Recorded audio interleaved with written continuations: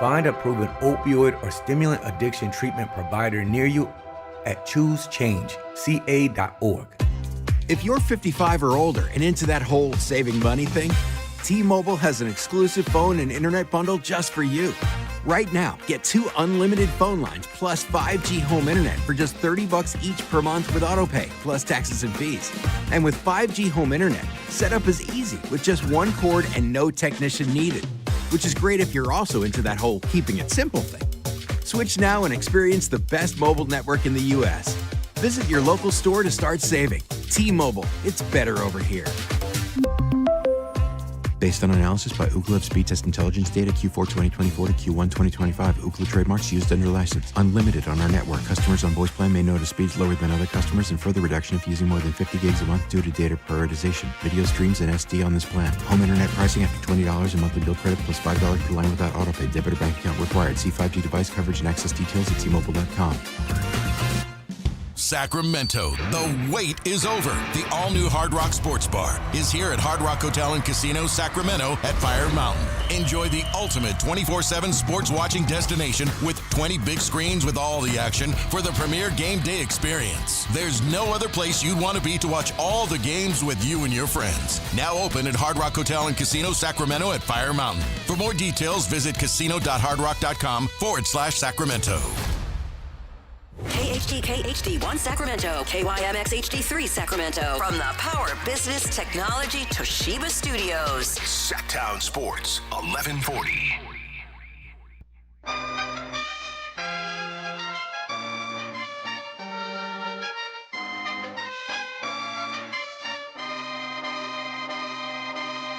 Your home for Kings talk and so much more. Live and local. Allen Stiles on Sactown Sports.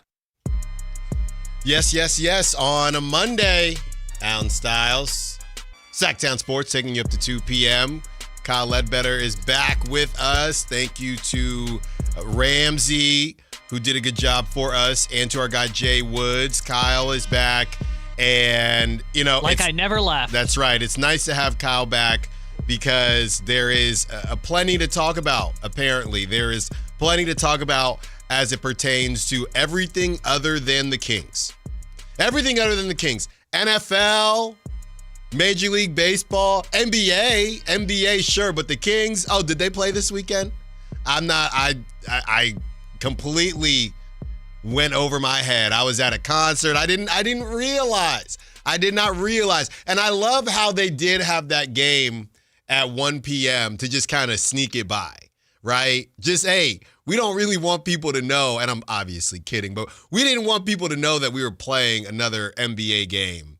So let's just have that bad boy at 1 o'clock in the midst of a Niner game, in the midst of all of the other NFL games, red zone, right after the witching hour happened. Let's just sneak it on in there. It's like the very end when you're trying to tell, your significant other something.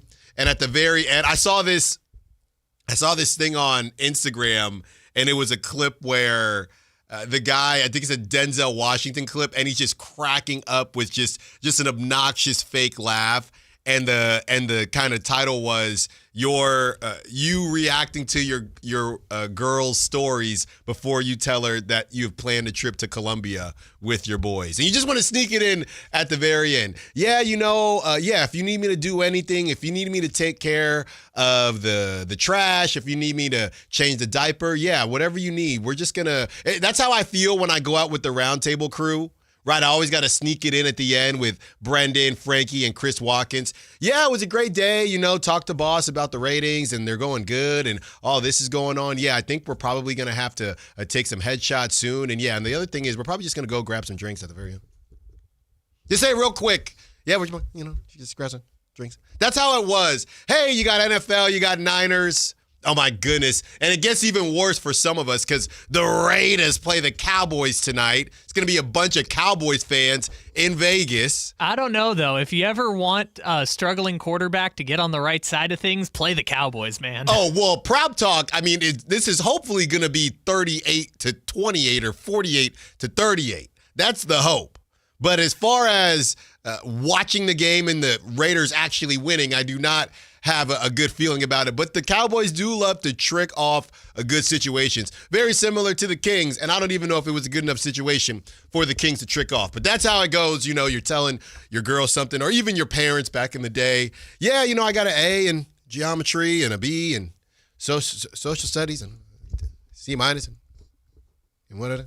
Huh? What was that? Yeah, I got a, C minus. Social. Oh, can you just give me a look at it real quick? Let me just see that stupid report card. That's how it felt last night. We got NFL. We got Niners. We got MLB offseason. And then the Kings are playing the Spurs with no Wembanyama, and they're probably going to lose. Josh Naylor signed with the Mariners. Yeah. Did you hear? Yeah, Josh Naylor signed with the Mariners. Could Max Scherzer be coming to San Francisco? And also the Kings gave up 47 points to De'Aaron Fox and Harrison Barnes. The Giants bring in a new director of performance, and the Kings lost to the Victor Wembanyama-less Spurs and got embarrassed by De'Aaron Fox. And Harrison Barnes dropped 20 on their head. It's the very smallest text, the very smallest font of the ticker. That's where the Kings belong. Actually, we should celebrate because the Kings did make it on to the Sports Center ticker. You want to know why? The Kings have lost 6 straight games by double digits. It's actually tied for the longest stretch in franchise history. So if you're going to be bad, be historically bad, right? Let's just not I want to commend the Kings is what I want to do. I want to commend them for being so bad that this is historic. Historic, right? Anybody can just be a decently bad team and lose to teams that they should lose to. No. The Kings take it to another level. They lose to any team that is also in the association, regardless of who is on the other roster. Stephon Castle, no. Stephon Castle's not going to play in the second half and no Wembanyama. Hey, a fake bad team, they might come back and win that game. But not the Kings. They're a legitimately awful team. So, Allen, while I was gone last week, I made a list of topics I was sad that I didn't get to chat about with you because I wasn't on the show. I was doing the mornings. Okay. And you we'll see how many we get to today just offhand, but you just clicked on one of the boxes that I had, which is how bad do these other defenses have to be for the Kings to be 27th in the league in team defense? Because we joked about, they could get away with playing these teams where, Dylan Brooks is your starting 4 or Miles Turner is your 4 and he's just afraid to go up against anybody. Like, you could get away with that, but once you play a team that has a Jaden McDaniels, a Julius Randle, a Chet Holmgren, what options do they have on defense? And it turns out the problem is way worse than we thought it was. Harrison Barnes. Like, it doesn't matter. Just put on a jersey and you'll probably beat the Kings. That's where we're at right now. Just have a halfway decent power forward. Not only that, and I said this before the game, and it didn't end up mattering because the Kings still lost to the Spurs without Wembanyama. But I said this. I said the Kings should take this as disrespect. The Sacramento Kings have officially turned into the team that you rest your stars against. That's what they've turned into. And we kind of felt like that's who they already were, right? We kind of felt like that early on when certain guys weren't playing. And that last game they won, that Warrior game, nobody was playing in that one. But now we know for a fact. Victor Wembanyama, little calf soreness. They just had a game where they had lost 2 straight, I believe, and they lost to the Warriors. I thought there could have been some good vibes there. People were destroying De'Aaron Fox for that clank at the end of that game, losing to the Warriors. I mean, I guess some things never change. Maybe that was a low blow. But they lose to the Warriors. De'Aaron takes the shot. He said, I was brought here to take the shot. Okay, brother, but you still got Victor Wembanyama, who is looking down on Draymond Green the way Carmichael Dave and Jason Ross and the High Flyer look down on me. But De'Aaron said, no, it's my time. I'm the clutch player of the year. And he clanked that. So now I'm thinking, all right, a little bit of momentum here for the Kings. Not that they have any momentum, but hey, they had lost 5 straight. The Spurs Spurs fans are destroying De'Aaron Fox. They think he makes too much money. Okay, maybe the Kings can take advantage of this. Obviously, there's a level of venom there, I would say, a level of drama. By the way, there is only one confirmed dap up between De'Aaron and the crew. I only saw him dap up DeMar DeRozan. They went over and talked to Rasay. I did not see him dap up. Domantas Sabonis hightailed it out of there. That's what I heard. That's what I saw. He hightailed it out of there. I didn't see a Malik Monk, De'Aaron Fox dap up. Not to say it didn't happen, but he gets the last laugh. DeMar thinks the whole thing is funny because we have a bunch of 37-year-olds that are on their last leg and they're just kind of waiting for this thing to end. That's how I take it. Until I see something other than that, that's how I'm taking it. I'm not taking the Kings seriously at all because they don't take themselves seriously. You know who they have next, by the way, as if this wasn't going to get... Oh, by the way, if I'm the Thunder, bleep it. Shea, you get a night off. We already know Jalen Williams has been playing. Shea, Chet, I'm running out Isaiah Joe. Caruso needs a break. He's one of the oldest guys on the team. I'm running out Isaiah Joe. Case and Wallace. The A.J. Mitchell. Oh, he cooks against the Kings. Okay. Lou Dort. No, we don't need the Dortcher chamber. They lock himself up because they can't make bleep. We'll put Kenrich Williams in. No. The other Jalen Williams. Go off, brother. They'll let anybody go off. Hartenstein might be the one. No, I gotta play. They let me eat. I'm about to get my career high again. Him versus Sabonis, the push shot contest. So the only way I can think, and I was talking with someone, they said vibes haven't been this bad since I believe they said 2013. So the only way, there's the 5 stages of grief. The only way I can keep from making this show just sad, honestly, is to laugh at it. You know why? Because the Kings are being laughed at. Everybody's laughing at the Kings, right? It's ridiculous.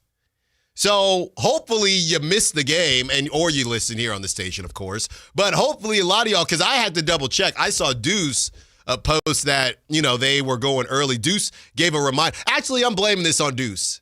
Deuce had to remind everyone, because a lot of us, I don't think, realized that they played at 1. And then I went on social media and I saw Deuce said, hey, we're going to be on NBC. Don't forget, it's a afternoon showdown, blah, blah, blah. And I think I was still laying in bed at that point. I'm thinking, oh, my goodness, okay. I could have easily missed that. I could have easily missed the whole thing and then picked and chose what I wanted to watch next. So I'm blaming this on my guy Deuce Mason because I'm sure a lot of you didn't remember, because I did not remember that they played at 1. I would have just been, it would have been a perfect situation. I would have been watching the Niners, who the Niners ended up blowing out the Cardinals anyway, even though Jacoby Brissett had the most completions in the history of an NFL. What a bizarre team that is. But I would have been watching the Niners, watching Red Zone at about, 1:50, 2 o'clock. I would have realized, I would have saw on social media that the Kings were playing. I would have turned it on, saw the Kings down double digits, protected my mental health, and turned it off. That's what I would have done. Then I would have went back, looked at the highlights or lowlights to talk on this show. That's what I would have done. But no, Deuce has to remind everyone that they play at 1, so I got to watch that bad boy from the tip. Man, you chose to watch that over the Chiefs and Broncos kicking field goals. I wouldn't, honestly. Where's Ward? Where's my boy Ward at? Bo Nix, baby. Bo Nix is back, baby. Bo Nix makes one throw, and the Chiefs' defense stinks, and all of a sudden... And I tell you what, Troy Franklin, oh my goodness. He's their number 1. Can we enough with the Cortland Sutton stuff? He's their number 1. Yeah, Bo Nix, Oregon connection. That's what I'm saying. So I would rather watch that, The Witching Hour, all right? A bunch of teams I have no connection to. Oh, the Falcons blowing another lead. But no. I had to be reminded that the Kings play at 1. And you know what? For me, it was actually a good thing because I got to get ready for the show. So obviously the Kings playing early gives me an opportunity to get the show ready earlier, right? When the Kings play at 7 or 8 with the stupid Peacock game, then I got to wait to see what happens as Kyle and I are working on the rundown. But an early game, I'm thinking this is great. And all of it came down to just an embarrassment on the Riverwalk. Can you imagine, just for a second here, can you imagine if you were a fly on the wall for De'Aaron probably went to his favorite restaurant. He probably invited DeMar. I think probably had to get on a flight. Probably Keegan. Oh, both. Hey guys, come on out. I just got this max contract. I embarrassed the Kings. Okay, what do you have? 28? All right. He probably said, Harrison, you want to come too?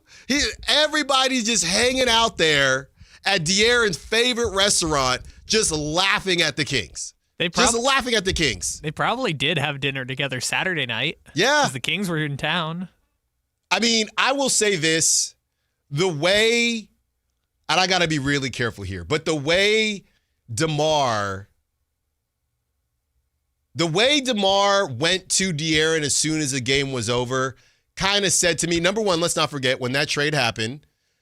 And what the funniest part is, everybody's still cool with Harrison Barnes. Harrison Barnes not even salty because it's just he doesn't have a salty bone in his body. He got traded for DeMar. Well, they're all at dinner together in this dinner that I've created in my mind. Also, everyone loves Harrison. Yeah.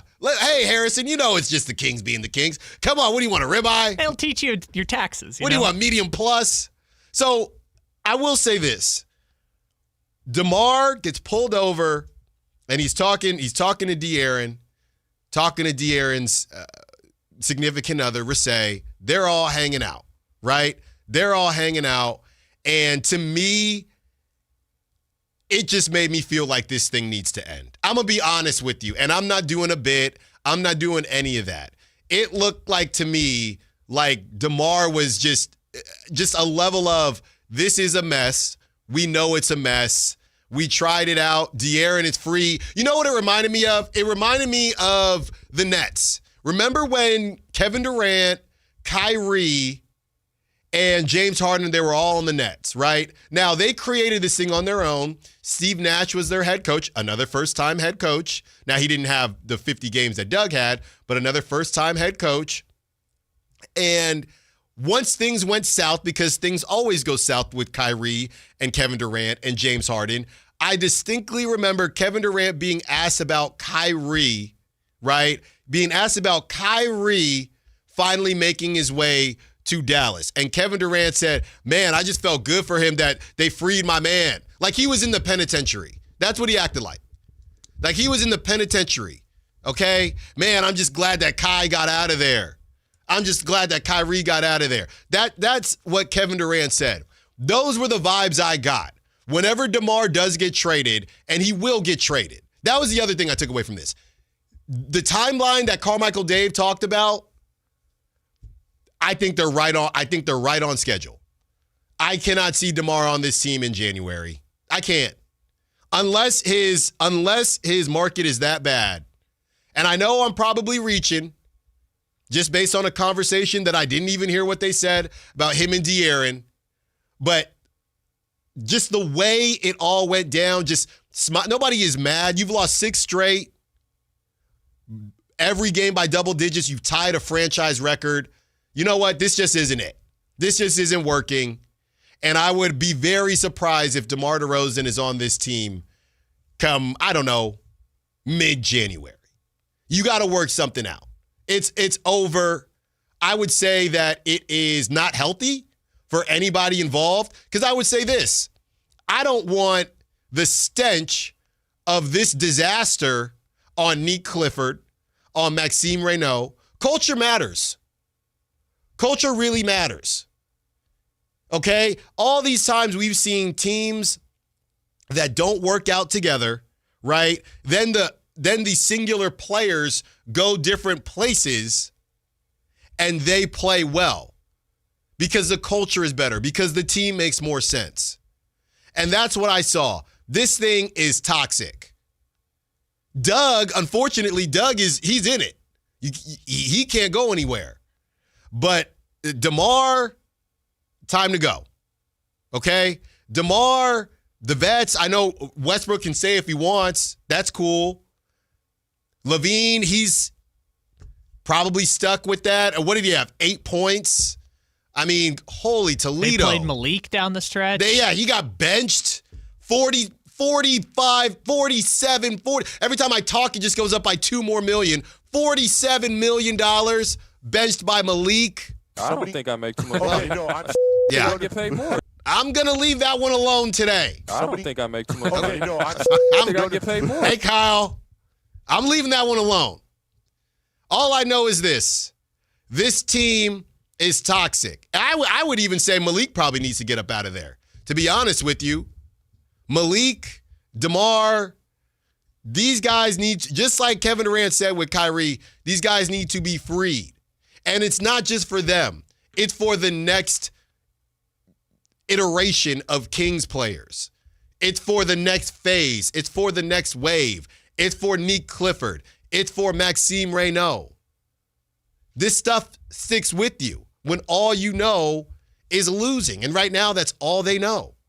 I don't know what's going to happen. I don't know what's going to happen in this next game. All I know is they got the Thunder. It doesn't get easier. So let's just chalk it up to 7 straight. Okay? You get 7 straight. You get a break against the Grizzlies, who you know the Grizzlies are going to be looking like the Kings like food. Like this is where the Kings are at. When they face really good teams, you can rest your guys, right? When they face kind of mid teams, these guys want to eat because they need the victories, right? They need the wins, and they know that they got to play at the highest level. So the Grizzlies are going to be after them on Thursday in Memphis, looking to get on the right side of things. After that, you get 2 more games against against the teams that made it to the second round of the NBA playoffs. One team went to the Western Conference Finals with the Nuggets. You go to Denver November 22nd, and you host the Timberwolves, right? And this is all still November. Then you get a little mini break with the Suns, who you lost to. And the Suns have been playing really well, by the way. They just had a crazy comeback win. But the Suns, who've been playing well, and then you finally, I guess you get an actual break against the Jazz. That's what it is.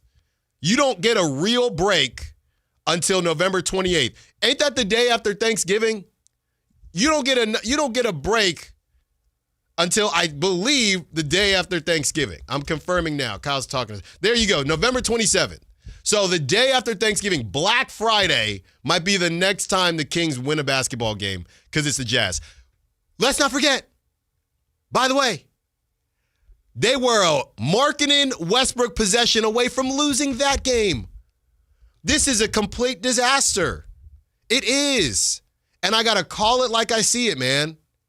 I cannot believe that I got on these airwaves and thought that this team was good enough to get an 8 seed. I can't believe it. Now, I guess when I said it, I thought Keegan was going to be playing, but I don't know if Keegan is fixing this mess. Maybe it's a little bit better with Keegan. I don't know. I think it will be better. Will it be good enough? No clue.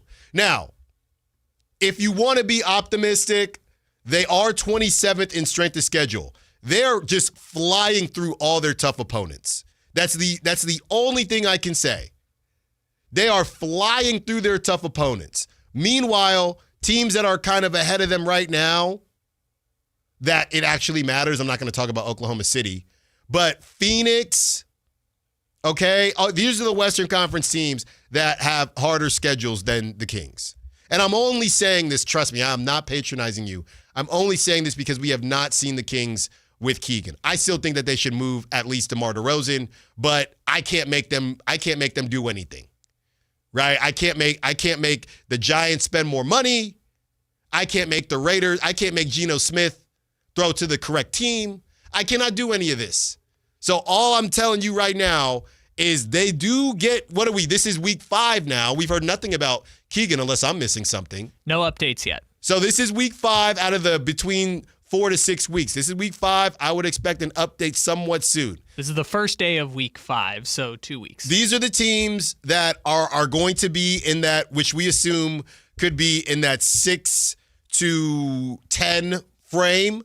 and where they land as far as the strength of schedule. Not that it matters because, like I said, the Kings almost lost to the Jazz. But here we go. The Suns, every season the Suns have the toughest strength of schedule. I don't know why, but hey, good for them or bad for them. The Suns at number 1. The Jazz at number 2. The Dallas Mavericks at number 3. Obviously, the Thunder at number 4, but that doesn't matter. Here you go. This does matter. The Pelicans at number 6. The Spurs at number 7. The Warriors at number 8. The Denver Nuggets at number 11. The Minnesota Timberwolves at number 12. And last but not least, the rounding out 14, 15, and 16, Memphis, Clippers, Portland. Now, as we know, this stuff is all going to fluctuate, right? Because they're just saying based on their current opponents, some of these teams might have really tough stretches lined up, and then it'll knock them to the bottom the same way the Kings got knocked onto the bottom. So I'm not trying to do the thing. They're terrible. They're not a good basketball team, but hopefully they get Keegan back. And I guess the thing is, how hot do you got to get? Because you've lost so many games now. You did not keep hey, if they can just keep their head above water,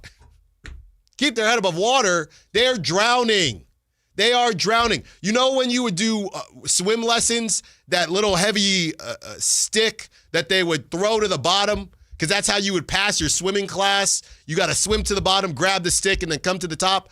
The Kings are that stick. And I don't know if Keegan's going to be able to get down there and pull them up or not. But he's going to have to try. When we find out when he's coming back, which we still do not know. On the other side, we keep the conversation going. We ask a question, and I want this to be the theme of the show today because people keep arguing with me on social media. So I want to know your thoughts. Are the Kings a talented team? It's not a simple question, but are the Kings a talented team? Let's talk about a team as well that's lost talent but knows how to win. That's the San Francisco 49ers. 4 hours with you, Allen Stiles, Sactown Sports. Download the Sactown Sports app. Sacramento sports in your pocket. This is Sactown Sports 1140. It's about time they fixed that pothole, invented better windshield wipers, made an internet that just works. Fidium Fiber Internet, starting at only $30 a month. It feels like Fidium. Offer available to residential customers only. Terms and conditions apply. See Fidium.com for details. Sacramento weather is brought to you by Fidium Fiber. I'm Tara Berg in the KCRA 3 Weather Center. It's Monday.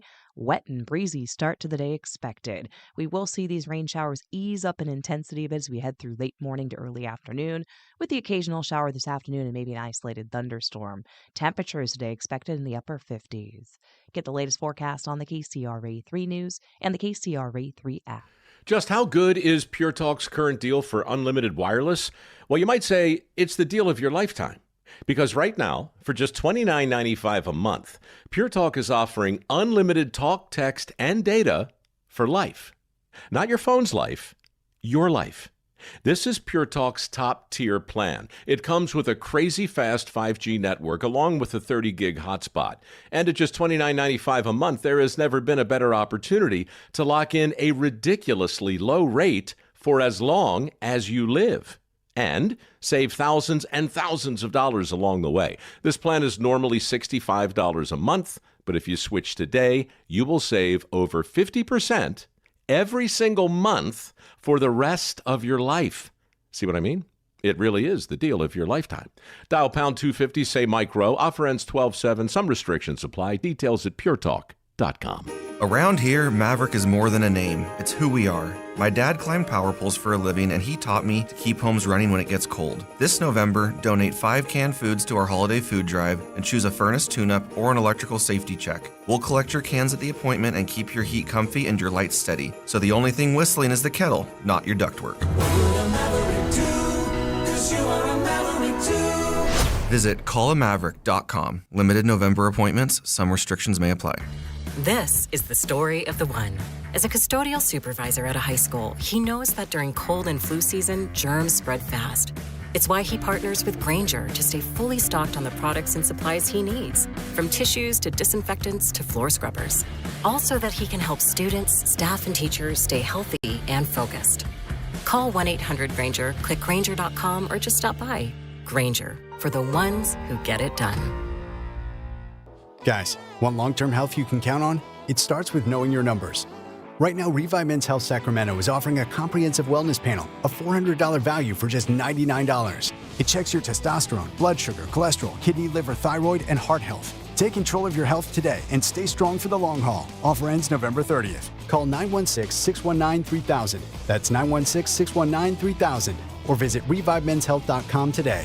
Must medically qualify. Terms apply. Contact us for full offer details. If your passion is bass fishing, only one radio show has the action, information, and excitement of your favorite outdoor sport. Ultimate Bass, hosted by Tournament Bass Pro and California Outdoor Hall of Famer Kent Brown, takes you live to where the fish are biting every Saturday morning. Only Ultimate Bass feeds your passion with the latest news, products, tips, and advice from the pros. Ultimate Bass with Kent Brown, Saturday mornings at 5 a.m. on Sactown Sports 1140, part of SEP's Saturday Morning Outdoors. Carmichael Dave here for American Energy Heat and Air. Right now, breaking news, they're upgrading their offering to include plumbing, bringing that same expertise and experience to the plumbing space.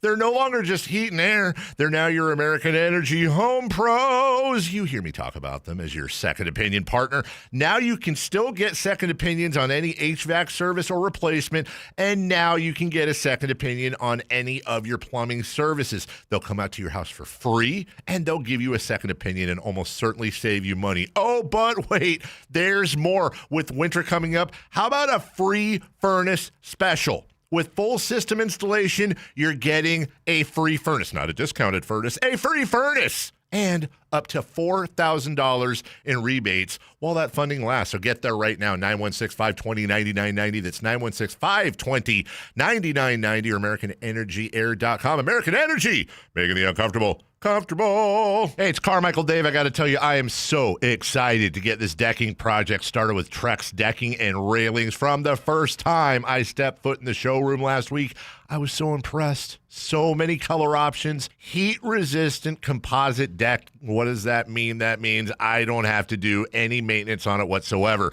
They even have a deck designer, so you can go online and see what your dream deck will look like on your house. Just visit Trex, that's Trex.com to get it started. Tell them Carmichael Dave sent you. This Sponsor the Clock is brought to you by Light the World Giving Machine.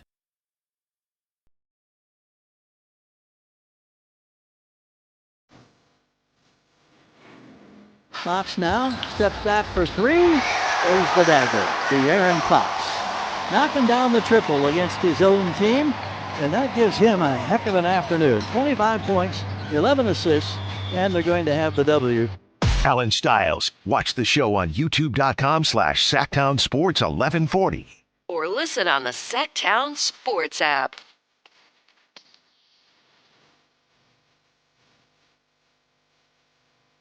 Everybody is going to have to face the music today. And Zach LaVine is not any different. Okay? I don't know if it's his back. I don't know what the deal is. But I said it before and I will say it again. This game is about moments.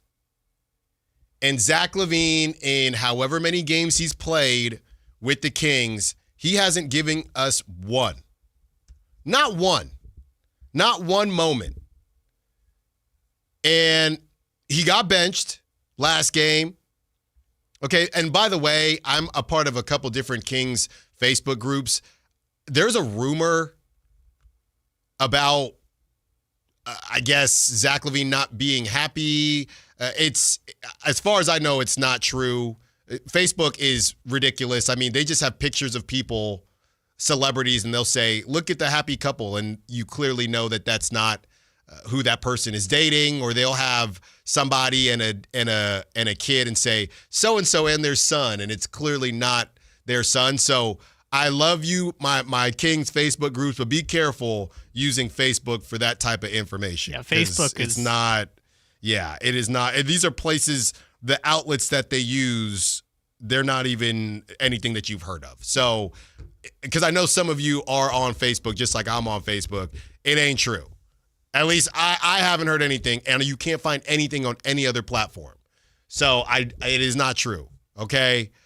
But you're looking here, and he played 32 games with the Kings last season, And now he's at 44. All right, he's played 44 games with the Kings. And he hasn't given us one moment. One moment. Just one. Right? And I'm not going to sit here and question somebody's dog. That's not my place. It's nothing that's not something that I want to do.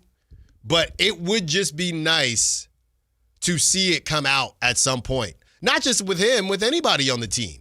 The only person I can confirm I don't have to worry about that with is Westbrook. And he was on his couch 3 weeks ago and on a yacht. But everybody else, where is the level of pride? Where is it? As we keep the theme going of the day, is this team talented? That's what I'm trying to figure. I'm not trying to figure out whether it's talented. Look, there is a level of, I know. Here's my issue, man. I know that the Kings have too many guards. I know that half of them aren't tall enough for Love Island. I know that half of them aren't tall enough for The Bachelor. I get all of that. But I'm still of the mindset that they aren't this bad, okay? And I'm still of the mindset that a San Antonio Spurs team, because Kyle, I didn't get to check Vegas before this game tipped off. I saw 8.5. For who? The Spurs were favored 8.5. Without Wemby? Without Wemby. Well, oh my I guess goodness. In fairness, Wemby got ruled out kind of late, so I don't know how much the line. No, there's no.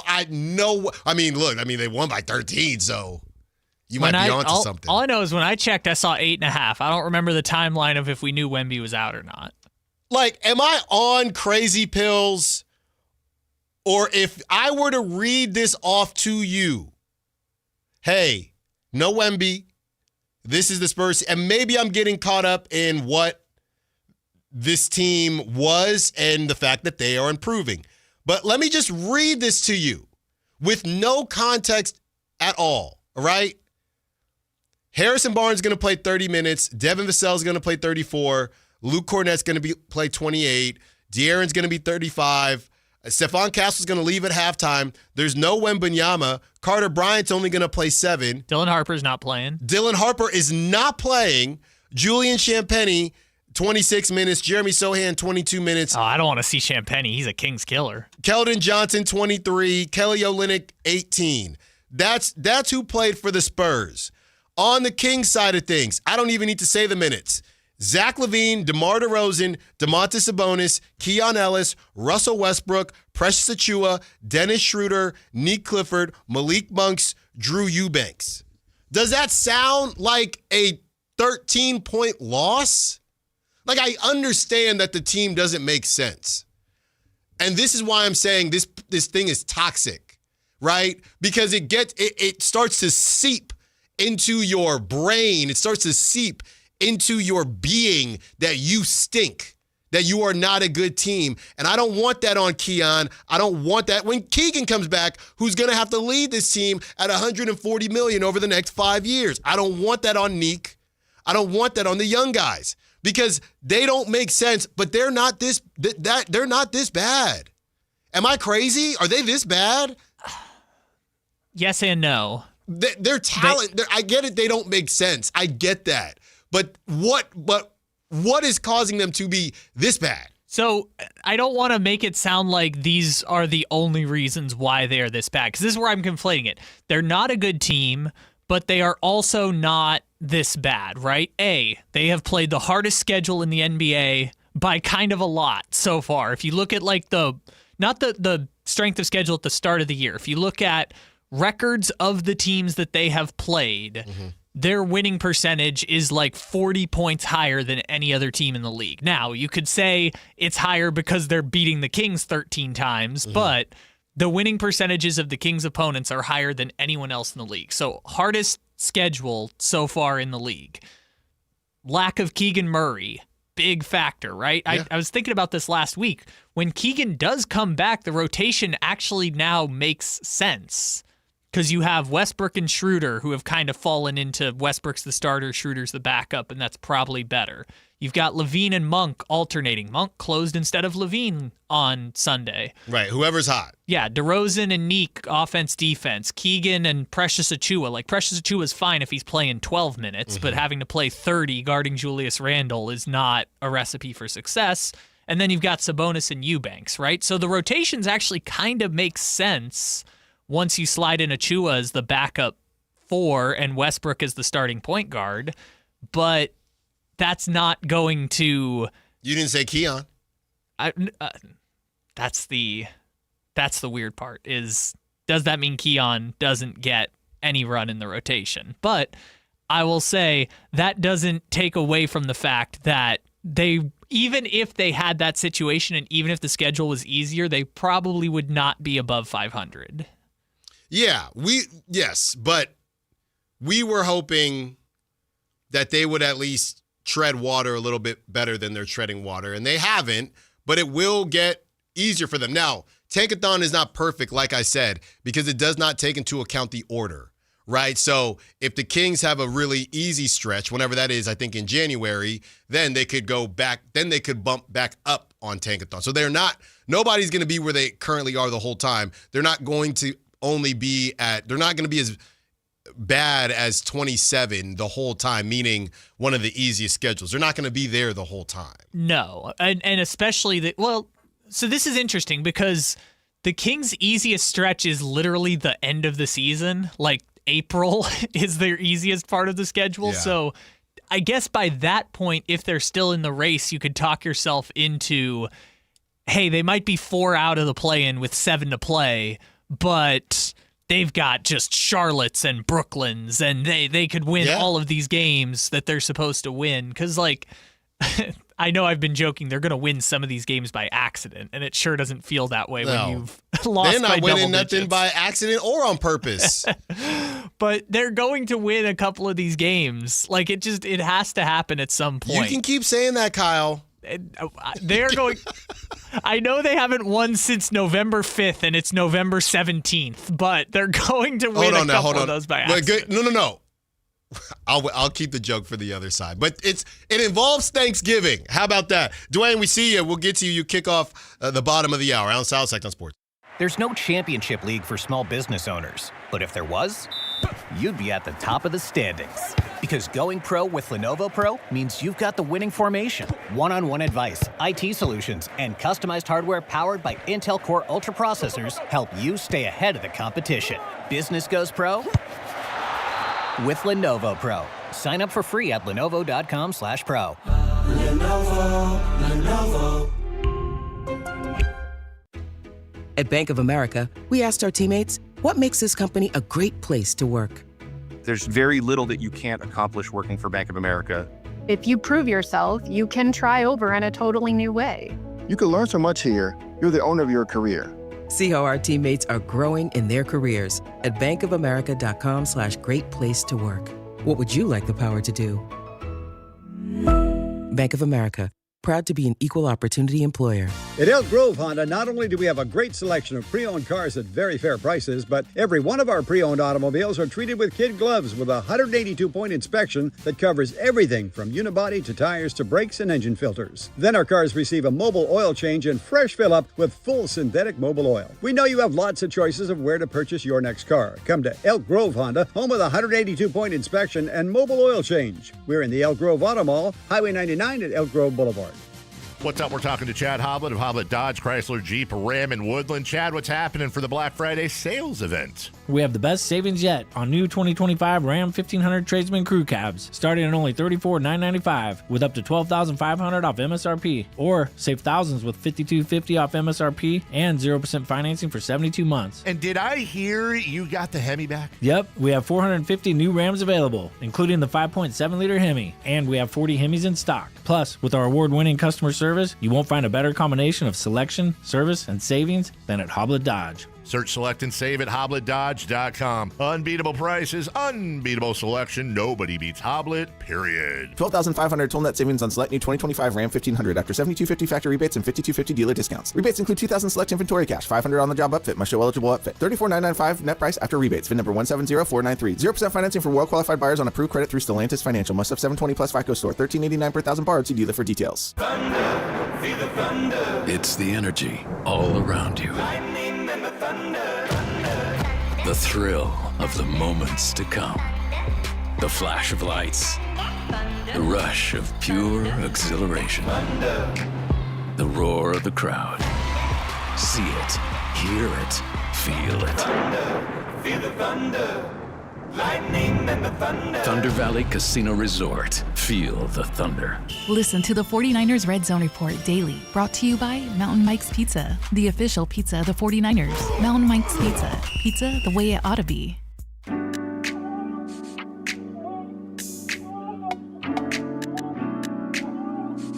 Allen Stiles You can join the show by texting 916-339-1140. on Sactown Sports.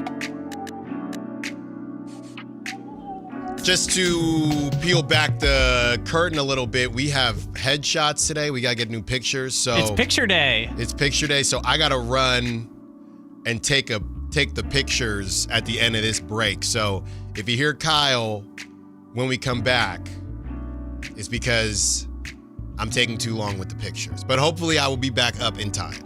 Just to let everybody know. This is going to be a test of will Allen be prudent in his time. Well, yeah. Patient and prudent. And opportunistic. That's what the situation is. I saw the Monday motivations are getting shorter too. Yeah, well, we might read it at some point. But it's like one sentence. They're just getting shorter and shorter. We might get to it. DeMarvelous securing the Bagley on Twitter, on X, had a post, and it said how bad in 10 games in 20 second half quarters. In 20 second half quarters, Kings have outscored their opponents in only 3. They are now 3-16-1. And then he goes on to follow it up with a new update based on the new results and says, in 14 games, the Kings have only won 5 out of 28 second half quarters. Is there anything there with age? I'm just saying. Is there anything there with a little bit of burnout? I know really it's only DeMar and Westbrook that are above 35, right? Yeah. The other guys are just close to 30 or a little over 30. So it's not like they're an older team, but I don't know. You know what? I would say, to be honest with you, Kyle, that is a bad stat for Doug Christie, if I'm being honest with you. That's a bad stat for Doug Christie because that means the second half adjustments, the other team adjusting and you not adjusting. That is a bad Doug Christie stat. And like I said, everybody's going to get it today. And I love Doug, but that's a bad Doug Christie stat in my opinion. Because they know what you ate for breakfast. No, they haven't known once. They know what you ate for breakfast. They haven't known once, Doug. I still haven't seen anyone pick up full court. Maybe Dennis once, because now he's got more energy because he's coming off the bench. 916. Nick Clifford did once, too. Nick Clifford did once. 916 once. 916-339-1140. Let's get to Dwayne Stockton. Wants to be a part of the conversation. What's up, Dwayne? What you got for us? Hey, man, what's up, man? I feel good, man. I got some trim last night, so I feel good. But the Kings are suspect, bro. Like, they play like an AAU team. 2 things. Keegan Murray comes back. That's 35 minutes, bro. That's going to put 2 other guys on the bench, bro. Mm-hmm. And another thing I want to say is these guys are losing trade value by the game, bro. So what you got to do is you got to target Boozer, bro. You got to get Cam. Other teams are just going to fleece us in a trade. And these guys, like I said, are losing value. Thanks for the call, Dwayne. Yeah, I don't know. And I said this before. Obviously, once a season is going on, the buyout situation is kind of sticky. But, yeah, I said that the idea of you're not moving any of these – you're not moving DeMar DeRozan at this point to try to get some crazy value back. And we have some DeMar DeRozan trades that will make you feel really good based on what I just said. But it's more so about – what in the world are we going to do to get the young guys more runway. And Kyle, you make a good point with the new rotation with Westbrook and Schroeder, but like I said, that leaves Keon out of it, right? He might be. I mean, that's kind of he's already been out of it once. What would be so crazy as to pull him out of it again? Or if it's not Keon, it's Nick Clifford. Mm-hmm.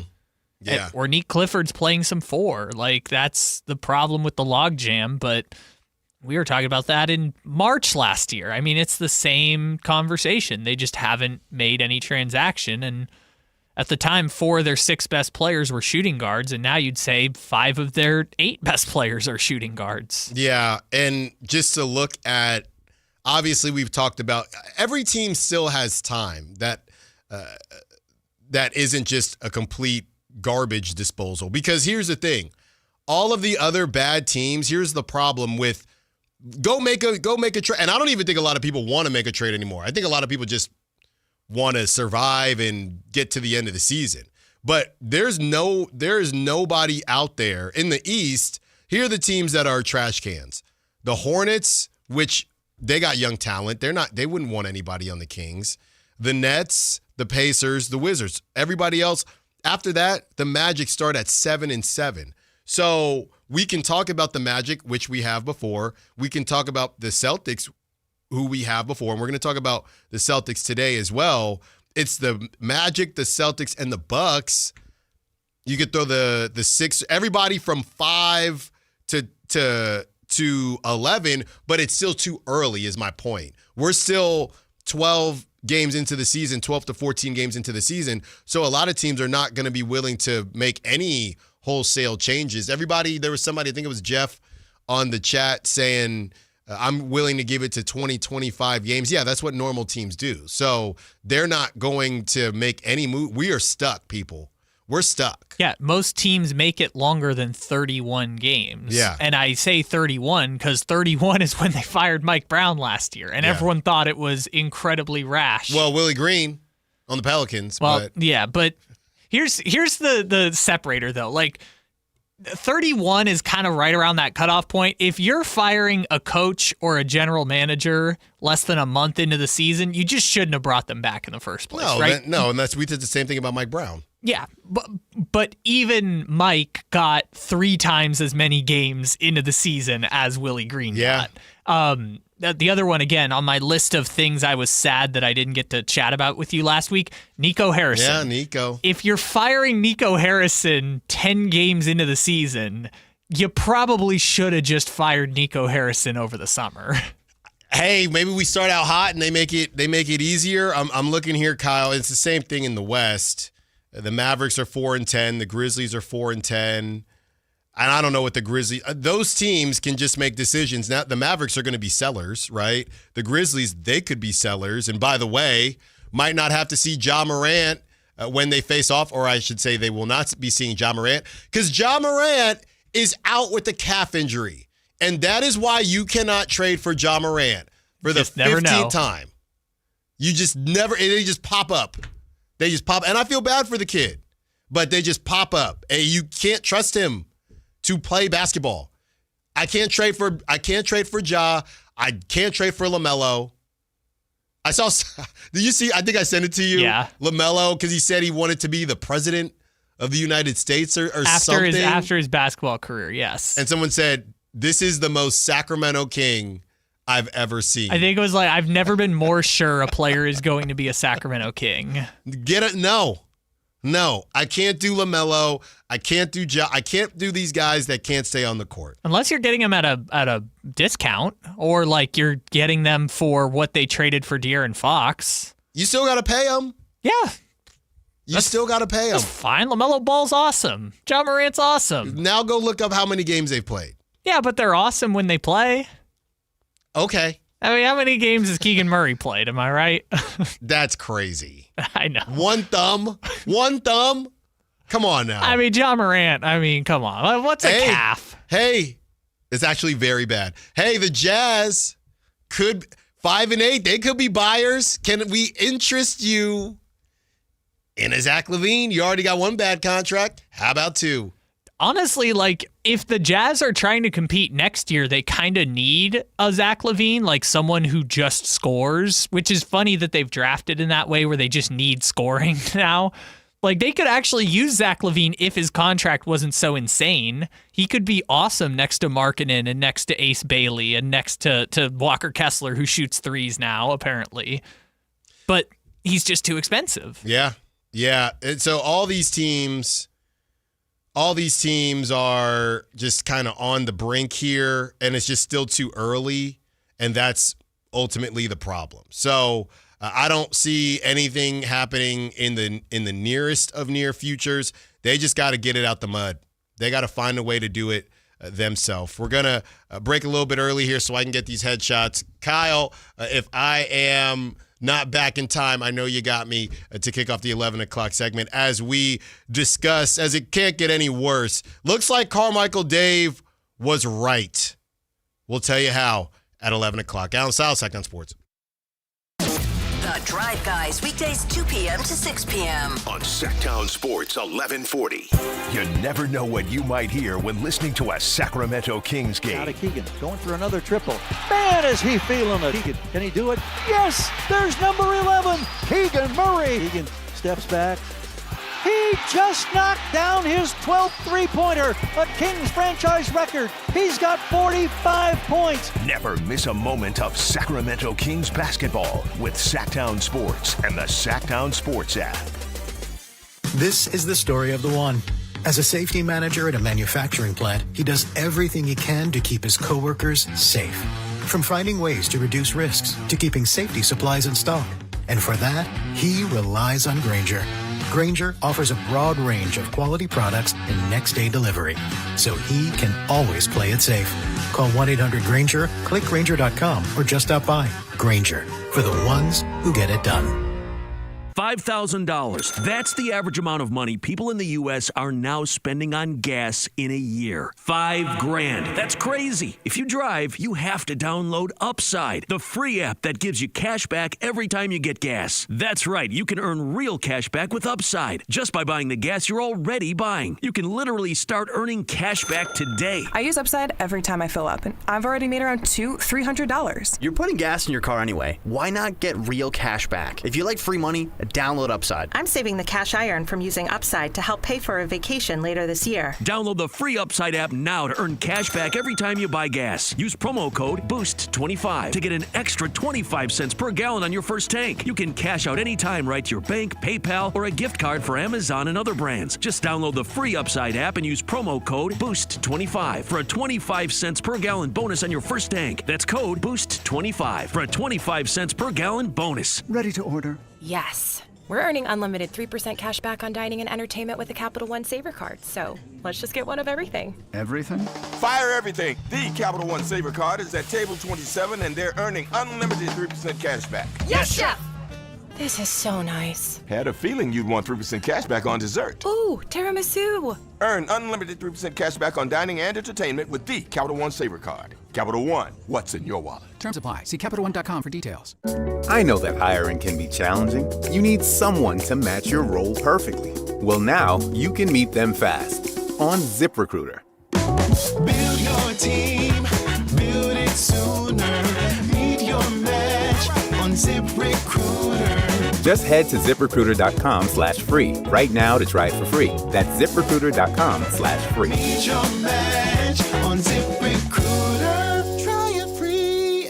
Capital Casino, Sacramento's #1 poker room with primetime football. It's back. Capital Casino is giving away $500 per game and high hand bonuses for every Sunday, Monday, and Thursday night primetime game, offering the best food, best service, and the best action with the most variety of games in the region and conveniently located at 411 North 16th Street in downtown Sacramento. For more information, log on to capital-casino.com and please gamble responsibly.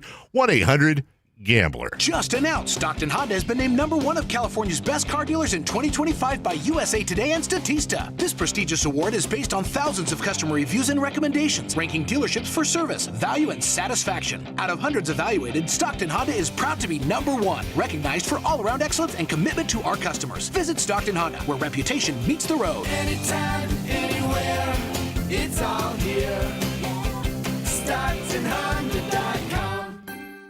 This holiday season, create a fun and joy-filled memory for you and your loved ones. Come light the world and help others in need through the Giving Machine, November 17th through December 8th at the Galleria Mall in Roseville, and in Modesto at Valley Fair Mall, November 21st through December 12th. Choose local charities in your community or global charities worldwide. Feel the joy of Christmas. Go to GivingMachineGreaterSacramentoModesto.org.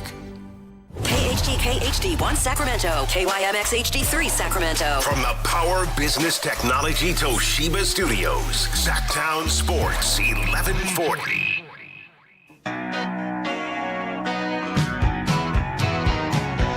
The Spurs get the victory by 13, 123 to 110. The Kings were able to get it within 6, 107-101. But this guy Fox showing his clutch capabilities once again, along with another former King, Harrison Barnes, who had 9 early points in the quarter. Live and local. It's Allen Stiles on Sactown Sports. I made it. Yes, I'm back. We have plenty of NFL to get to today as well. But 11 o'clock means it's time for some Beam Talk as we get even more in-depth on the Kings. And I was supposed to talk about NFL in the 10 o'clock hour as there were some good games. I know my Bucks, look, if you went to Reno or Vegas, because Allen kept talking about, what was it, plus 1,800 or whatever, I'm sorry. On the Bucks to win the NFC? I'm sorry. They couldn't stay healthy. They could not stay healthy. And now Baker is throwing to Sterling Shepard every weekend.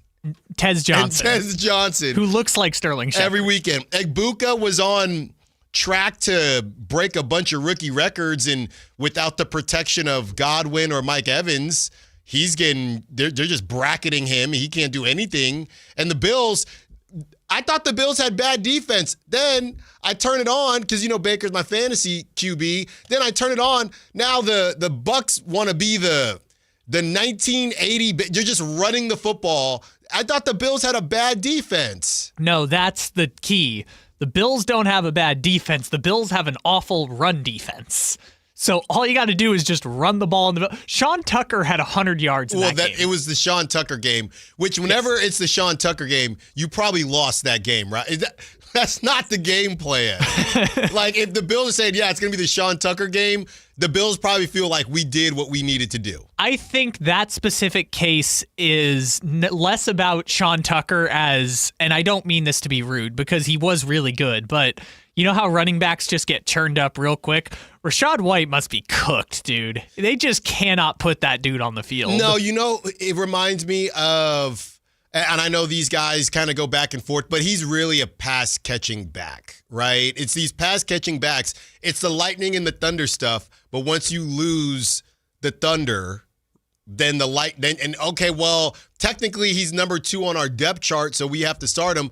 But and did you hear on the broadcast? I don't know if you were listening or watching, but on the broadcast they said, literally, Kyle, I'm not kidding you. On the broadcast they said, because no Bucky Irving, that's led to more Rachaad White, and not that the Bills would like, or not that the Bucks would like this, but more Sean Tucker as well. That's what they said. That's crazy. En route to him being the only level of offense for the Bucks, but en route to him having 140 yards and 3 touchdowns. So, because the Bills just cannot stop the run, which is why they're going to lose in the playoffs, is because they cannot stop the run. And also, I know for a fact somebody left Sean Tucker on their bench. I know somebody left Sean Tucker on their bench. Someone started him in our league. I was like, play of the year. Yeah. If you had Sean Tucker in your starting lineup. I am starting to learn that you can get a lot of value for these backup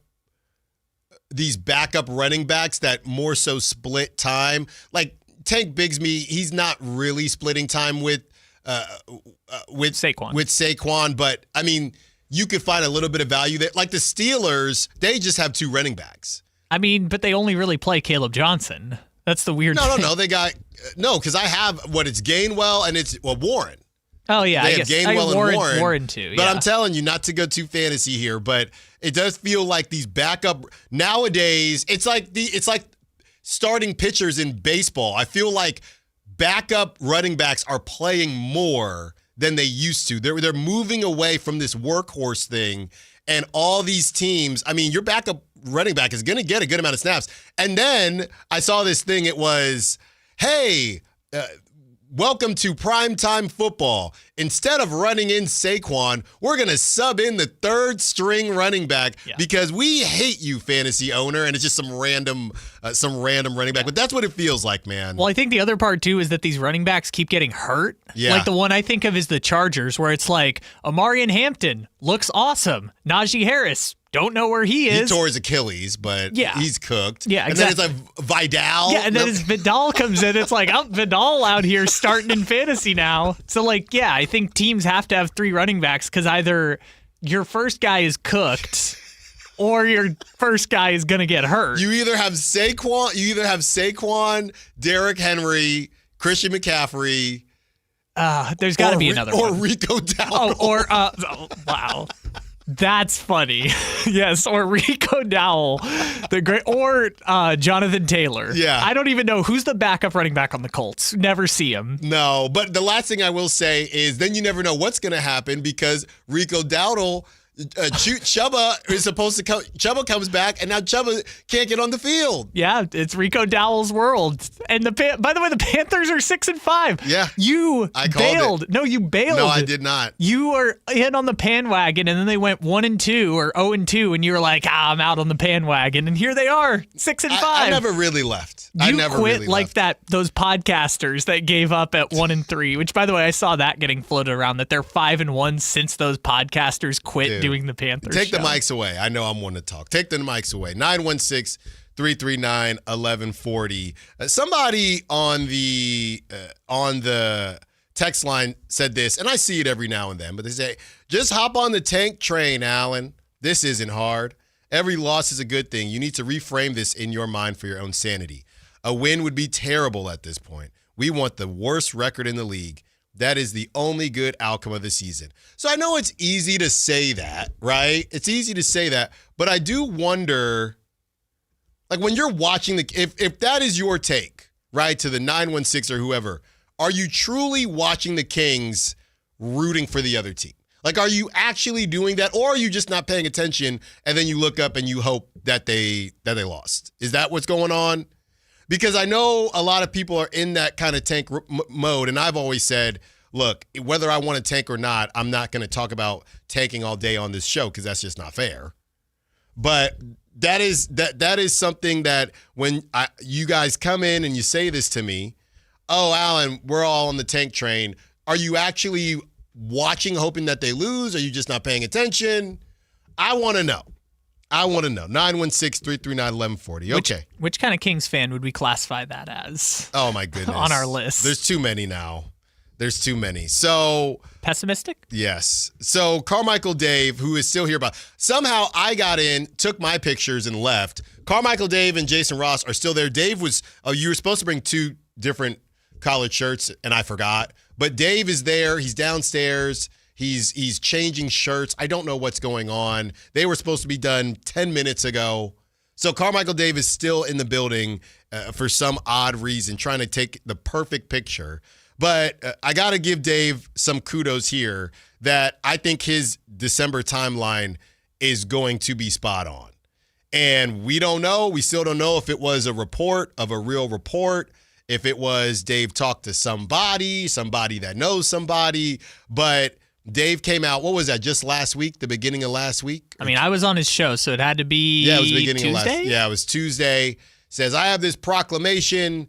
The Kings are headed towards this rebuild, and that's why we were talking about in the 10 o'clock hour, well, who would want to tango and who would want to dance with the Kings. But it seems like this is exactly the direction where the Kings are headed if they can find a partner. And again, that goes to, well, do you have to legitimately win every trade you have, or is this more so about moving off of these guys, moving into a new phase of the Sacramento Kings. Speaking of Dave, he asked ChatGPT, this is very millennial of him or Gen Z, he asked ChatGPT to detail how they'd rebuild the Kings. Definitely some errors, but the overall ain't bad. So they've gone full teardown. Fox gone, Sabonis gone, Levine gone, DeRozan gone. This is no longer a retool. This is a complete organizational reset with the goal of creating a Thunder-style long-term title core built around Keegan Murray, young players acquired in trades, a mountain of draft picks. Here is exactly how I would run the rebuild as the 2025 Sacramento Kings GM. And this is ChatGPT. 2025-2030 Sacramento Kings Super Reset Title Plan. This plan assumes you're trading Sabonis, Levine, DeRozan all within 12 months. The result would be an elite war chest of picks, minutes for young players, clean cap sheets, and a modern identity. I don't know that they're going to get a treasure chest, but we'll play along. Rebuild identity, what this team becomes. With all stars gone, you build a team modeled after the 2024 Thunder, the 2024 Celtics, the 2025 Rockets, and the 2020 Raptors. That means long wings, switchable defense, versatile ball handlers, no one ball dominant guy, 5-out spacing, high athleticism and speed.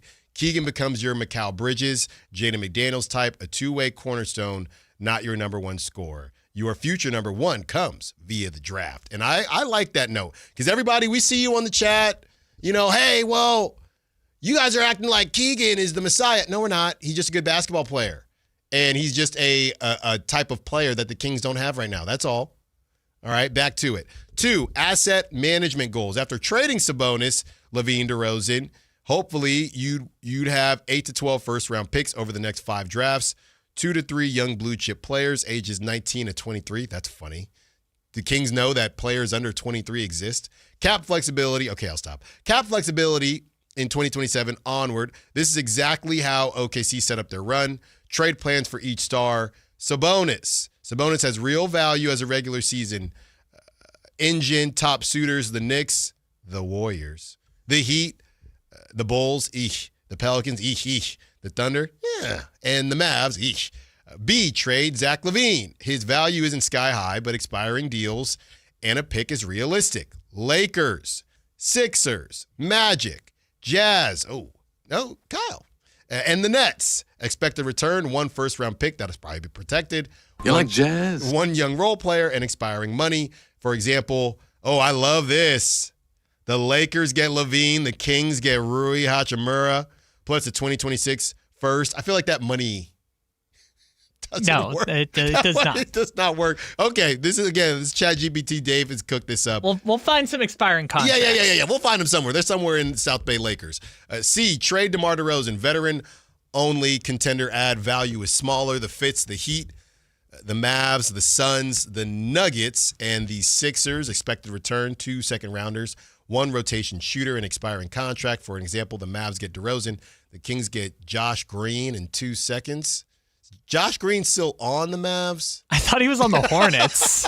Okay. See, this is what I'm saying. Josh Green got traded. You have to be very specific with ChatGPT. I got to talk to Dave. Yeah. I got to talk to Dave. Josh Green got traded in the Grant Williams, PJ Washington. Yeah, I got to talk to Dave after. You got to be very specific. He did say there are some flaws in here. Draft strategy, the most important part.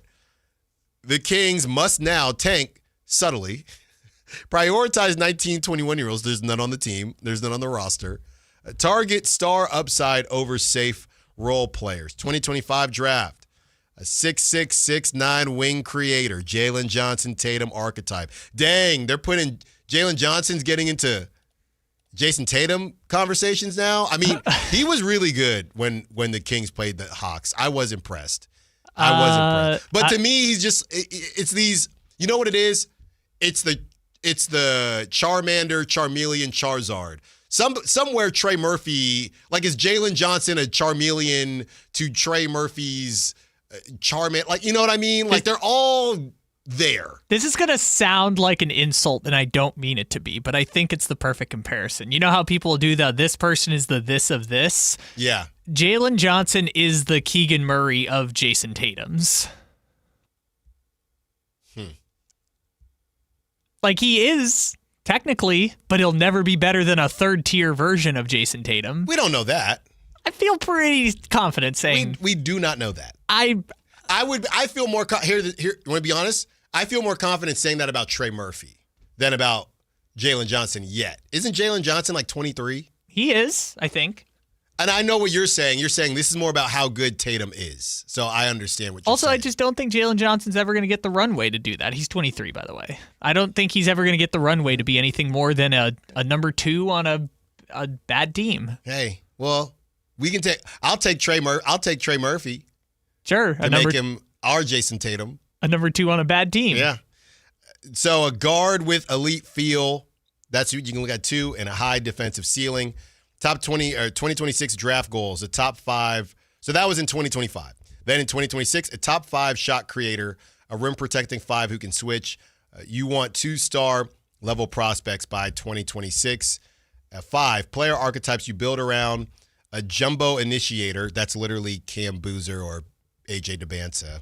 A defensive monster. You got the DeBanza. 3 is good. Yes, it is. I think Giddey, Wagner, Jalen Williams. Number 2. Think Herb Jones, Jaden McDaniels. That's your defensive monster wing. Number 3, a young shot-creating guard.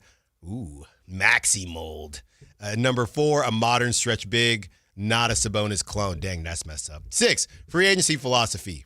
No long-term deals. Okay. No overpaying mid-tier vets. Oh, strike 2. Well, we could trade for those. No save-the-season move. Oh, strike 3. Well, they haven't everything done that. the Kings have done. They did it last season. Okay, last year, yes. Only 1-year deals, 23 to 26-year-olds with upside. No, sorry, the problem is our 23-year-olds, those are our rookies, so that's a problem. 20 defensive wings, athletic lob threats, shooting specialists to support the youth. Number 7, once you get to the 2025-2030 timeline, now you do the reset. 2026, 2027 is a foundation year. 2027, 2028, surprise team year. 2028, 2029, the rising contender. And the next season, 2029, 2030, your Sacramento Kings as a title contender. It's that simple, people. It's that simple. Okay? Now we know. Now we know. I do think this underlines, though, my point the whole time of these rebuilds don't take as fast as you think they do. Like, they're saying it'll take until 2030 to get to where the Pistons are now. Yeah. A team that we're not sure. Well, actually, a team that, A, got Cade Cunningham. So all of it is predicated on you have to land a Cade Cunningham all-NBA perennial caliber talent in the draft. And we're at the point where the Pistons are now. We have no idea if this Pistons thing is going to work out or if they're going to be the Ja Morant Grizzlies and go back to futility. That's not possible. Not with Cade. I mean, we were talking about Ja the way we were talking about Cade back in 2022. I'm just saying, it took that long for the Pistons to get to this point. This is what, Cade Cunningham's 5th year in the league? And they're saying in 2030, then the Kings will be at where the Pistons are now. And by the way, being where the Pistons are now, awesome place to be. Better than the Kings have been in 30 years. Yeah. 25 years? 25 years. But do you really want to go through all of that to get to that point? No, and look, I think that your kind of juxtaposition is a fair one. And that's why they haven't done it, right? And that's Dave's kind of famous saying, the Kings have been bad for 20 years. They have not been tanking for 20 years. And that's how Dave always goes back and forth with Kings fans.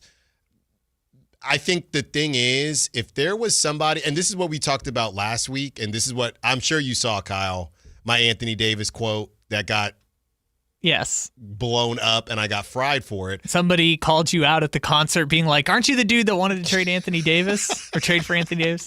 Look, man, I don't want to trade for Anthony Davis. But your point, Kyle, and that timeline is why the Kings have tried not to do it. But I think for Kings fans, a lot of them, not all of them, but a lot of them are so turned off by just refusing. I've said this before, and I love my father. He's a great guy, and he's not perfect, right? Nobody's perfect. So my pops, we had this Toyota 4Runner, okay? And he had a buddy that would fix cars. Okay? So anytime there was, and he ended up giving me the Toyota 4Runner. Every time the 4Runner had issues, I would tell my dad, because, I was in college, so I was back and forth, not driving it all the time. But every time the 4Runner had issues, my dad would take it to his buddy because he got a better deal on it from his buddy. And he would, Alan, I'm going to just take it to my buddy. You'll be good. Okay. He gives it back to me. It runs for a little bit. Then it dies. I'm on Treat Boulevard in Concord. It just dies, right? It dies. And then the culmination happened when my now wife, then girlfriend, if anybody who's been to the East Bay, we were on top of Mount Diablo. And this is a true story. We were on top of Mount Diablo, which is in, Walnut Creek, Concord area. It's a very famous mountain, right, in the East Bay where the tarantulas, we weren't there for that, but the tarantulas will kind of migrate there. It's a very famous mountain. So this is what we do, right? Being the one family that lives in California, we got to do all the annoying California stuff. Like family comes into town, we got to take them to Alcatraz, we got to take them to Mount Diablo, we got to do all this stuff. So I'm trying to impress her, take her to the top of Mount Diablo, be a good time. We get to the top of Mount Diablo, you go out, you go into the little store area, you look at the sights, the telescope. We get back in the car, and the car won't turn on. So the car won't turn on. I try again and again and again. Eventually, it did turn on. I'm sweating. I'm perspiring, trying to get down the hill because you could not get you can't get towed up there. Right? You can barely fit 2 cars. So a tow truck cannot go up Mount Diablo. So we were stuck there for about 2 hours. Finally got the car to turn back on. Came down, and look, I never got a new car, but my parents, they took care of me, so I wasn't going to be disrespectful. But I said to my dad, can we finally just get it fixed at a normal place? And we finally did, and we eventually did not end up having problems anymore. And I think that Kings fans are tired of their dad taking their 4Runner to their buddy's house. And that's what they've done with Zach. No disrespect, but that's what they've done with Zach LaVine. Broke down again. That's what they did with DeMar DeRozan. Broke down again. That's what they did with Zach LaVine. Broke down again. Just take it to your buddy's house. Just take it to an actual place. Just do it. Just do it. And I feel like that is where a lot of fans are at. We're done with the quick fixes. We're done with the Band-Aids. We're done with what's that infomercial with the plexiglass or whatever it is where, look, this glass, we can fix this glass so the spill just stops. We're done with the Gorilla Glue. We're done with that. Just start over. Just start over. And I understand why people want to start over because 70% of the time you end up better on the other side for having gone through the teardown. Mm-hmm. Where it's tough, though, is the timeline of it is not like Oklahoma City had one of the best trades of all time, landed Shai Gilgeous-Alexander as a 21-year-old and got 4 first-round picks for Russell Westbrook to jumpstart the rebuild. Even they took 3 years of being out of the playoffs. But you know me, Kyle. I've never liked using OKC as a model. Yes, I only bring it up to point out, like, they were 3 years out of the playoffs with the best case scenario. Detroit, it's year 5 since they took Cade Cunningham. The Washington Wizards are in year 3 of their rebuild, and they are still 1-12. There's no hope in sight for them. I mean, there is. Alex Sarr looks like he's going to be a very good player. Now, he's not going to be Cade Cunningham. No. They're 2 years away from anything. Yes, that is the better way to phrase it. They're eventually on the way up, but they've been at the bottom for so long now that it doesn't feel like they're making progress, right? So Dave's point of foundation year, I think that's really more of 2 years of a foundation. And granted, they already have Keegan Murray. They already have Nick Clifford. Devin Carter, we'll see. They have Max Reynaud, who they hope will be a contributor. So yes, all you need is a couple more pieces. And if you look at like what Orlando did, Orlando got the timeline sped up by trading Vucevic for the pick that became Franz Wagner, right? So you can make a trade like that for Sabonis or Levine and speed up your timeline. But if you don't, it just extends how long you have to be in the lottery for, because you have to get enough players to fill out a rotation of young guys and then add a veteran here or there like the Rockets did with Van Fleet. And that takes more than 3 years. Yeah. The best case scenarios are 4 years. More realistically, it's 5. If you're doing the like Washington Wizards, Portland Trailblazers, Detroit Pistons style teardown. 916-339-1140. Let's get to Freddie, who wants to be a part of the conversation. What's up, Freddie? What you got for us? Hey, guys. Just want to say, as far as the conversation goes around, we need to, move off of guys or we need to, in the draft, get a top pick. The one common denominator I see with all of this is that the organization, the people at the top making the decisions, I personally do not feel like are the right people for the Kings. I'm someone that I'm hesitant of us tanking or, not necessarily losing on purpose, but not winning a lot of games because this organization hasn't shown us that they're going to make the right decision. So us getting a top draft pick just for us to pick the wrong player, it's not like these guys are guaranteed to succeed and other guys are guaranteed to not. But there's too many times where us as Kings fans, we constantly watch our team make the wrong decision. And that's not enough for us anymore. I mean, you talk about guys, you put a Band-Aid on, Levine, you put a Band-Aid on Sabonis, you still throw those guys out there. Well, who's making those decisions? It's still the same front office. We need a new front office on top of a new set of players, and I think that will put us as Kings fans in a better mindset knowing, hey, the guys that made all these mistakes a season ago are still not here.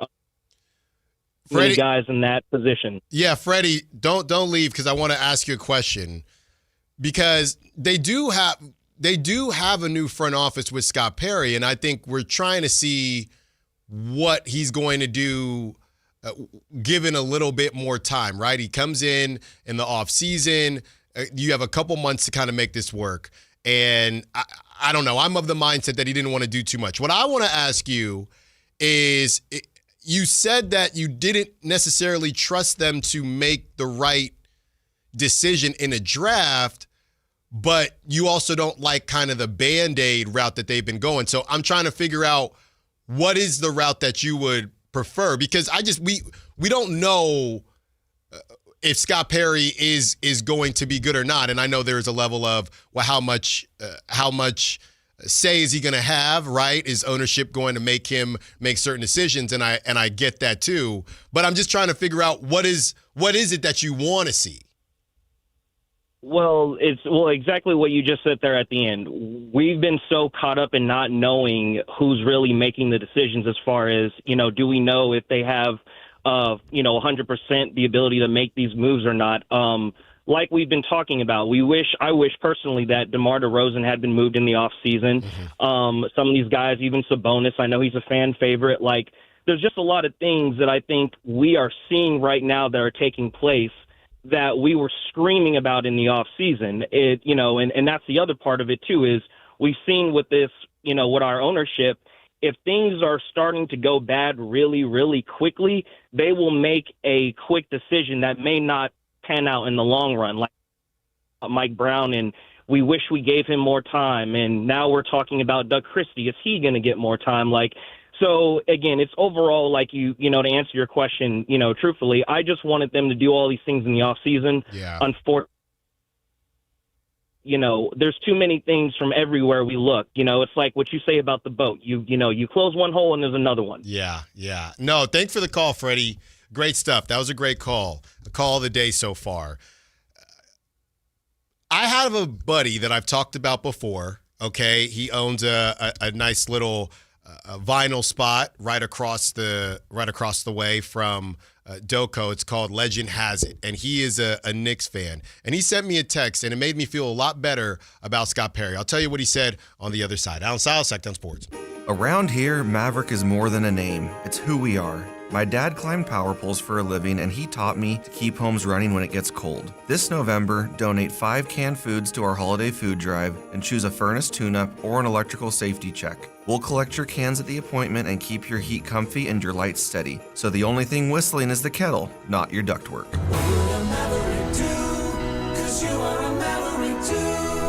Visit callamaverick.com. Limited November appointments. Some restrictions may apply. With 25 award-winning years in Northern California, Ashton & Price is your local injury law firm. Pro attorney tip, if a firm presents as local but they're in LA, red flag. If your first consultation is not with a lawyer, big red flag. At Ashton & Price, your first consult is with a local attorney, and if serious injury prevents travel, a lawyer will come to you. Still not enough? George Washington's my uncle. At Ashton & Price, no red flags, just red, white, and blue. Remember, for the best advice, don't think twice. Call Ashton & Price. Just how good is Pure Talk's current deal for unlimited wireless? Well, you might say it's the deal of your lifetime. Because right now, for just $29.95 a month, Pure Talk is offering unlimited talk, text, and data for life. Not your phone's life, your life. This is Pure Talk's top-tier plan. It comes with a crazy fast 5G network along with a 30-gig hotspot. And at just $29.95 a month, there has never been a better opportunity to lock in a ridiculously low rate for as long as you live.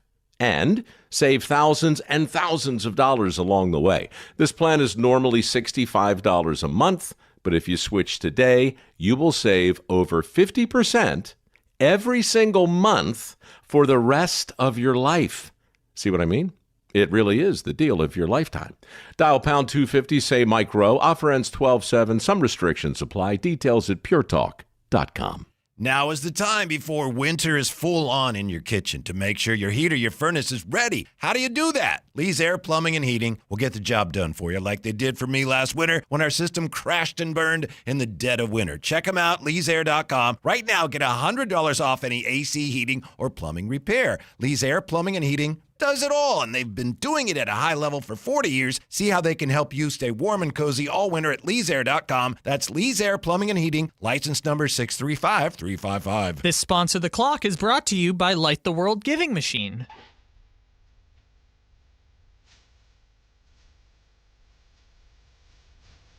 Allen Stiles. Watch the show on youtube.com/Sactown Sports 1140.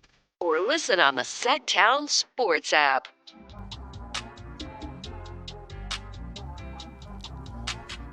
A very level-headed conversation today is what we're having here on the Allen Stiles Show, taking you up to 2 p.m.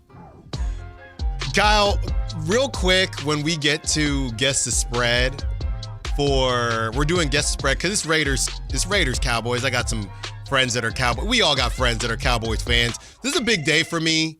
I guess I can't do no free promotion, but out in Natomas, there is a place that has really good wings. We're getting the wings tonight.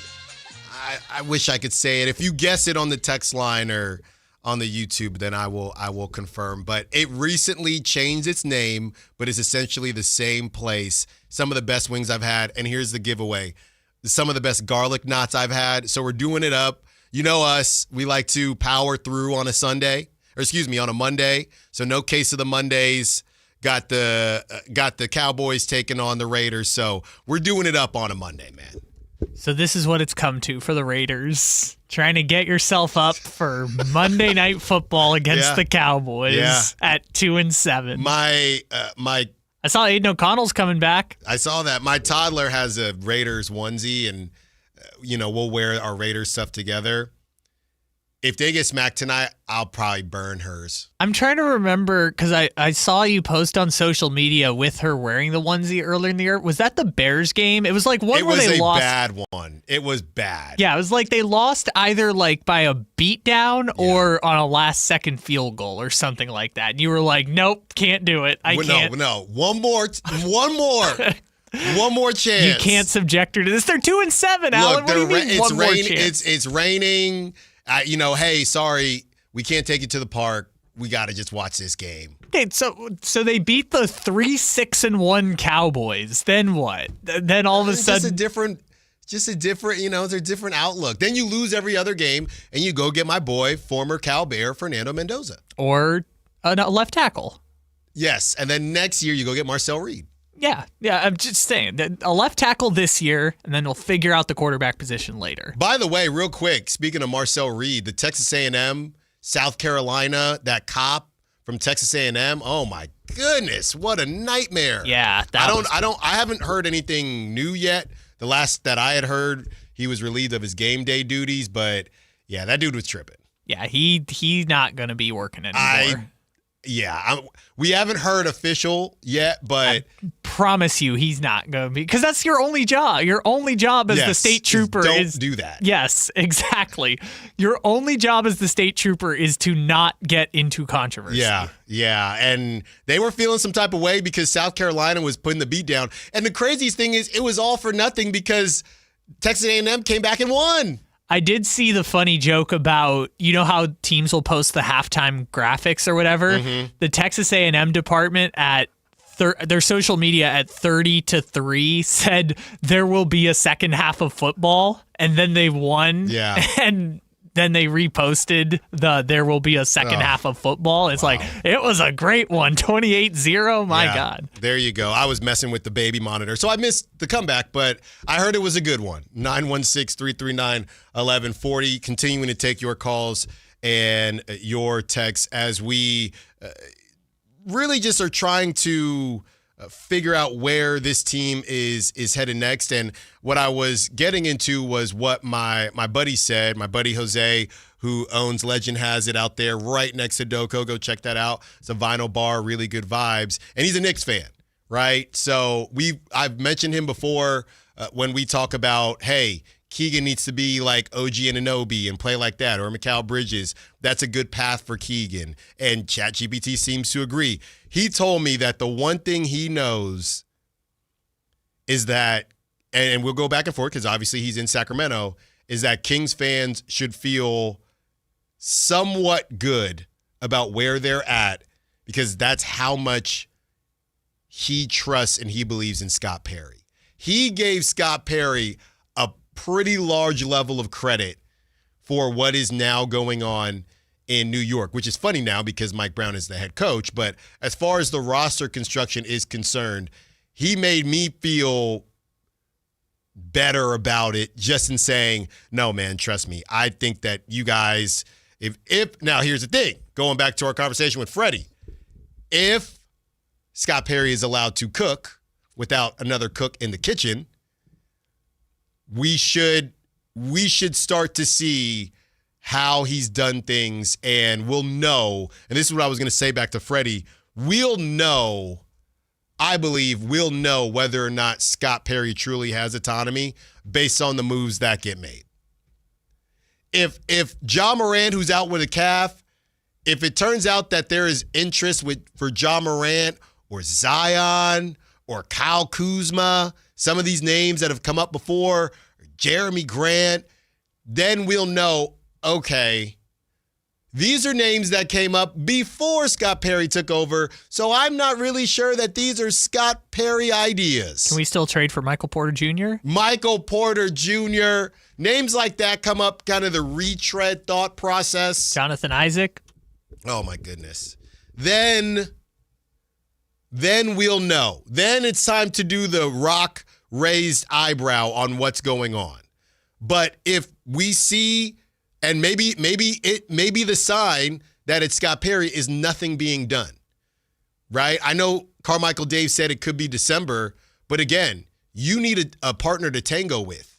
You need a salsa partner, right? You need somebody that also wants to make a move. And people or other teams might not be ready by December. So it could turn into we're getting through the season as is, and there's just going to be a lot more freedom. If you want to talk buyouts, if you want to talk the non-guaranteed with DeMar DeRozan, if you want to talk whatever you might want to do with Zach LaVine, if you want to extend him at a lower AAV, if somebody else happens to be interested and he opts out, whatever the case is, I think that if nothing happens, that would make me feel better. To Freddie's point, if this thing gets ugly and it's just quiet and it's just a very quiet, bad season, or they sell, then I think, this is all just my opinion, then I think it's clear that Scott Perry is the one doing the business.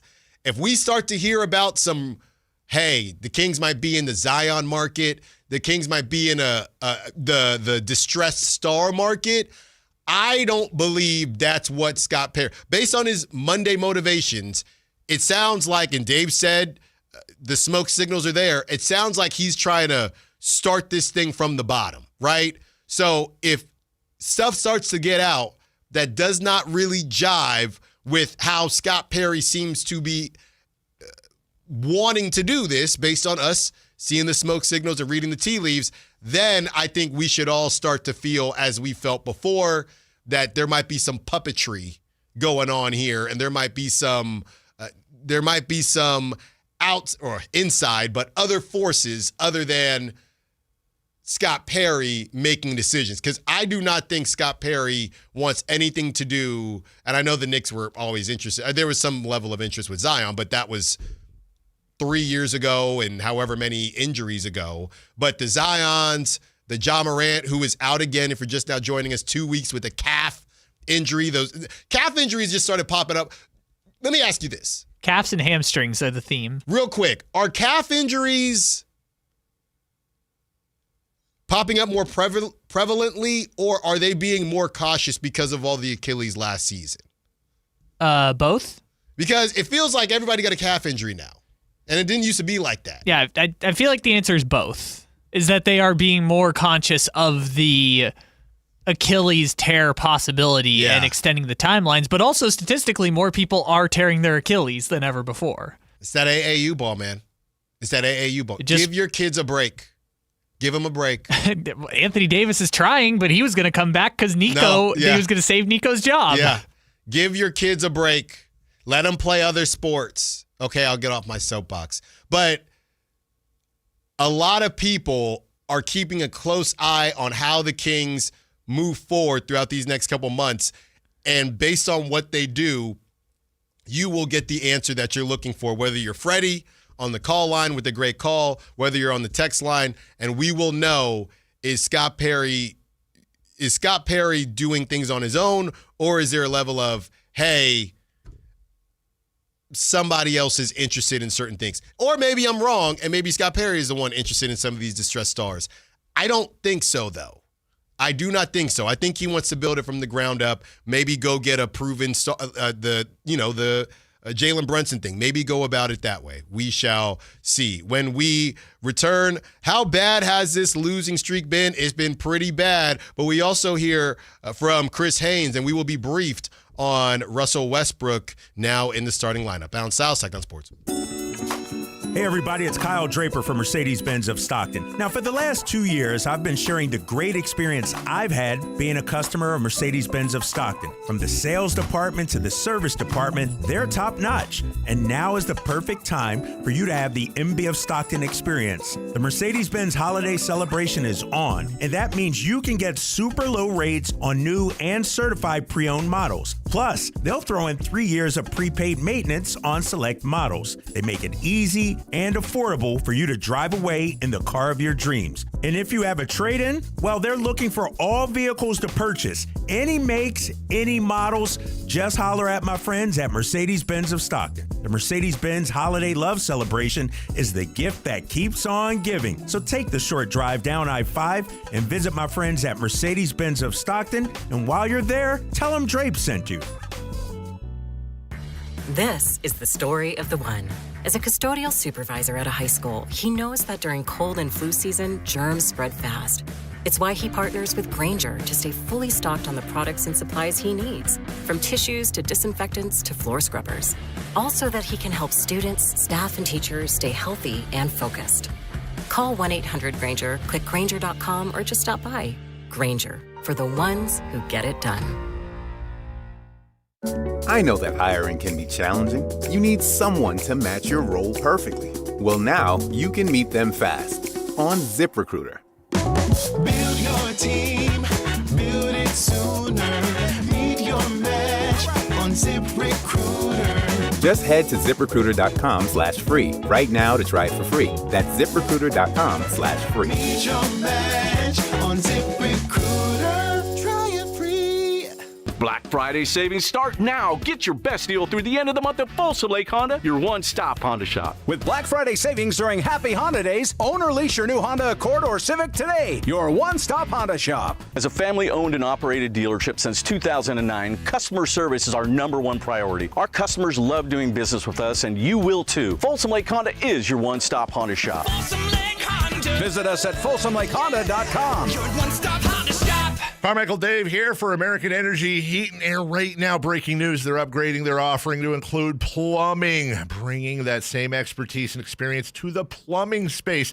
They're no longer just heat and air. They're now your American Energy home pros. You hear me talk about them as your second opinion partner. Now you can still get second opinions on any HVAC service or replacement, and now you can get a second opinion on any of your plumbing services. They'll come out to your house for free, and they'll give you a second opinion and almost certainly save you money. Oh, but wait, there's more. With winter coming up, how about a free furnace special? With full system installation, you're getting a free furnace, not a discounted furnace, a free furnace, and up to $4,000 in rebates while that funding lasts. So get there right now, 916-520-9990. That's 916-520-9990 or AmericanEnergyAir.com. American Energy, making the uncomfortable comfortable. Power Business Technology is proud to be a 100% independent, locally owned and managed Toshiba copier dealer. Local ownership cuts out the red tape, allowing ourselves to never be too busy to personally answer the call when our clients need us. Recognized for excellence in service execution, training, and customer service, we're proud to be named a Toshiba ProMasters Elite Dealer since 2021. Contact us today for all of your business printing needs at 844-POWER-BZ. That's 844-769-3729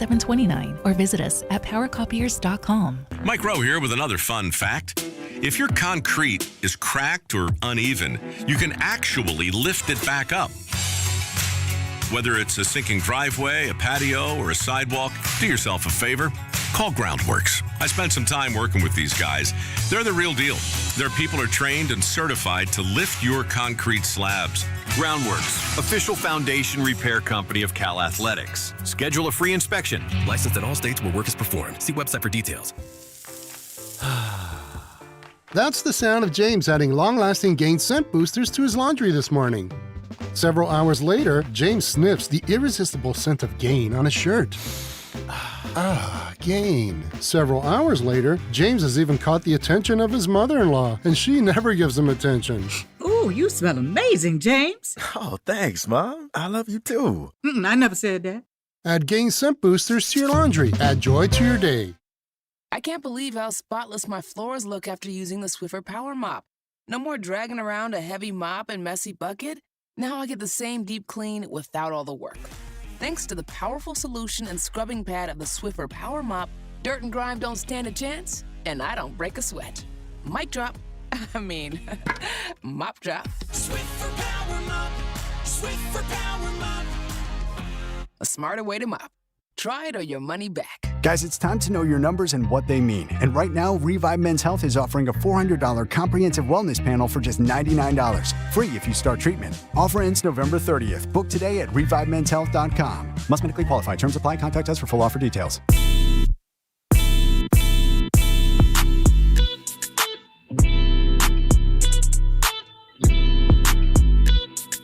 Allen Stiles. You can join the show by texting 916-339-1140 on Sactown Sports.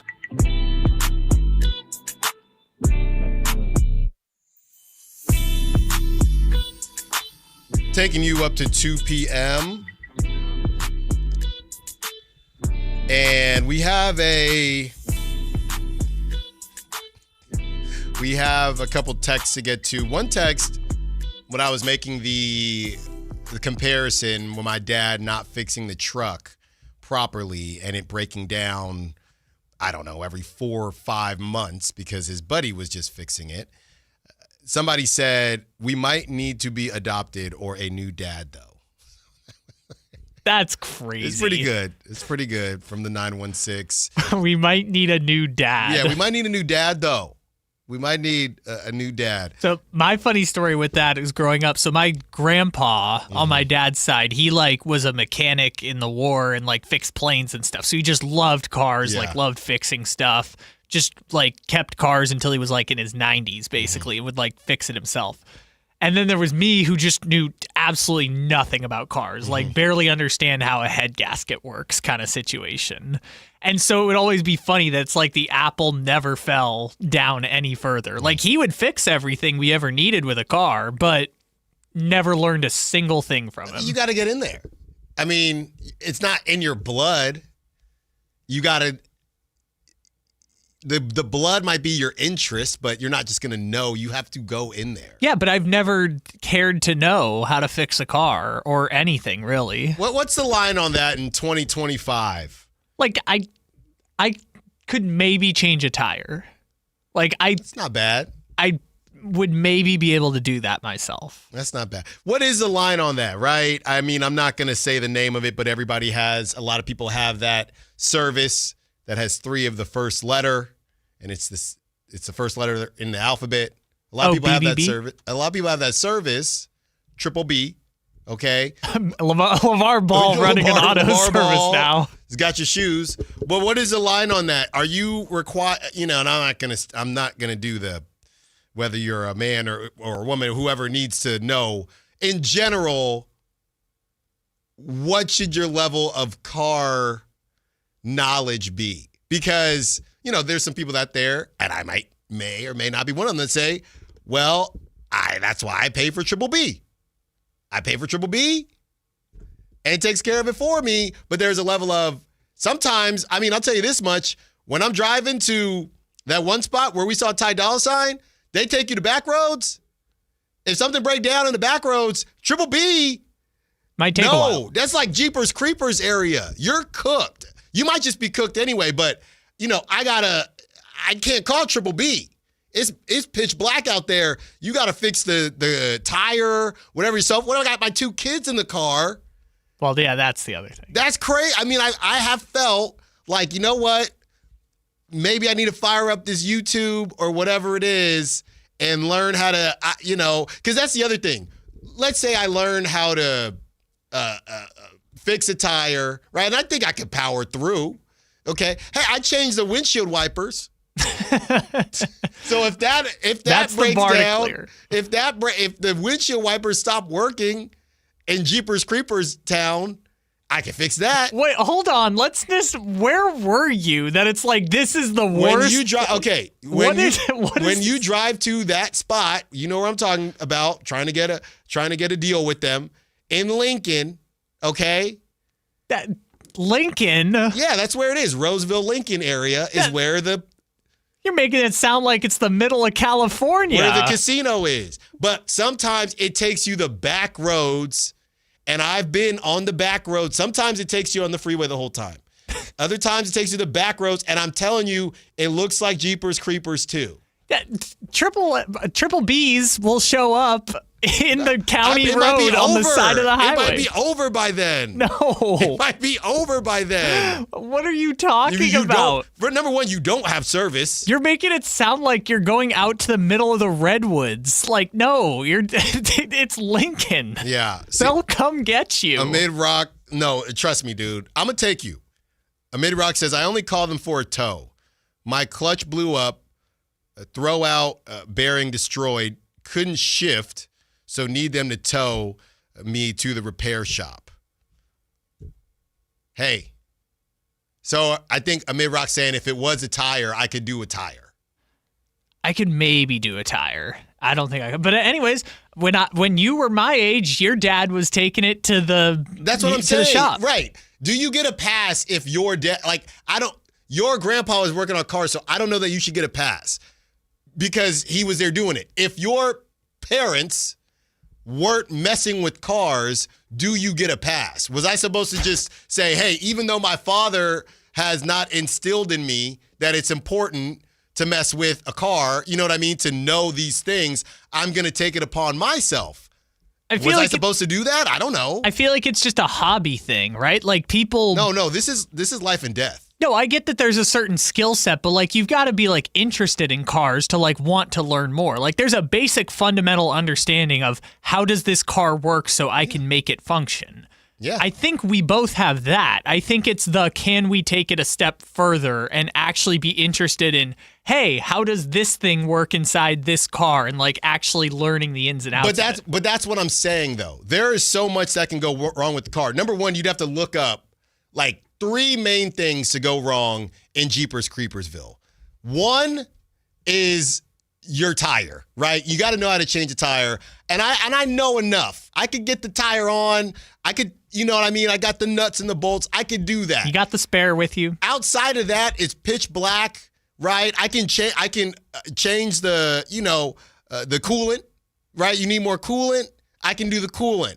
But if it's not like 2 of those things on the checklist, if I'm calling Triple B, and if Triple B is not around, it might be curtains. They are around. I don't understand why you think the Lincoln or Roseville is this like out of the way place that they won't come to. Yeah, see? Redify says, I have Triple B, and the last time I needed a tire, I sat on the side of the highway for over 3 hours. No.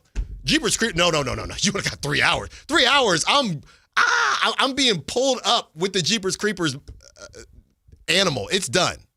It's done, dude. Again, this is not that unreasonable. They will come get you within like 45 minutes. Kyle, your battery dies out there, they'll that. Switch the battery. Yeah, see, battery dying, fried. You're fried. You're automatically cooked. You're done. That's not true. You are. I'm telling you, y'all know where I'm talking about. Those back roads that they take you to when you are going to Lincoln or Roseville, pitch black. It gets dark at 5 o'clock now. You better just hope and pray. Unless it's your battery, just turn your car lights on. What if it's the battery? Then you know what? You're the one who said you can't do any of this stuff. Yes, that's why Triple B is there for you. Like when I got stranded in the middle of California one time. They still towed me. Was it daytime? It was nighttime at first. That's a fun story. We'll tell that another time. You got lucky. On the other side, let's discuss 3 trade destinations. This is from Clutch Points. 3 trade destinations for DeMar DeRozan. Hopefully it's not too in the middle of Lincoln and Roseville and Jeepers Creepersville. Allen Stiles, Sactown Sports. This is the story of the one. As a safety manager at a manufacturing plant, he does everything he can to keep his coworkers safe. From finding ways to reduce risks to keeping safety supplies in stock. And for that, he relies on Grainger. Grainger offers a broad range of quality products and next-day delivery, so he can always play it safe. Call 1-800-GRAINGER, click Grainger.com, or just stop by. Grainger, for the ones who get it done. Around here, Maverick is more than a name. It's who we are. My dad climbed power poles for a living, and he taught me to keep homes running when it gets cold. This November, donate 5 canned foods to our holiday food drive and choose a furnace tune-up or an electrical safety check. We'll collect your cans at the appointment and keep your heat comfy and your lights steady. So the only thing whistling is the kettle, not your ductwork.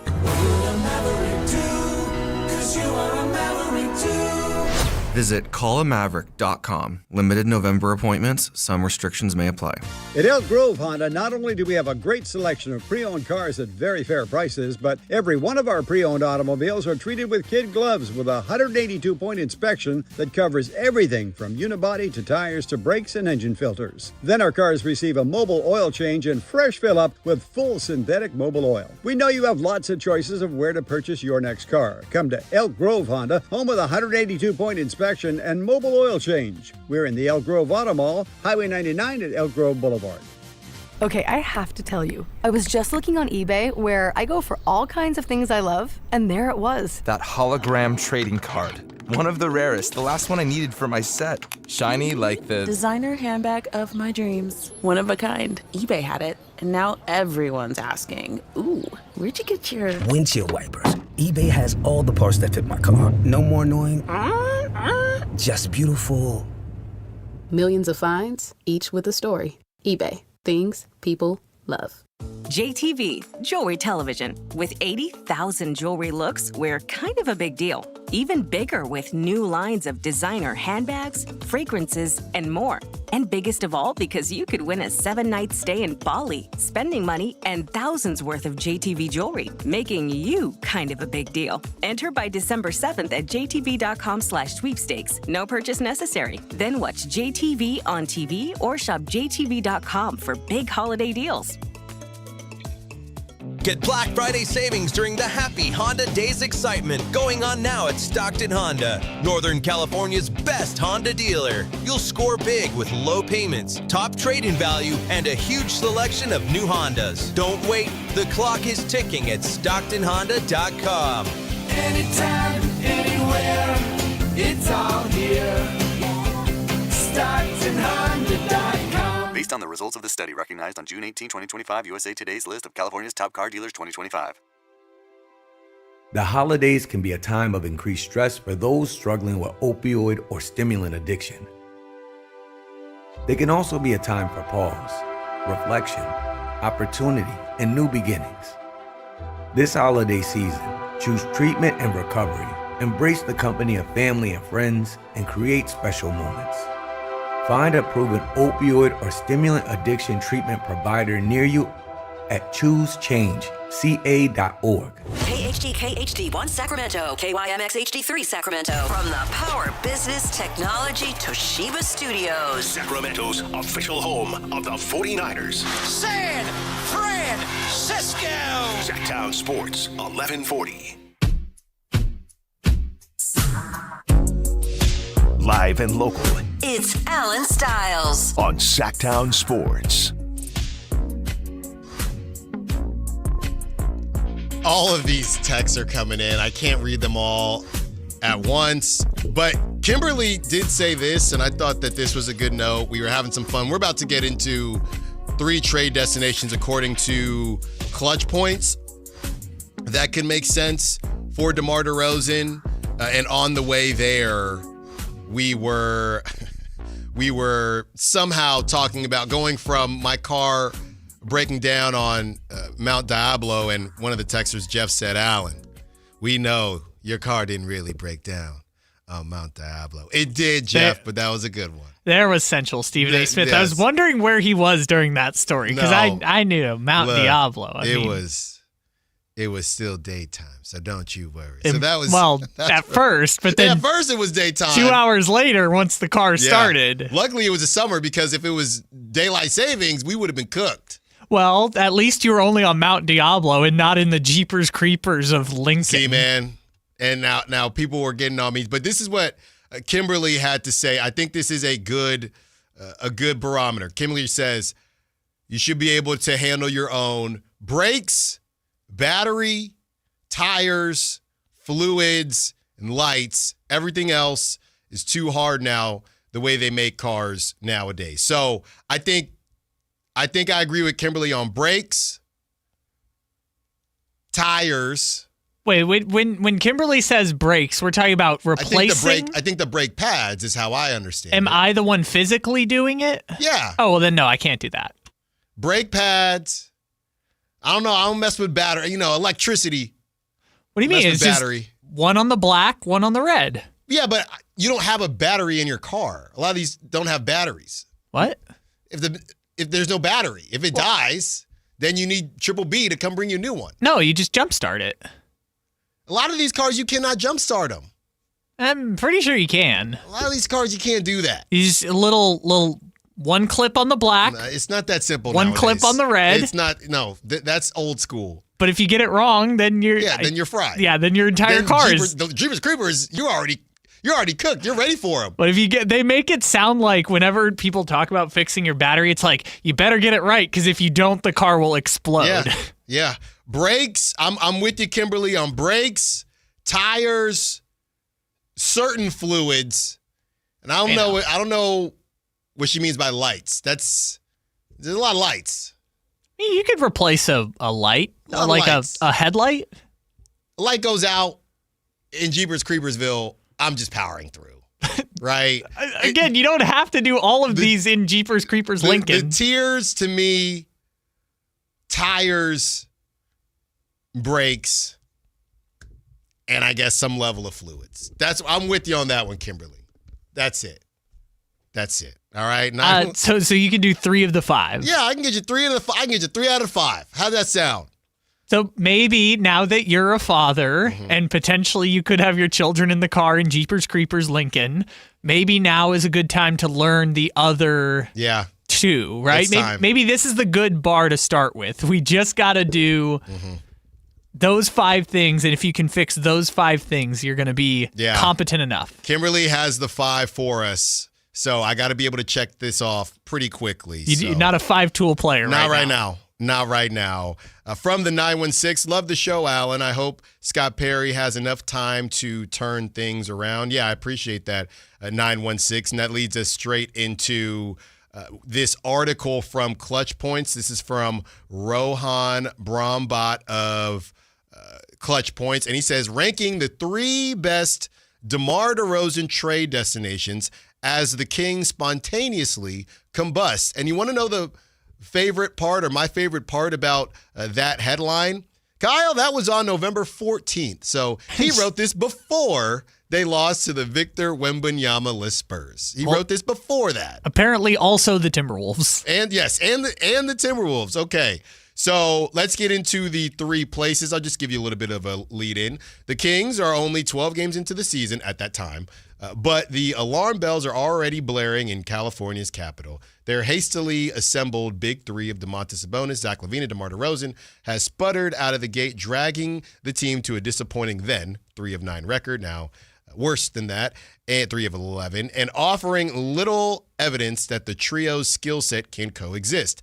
DeRozan and LaVine already failed as a primary wing duo in Chicago, and adding Sabonis, who needs the ball, the elbow touches, and the offensive orchestration, has only made the fit clunkier. At 36 old and an expiring contract, DeRozan is the most logical first domino to fall. The irony is that he's actually playing well through, at that time, 12 games, averaging 19.2 points, 3.4 rebounds, 3.3 assists, shooting 48% from the field, and an eyebrow-raising 40% from deep, an area long considered his Achilles heel. DeRozan is still one of the league's elite mid-range shot creators, a foul-drawing savant, and a stabilizing presence in clutch moments. All right?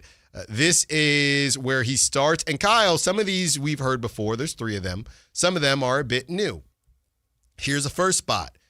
The Philadelphia 76ers, a perfect half-court pressure valve. The Philadelphia 76ers, again, leaning heavily on Joel Embiid and Tyrese Maxey. And while Maxey has taken another leap, much to Kyle's chagrin, I added that in, the Sixers still lack a third steady shot creator, particularly in the half court when things bog down against elite playoff defenses. DeRozan solves this problem immediately. Nick Nurse values players who can get to their spots, play through contact, and collapse defenses without relying solely on speed or athleticism. DeRozan's methodical footwork and elbow-extended scoring game would slot beautifully next to Embiid's post-gravity and Maxey's pace. It's not the splashiest destination, but it feels like a clean basketball fit, and DeRozan gives Philly a closing time bucket getter they can trust. So this is a new name that we've seen with the 76ers, and obviously there are a lot of different approaches that the Sixers can take. They have some weird contracts.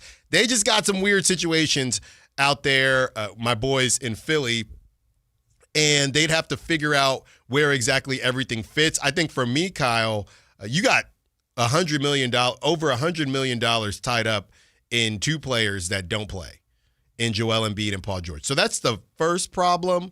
But besides that, you're good. Besides that, you're solid. If the Kings were to say, and the problem is you got 3 years left for Paul George, which is insane, and the only thing more insane than that is 4 more years for Joel Embiid, which I just cannot do. Obviously, VJ Edgecombe has been incredible for the Sixers so far. They continue to hit on their draft picks, or so it seems. So, Kyle, I don't really know how at DeRozan's $24.7 million, I don't really know how you're getting there. Obviously, it's a non-guaranteed contract, so maybe it would make more sense to wait till the end of the year. But yeah, I don't know how you're getting there. All right, I've gone into the dungeon to try and figure it out. So in this very specific scenario, it would be DeRozan, and then the Kings move one of their minimum players in a salary dump. So like they'd send McDermott or something to a third team and throw in a second-round pick or something like that. And they would take back Quentin Grimes, Kelly Oubre, Andre Drummond, who they'd have to buy out, and Trendon Watford, who they could either buy out or put on a two-way deal. So Grimes and Oubre, basically. Look, Trendon's 6'9", 25 years old. Yeah, but he would either have to be... I think he's on a non-guaranteed deal. I'd have to look it up because I'm pretty sure he's one of their two-way guys right now. But maybe he isn't. I don't think he's two-way. Okay, then, yeah, I guess Trendon Watford would be the other option. Yeah, he's averaging 9 points per game right now, shooting 41% from three, Allen. Not a shot blocker, so...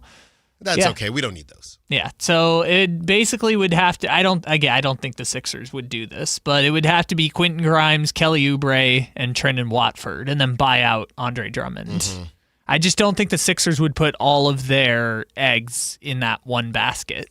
Yeah, I mean, I think to your point, the Quentin Grimes thing is fine because they clearly aren't really valuing him, especially how they have VJ Edgecombe, and when Jared McCain does get healthy, they're going to get Jared McCain back. So they wouldn't have a problem with Quentin Grimes. Honestly, Kyle, I think the problem is they wouldn't, and I know he's expiring as well, but Kelly Oubre, we've joked about this before. Every season, Paul George isn't available, so every season Kelly Oubre ends up playing way more, and Kelly Oubre might be one of the most underrated, undervalued contracts in the NBA. And just because you can't trust Paul George, I think, funny enough, at 29 years old, I think Kelly Oubre is the issue. I think they'd say we literally can't afford to give up Kelly Oubre. Yeah, I guess I'm trying to think, so how would this rotation work? They would go Maxey, DeRozan at the 2, with McCain alternating.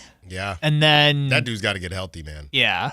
I don't see a realistic path to really make this one happen. Not to say it's not a bad idea and the Sixers couldn't use scoring. I just don't see a path for them to add $25 million. Yeah. Every time I see the Sixers rolling, it's always shooting threes in transition. Like, I've never seen the Sixers score in a set without Joel Embiid score in a set half-court offense. And I think that's what Rohan is saying here. They're just a young, fast, flying around team, but when things get bogged down in the playoffs, they just don't have the piece. That's supposed to be Paul George. It's just you don't know when he's playing. All right, let's get to the next one. Here is a familiar name. Can I remind you of handshake agreements? Miami, the most heat culture trade ever. If there's one franchise that can talk itself into extracting the absolute last drop of elite level production from a veteran scorer, it's the Miami Heat. Eric Spoelstra has a long track record of maximizing late career stars, Kyle Lowry, Kevin Love, even Victor Oladipo for stretches. And Terry Rozier. And not Terry Rozier. The Heat desperately need another on-ball creator. Andrew Wiggins is 30 and selectively coasting in the regular season. That's crazy to just drop that in there. That's what the Kings are doing as well. The Tyler Hero is great, but injury prone. Bam Adebayo is not a self-creating scorer. DeRozan instantly becomes their second best half-court initiator and a deadly closer in tight games. It's crazy to hear that out loud, that he would be their second best half-court initiator. And I guess the operative word there is half-court, but it's still crazy hearing that. I think the Heat, this is something we've talked about before. I wonder where, I know Norm Powell, is he just saying Norm Powell is... That's what I was confused by. Like, are we pretending Norman Powell isn't, like, killing it right now for them? But I guess the other part is Hero hasn't played yet. So, I mean, he would essentially be playing Hero's role until Hero came back. And then you'd kind of figure it out from there. Well, and that's what he's saying. I mean, these are both two teams that have money invested in other places, but the money where they are invested hasn't worked out. That is what's interesting, though, Kyle. I mean, Tyler Hero the money, Tyler Hero makes about $7 million more than DeMar DeRozan. Now, obviously, on its face, you'd have to give the Heat more, but if the Heat don't want to extend Tyler Hero because of the injury-prone stuff and things like that, is there a world where you'd have to give something more to the Heat, but is there a world where they would give up Tyler Hero? Yeah, that's where I'm stuck with it with the Heat. Is like, it's not a bad idea, but the Heat, kind of like the Kings, they can't play Terry Rozier, Norman Powell, and DeMar DeRozan all at the same time. Terry Rozier is not playing. I'm sorry, not Terry Rozier. Tyler Hero is what I meant. Sorry. Tyler Hero. Slip of the tongue. Tyler Hero. There's a joke there, but I'm just not going to go there. Tyler Hero, DeMar DeRozan, and Norman Powell all can't play at the same time. So out of that group, you know which one's going to the bench. It's DeRozan, which, by the way, I just looked up the numbers because I'd kind of been paying attention. Norman Powell so far this year is averaging 26 points per game, shooting 48% from the field and 47% from three. How many threes he taking? He's taken 7.3 per game, and he's hitting 3.5 per game.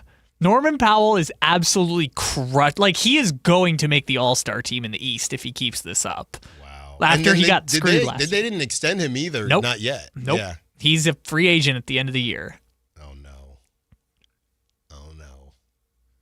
How tall? Oh, no. He's 6'3". He's a shooting guard. I'll take Norman Powell. Shoot. No, he would lose all of his powers if he came. No, probably. If he came to Sacramento. But Norman Powell's awesome. Also, could I just say, like, I'm starting to realize that in the modern NBA, if Norman Powell can do what Zach LaVine is literally doing right now, like, everyone's overvaluing these shooting guards that can just shoot from the wing. But I don't think they're overvaluing them anymore. I kind of think that if the Heat are saying no thank you, we don't want to extend Tyler Hero at $50 million a year, and everyone agrees Zach LaVine is a bad contract, and the Lakers aren't offering Austin Reeves $40 million a year, like, and Bradley Beal went through what Bradley Beal just went through, I think people are kind of devaluing this skill set now in the modern NBA. Yeah, getting back to this DeMar DeRozan, to your point, Kyle. And we've had this conversation before. I don't think they would move off of Wiggins because Eric Spoelstra values defense and Wiggins shoots the three ball, even if he's selectively coasting, as Clutch Points wanted to point out. Yeah, I'm not really sure how they get DeMar DeRozan without that handshake agreement now that Terry Rozier is heading to a different type of court to play. So I don't know how they get there. Well, good news. You could just match Terry Rozier's contract. But you can't. I mean, you can. He's not even getting, there is no contract. Because he's not getting, there's no contract to match. What are the rules on that? Like, can they match? Like, if the Kings are like, we are doing this solely for salary purposes. I don't think so because he's not getting paid right now. That's where I'm stuck. But his cap hold is still there. That's where I'm stuck. Like, could they actually do it? I think the Heat just wouldn't do it because they would just get through the season and then just bring DeMar in. Yeah. I guess I'm just looking at it. It would have to be Fontecchio. Yeah, they can't get there. It would have to be Terry Rozier's money. Yeah, as you can't get there. All right. The last one. It would be the same handshake agreement. The last one. Los Angeles Lakers, the, quote, finally move everyone has been waiting for. It almost feels too perfect, but the Lakers are undeniably the most logical destination for DeMar DeRozan. They have tried the playmaking wing experiment with DeRozan for years, repeatedly flirting with acquiring him but never closing the deal. Now with LeBron James still defying time at 40 and Luka Doncic in need of a reliable third scoring option, the Lakers need someone who can give them 15 to 20 points without requiring LeBron and Reeves' creation. So I was curious where he was going when he said third scoring option, because obviously that's been Austin Reeves. But then when he continued to say the creation of LeBron and Reeves, and I would say Luka as well, that is interesting. I think the problem is, like we've talked about before, they are the classic, well, we're kind of rocking and rolling right now. We still need to see what we are when LeBron comes back. I don't know, Kyle, they're probably a month away from even thinking about doing anything because you got to get LeBron back and then assess and then reassess before they'd be interested in making a move. But I think the obvious one to me is, and he's actually expiring now. Wow, they doing my guy dirty. I would finally, out of all my guys, Obi Toppin. Tejan. No. Okay, no. Those are draft guys. Obi Toppin, all right.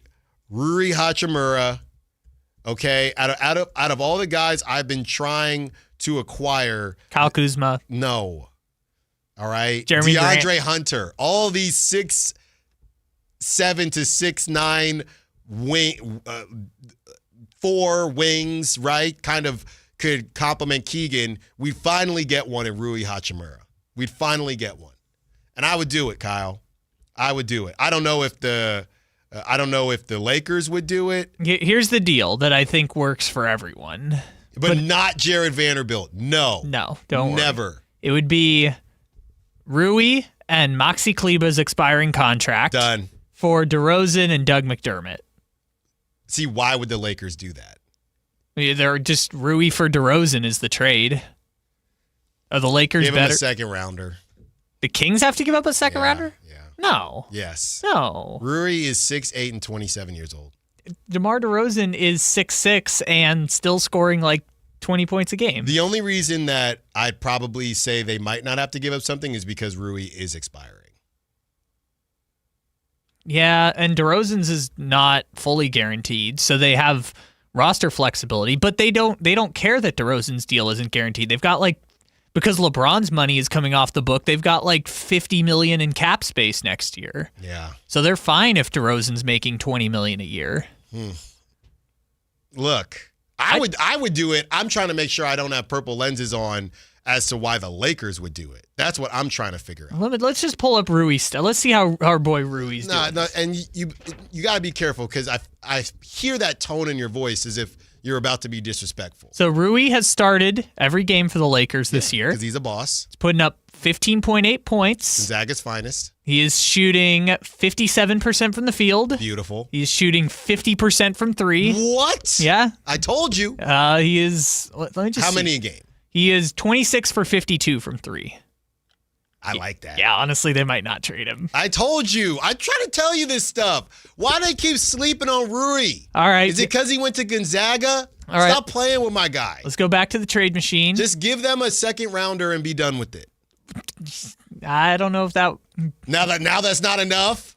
I'm just saying. Maybe we got. You wanted to give them. You thought that you were about to say that the Lakers should be giving the Kings a pick. All right, let's throw in Stockton's own or Gabe Vincent. Let's throw him in there. Let's see if we can make this work.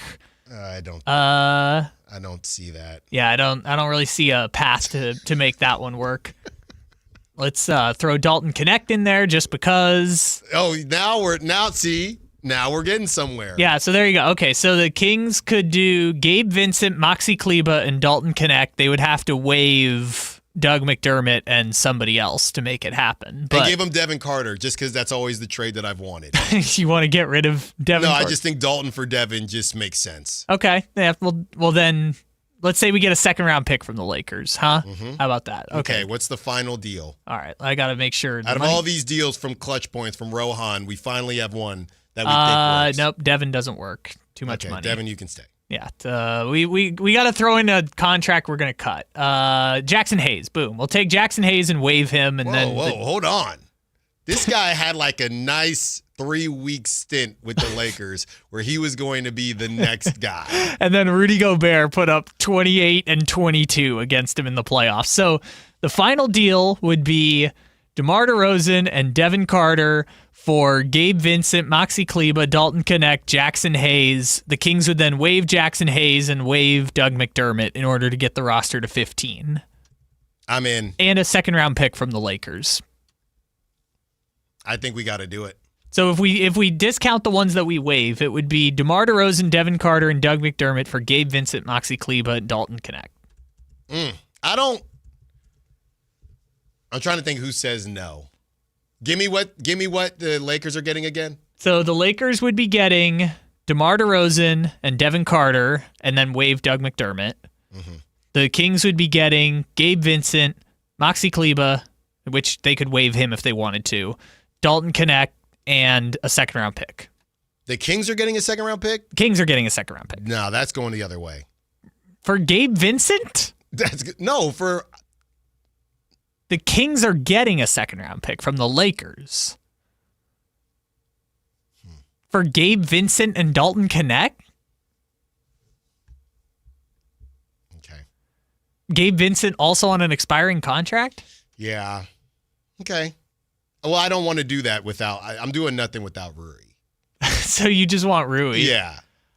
Yeah, dang. The Lakers might... Because that's the thing. If Rui is shooting that well, that is the perfect player to put alongside Luka. Yeah. Is just sit in the corner and shoot threes. They've been winning games. This is the tough part of DeMar DeRozan's value. This is exactly what the tough part of DeMar DeRozan's value is. I was surprised, Rohan, and we've talked about them before at length, but no mention of the Clippers in there. So it's funny. I was literally going to say that. On my list of things I was sad that I wasn't here for last week to talk to you about, we've checked off about like 4 of the 7 now, but the one I wanted to talk about is the Clippers losing Bradley Beal. They literally just need DeMar DeRozan, right? Because he can go offense, defense with Chris Dunn.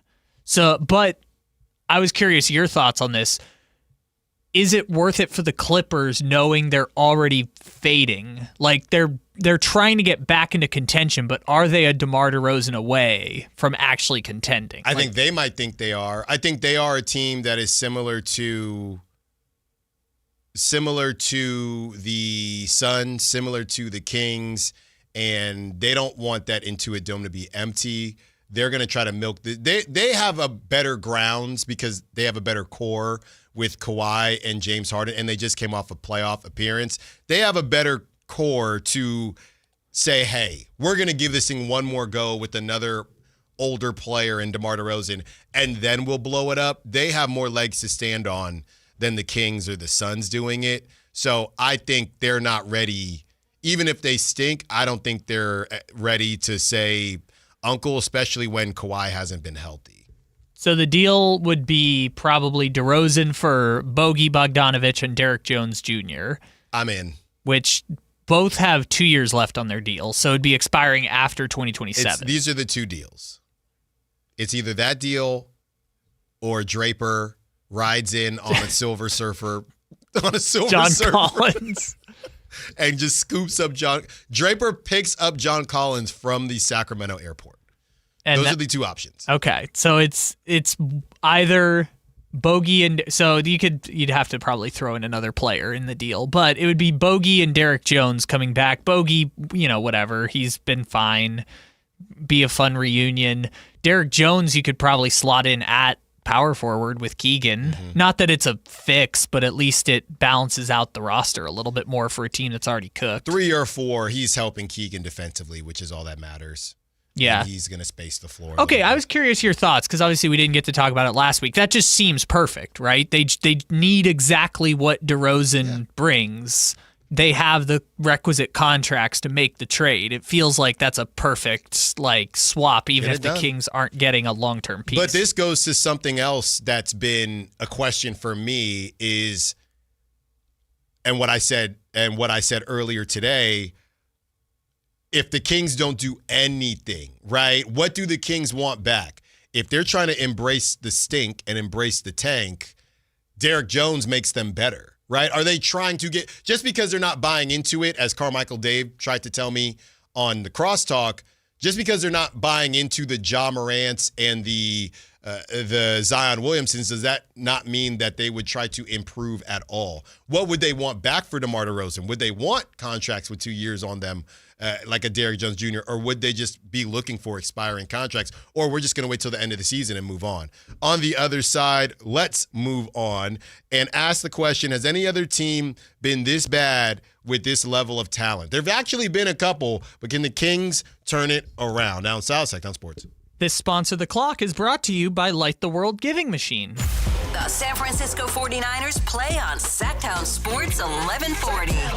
Touchdown 49ers! If every game on your #1 sports station. Don't miss the action on your local sports leader. Sactown Sports 1140. Coverage varies by plan. View contracts and exclusions at endurancewarranty.com. If you're driving a car or truck with an expired warranty and suddenly lost your transmission or needed a full engine repair, would a $4,000 repair bill leave you stranded?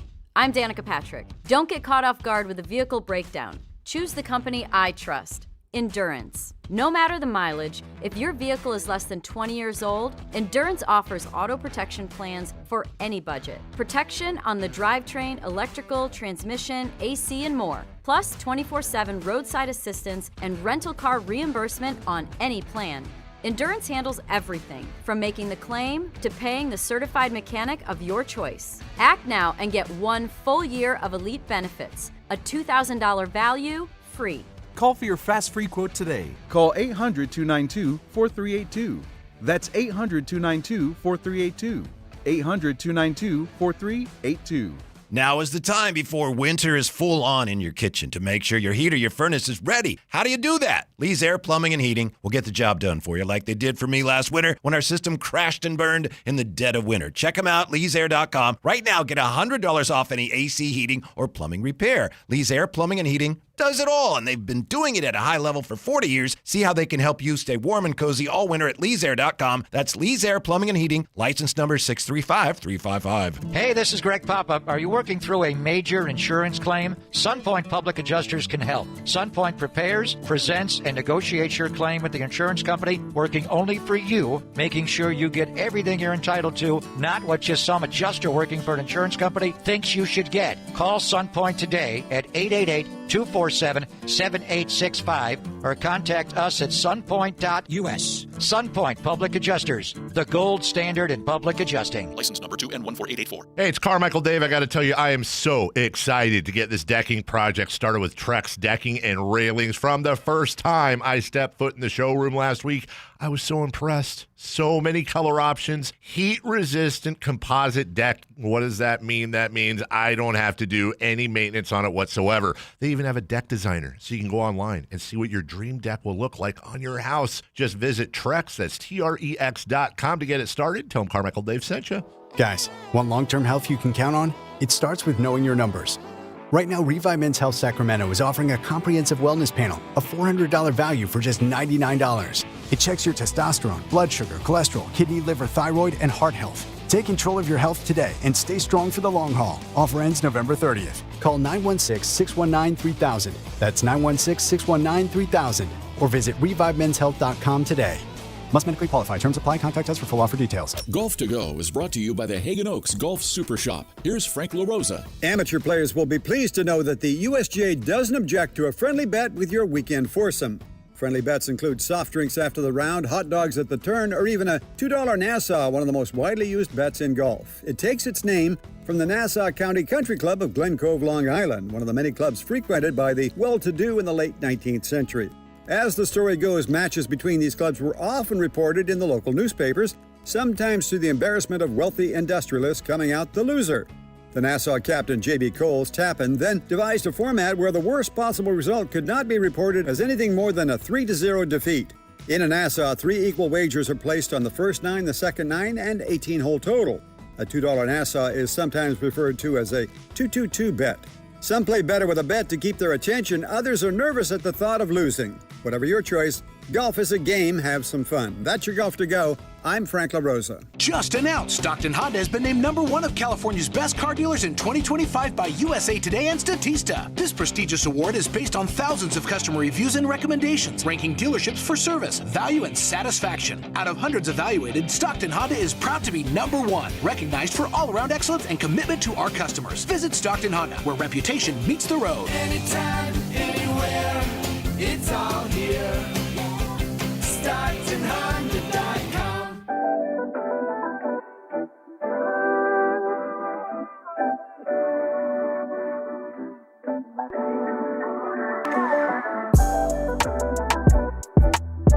Allen Stiles You can join the show by texting 916-339-1140 on Sactown Sports. By the way, speaking of Paul George, this just came out. Philadelphia 76ers forward Paul George is expected to make his season debut at home tonight against his former team, the Los Angeles Clippers, sources tell ESPN. George has rehabilitated off-season, left knee surgery. I think that was from a typo from Shams. But okay, Ron Burgundy. I'm just saying. Shams said it, not me. This is the guy. But, it's very clear now that this stuff, for the most part, seems to be targeted, right? Unless it's a straight up true injury. And I know nobody's playing with calf. It's also a good excuse now, right? If your calf is sore because of the Achilles thing, you can just sit whenever you want. I don't know what the deal has been with Victor Wembanyama, but it just feels like the Kings are getting kicked a little bit when they're down, but I can't feel bad for them, because if you want teams to stop taking you for granted and not playing their stars when they play you, then beat them without their stars, right? Beat them without their stars. The only team that you did beat was the Warriors, and you were also missing some guys, so it was kind of a just flush it, right? So, or kind of canceled each other out. But yeah, teams right now, and everybody has something to say about the load management and things like that. Teams right now do not look at they're 3-11, right? Why in the world, if Victor Wembanyama has any feeling of whatever, or even if you just want to get him a rest, you look down the list especially in the West, right? If you look at the West, there's only a certain number of games where you can rest guys or, give them a day off or whatever. And the Kings are now one of those teams. I'm looking here at the Spurs schedule. They get the Grizzlies tomorrow, right? And it was good timing, because it was to be fair, it wasn't a back-to-back. It was Sunday. But, you go Friday game or Wednesday, then Friday, then Sunday, and now they don't play today. They'll play tomorrow. So it's just your typical schedule. You had the Warriors twice, and then you had the Kings, and now coming up next this week, you have the Grizzlies, who, they haven't been playing well, and Ja's out now. They didn't know that at the time, but Ja's out. You get the Hawks. The Hawks have been really tough. I feel like the Hawks are only playing Western Conference teams right now, by the way. And then you have the Suns, who have played well. Then you get back to it. You're only going to get a couple days. You're at Blazers. You're at Nuggets. You're at Timberwolves. You get the Grizzlies again. You go to Magic. You go to the Cavs.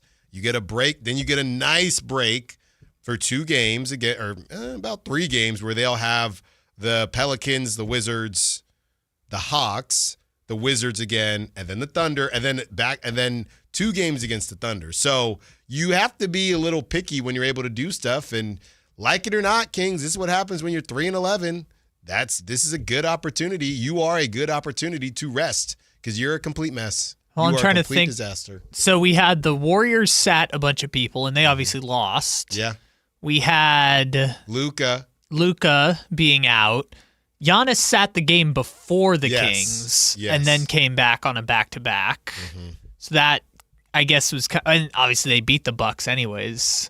I feel like there was more. No, there is more. Yeah, there's definitely more, because number one, Jalen Green. Now this was clearly to start the season, so it wasn't the Sun saying we don't need to start him. But Jalen Green didn't play when the Kings started the season. Luka didn't play. Chet was another one. That's right. Yep. The Thunder game with Chet. Oxtails, ribs. It's almost that time. Cornbread, greens. It's almost that time. Time to play the Thunder, or time for Thanksgiving oxtails? Both. Oxtails. The Bulls ribs. didn't have Kobe White, but Kobe White had been out. We just talked about the Bucks. The Nuggets, feels like the Nuggets, were they missing someone? Maybe they weren't. Let's see. There was... Nope, everyone was there. And then, the Thunder also didn't have Isaiah Joe in that first game. And then the second game, they were missing somebody. I know Chet played, but the second game they were missing somebody. There was no...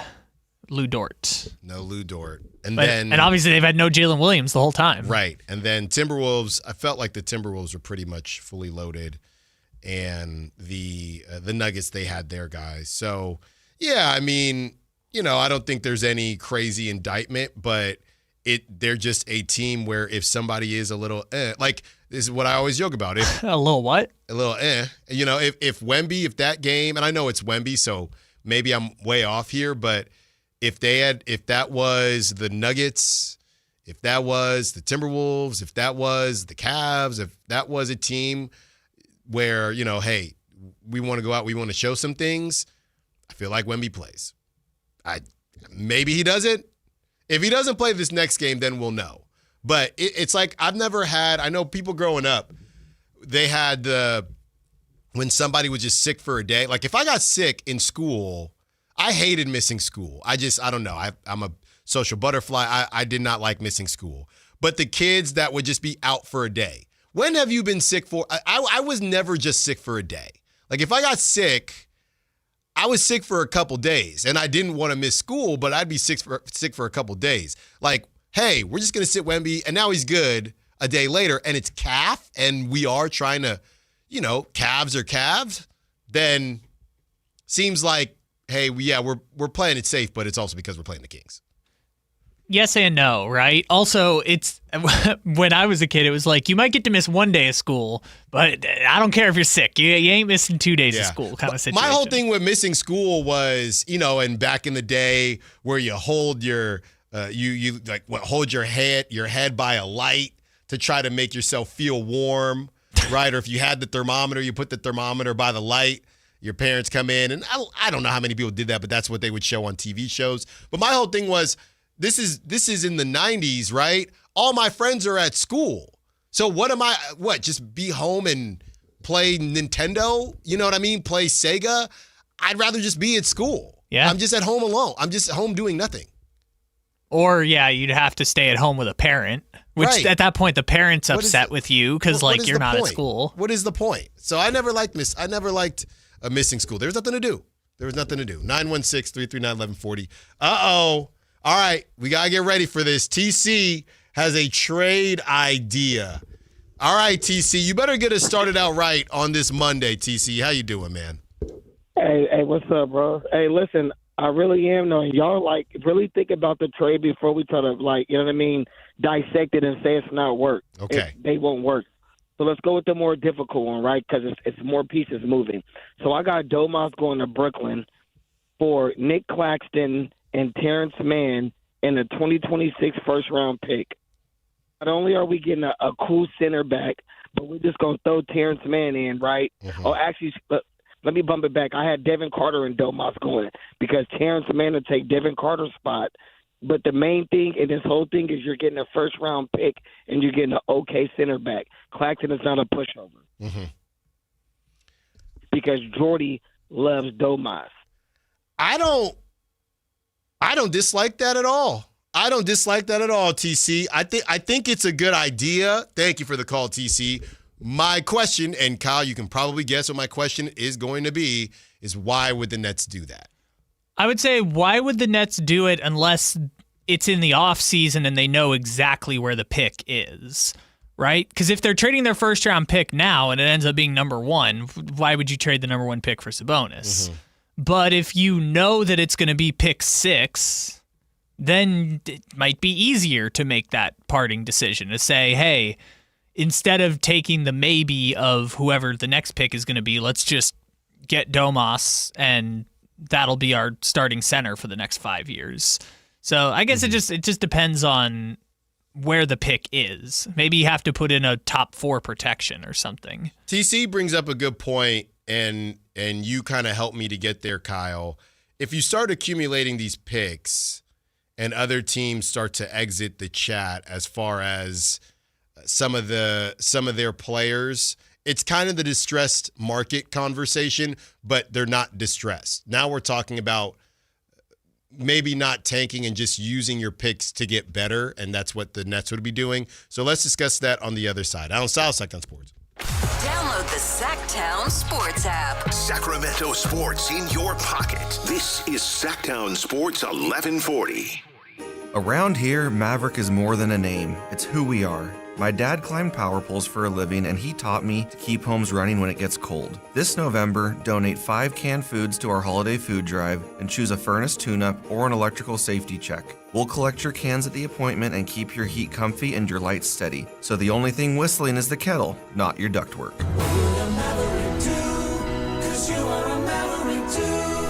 Visit callamaverick.com. Limited November appointments. Some restrictions may apply.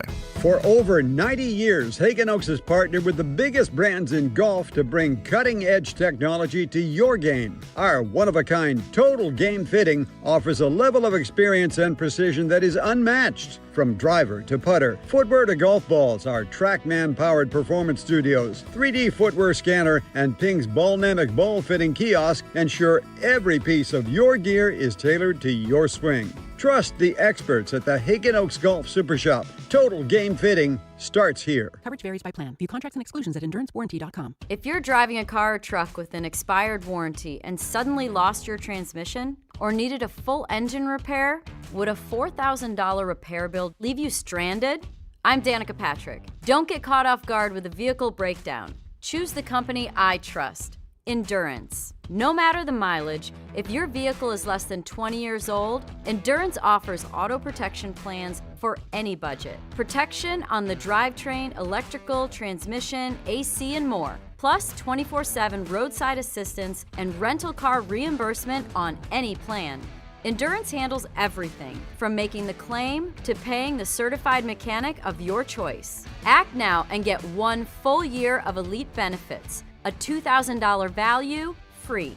Call for your fast free quote today. Call 800-292-4382. That's 800-292-4382.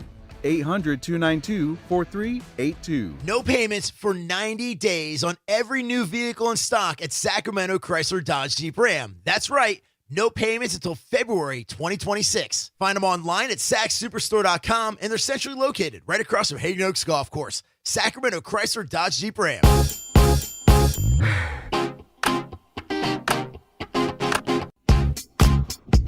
Allen Stiles. Watch the show on youtube.com/Sactown Sports 1140. Or listen on the Sactown Sports app.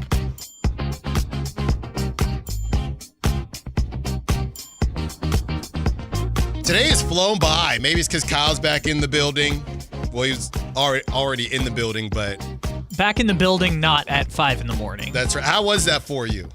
I was actually talking to Dave about it. It's like their show is more technically involved. I know it doesn't seem like it because Dave just, is Dave, but there's so many moving pieces to their show. And when you're the morning show producer, you do things like traffic and weather and stuff like that. So their show was more technically advanced, but I'm obviously more involved in this show. So I have to do more work when I'm here versus their show. It's like I just got to make sure all the sounds fire at the right time. Did you get yelled at all? Did you do everything you needed to? I mean, Dave doesn't yell at me anymore. I mean, he kind of did, I guess, at first. But also, this is the weird thing I'm realizing with working with Dave now is that I'm the same age as his children. And so I think he kind of doesn't know whether to treat me like one of his children or to... You're not the same age as his children. I'm the same generation. Yeah, but you got like...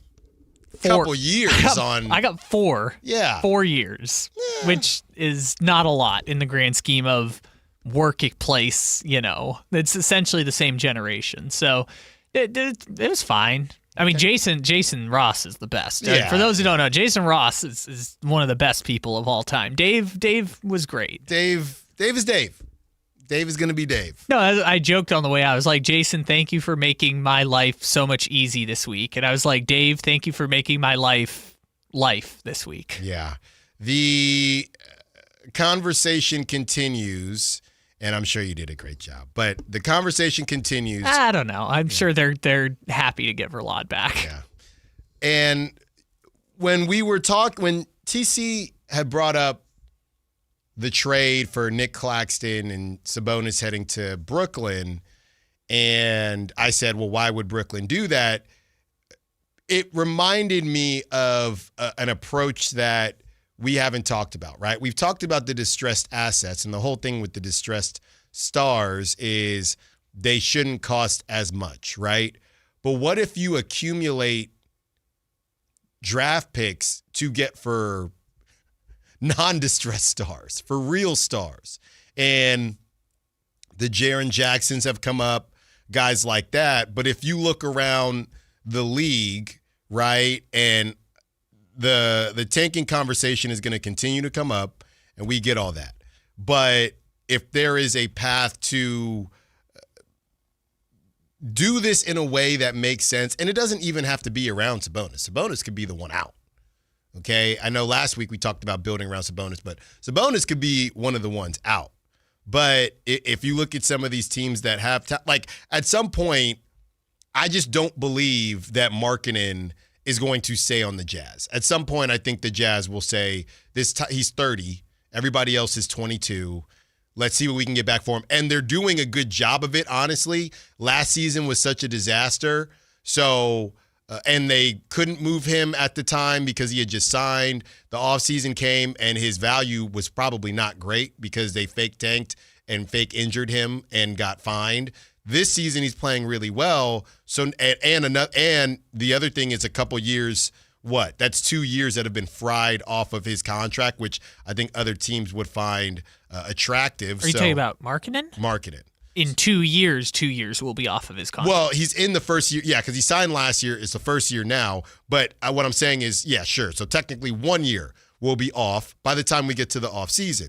So he'd have 3 more years, and he's making a ton of money, don't get me wrong. But everybody's making a ton of money. So if you were to look at guys like him, guys that are on good teams, but it's just not working out. I'm not talking about AD, who is always injured. I'm not talking about Kyrie, who's coming off of ACL. Like kind of high-level guys, like Trey Murphy, for example, who the Warriors have decided he's ours, even though there's been no connection at all besides the Warriors saying, we think you guys should take Kuminga for him. Just because we said so. By the way, the Warriors played the Pelicans last night. Did you see Draymond get into it with the fan? I did not, but that sounds like something. He was just going back and forth with the fan. But a Trey Murphy, right? How this is just not really making a lot of sense for the Pelicans. Trey Murphy, Jaren Jackson Jr., you get to, I already talked about Markkanen. You have guys like that in the West. And then in the East, Kyle, you have, the Hornets. It's kind of just LaMelo.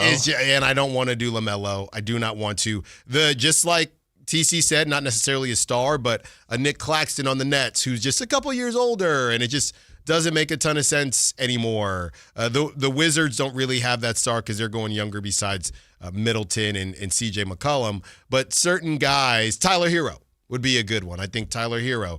So certain guys out there where it might make sense to use some draft picks and improve the team that way versus the full-blown tank. And the main thing here, the main difference from what ChatGPT says and the models and the OKC thing, you can't talk about OKC without realizing that they struck gold with Shea, is that there are a lot of ways to get this thing done. It doesn't have to be, we're going to straight up stink for 3-4 years with nothing. It can be, hey, we went and we got Claxton because he's a couple years younger, and we thought DeMontis, we thought it was decent value, and then we flipped Terrence Mann for a second, for whatever, a young guy that maybe the young player works out. So I think what TC reminded us is that it does not have to be straight up stink for a couple years. So I'll give you an example of how a trade like that could jumpstart the rebuild a little bit, right? Mm-hmm. Where you're not getting the premium picks, but it just kind of helps you along the way. And it's an example that we don't really talk about because it's such a strange situation, but when the Orlando Magic were doing their teardown. At the trade deadline in 2021, they traded their entire roster in like 12 hours. They traded Aaron Gordon to the Nuggets. They traded Evan Fournier, who at the time was still doing good, to Boston. And then they traded Vucevic to the Bulls. And that trade was Vucevic for Wendell Carter, who I think at the time was in his third or fourth year. It was Wendell Carter and 2 first-round picks going back to Orlando. Now, one of those first-round picks ended up being Jet Howard, which, yikes, that doesn't look like a hit. But the first of those picks ended up being Franz Wagner. And Franz Wagner, in addition to them winning the lottery and getting Paolo, and in addition to them tanking another year with Jalen Suggs, that got them the 3 pieces that were needed to eventually get out of the rebuild, right? So if you trade Sabonis to a team that's kind of on the fringes, like you mentioned, the Memphises, the Heat with Tyler Hero, if they ever decided they would actually tank, which they won't, a team like that is you get one additional pick that potentially saves you 1 year of rebuilding, right? Because Franz Wagner was the 8th pick in the draft. The Kings could spend an entire year trying to tank and end up with the 8th pick in the draft. Right. So by getting that extra pick, you're essentially speeding up the timeline a little bit. And I think that's probably the type of trade you should be shooting for if you're considering trading Sabonis, which, by the way, was exactly what they did when they traded Boogie Cousins to New Orleans. New Orleans was kind of on the fringes. They felt they were a Boogie Cousins away. The Kings got Buddy Hield, who at the time was a lottery pick, and the number 10 pick in the draft, which could have sped up a timeline had they not taken Bagley over Doncic. Yeah.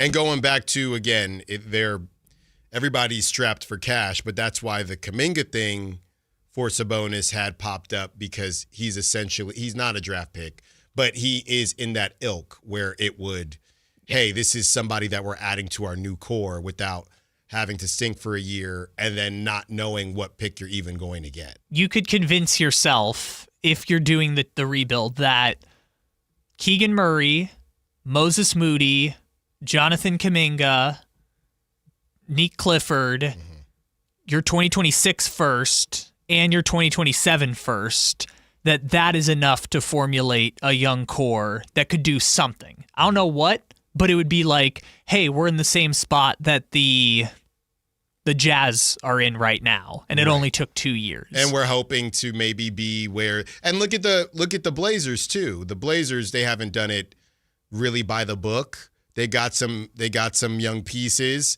They haven't even really hit on Scoot, right? But they get Drew Holiday. They're going to get Dame back. Might just be a good story, but they make that trade. What was the trade, Kyle? Denny Avdia. For the pick they got in the Drew Holiday trade, which Portland is tough, though, because they fleeced in that trade, the Damian Lillard deal. In hindsight, I mean, it wasn't a bad deal by the Grizzlies. I'm sorry, not the Grizzlies, by the Bucks.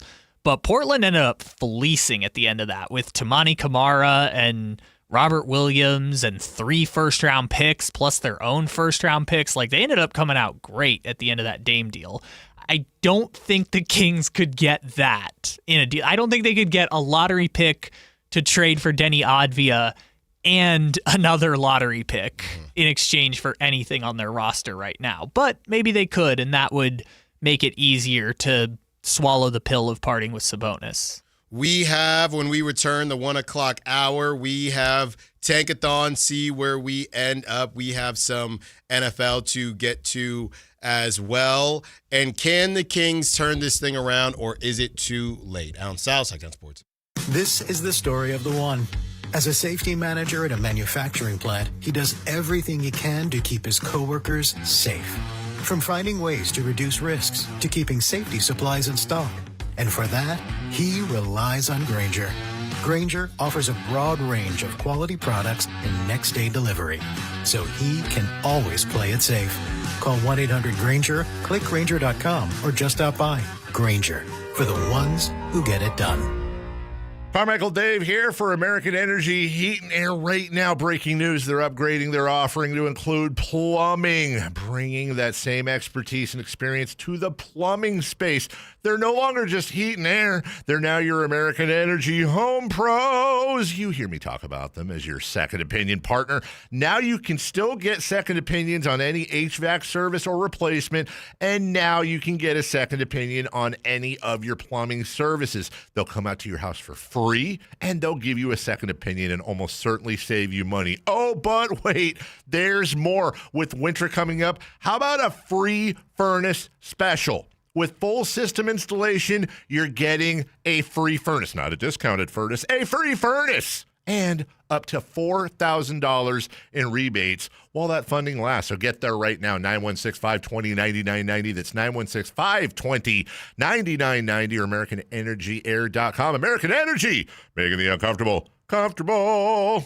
At Elk Grove Honda, not only do we have a great selection of pre-owned cars at very fair prices, but every one of our pre-owned automobiles are treated with kid gloves with a 182-point inspection that covers everything from unibody to tires to brakes and engine filters. Then our cars receive a mobile oil change and fresh fill-up with full synthetic mobile oil. We know you have lots of choices of where to purchase your next car. Come to Elk Grove Honda, home with a 182-point inspection and mobile oil change. We're in the Elk Grove Auto Mall, Highway 99 at Elk Grove Boulevard.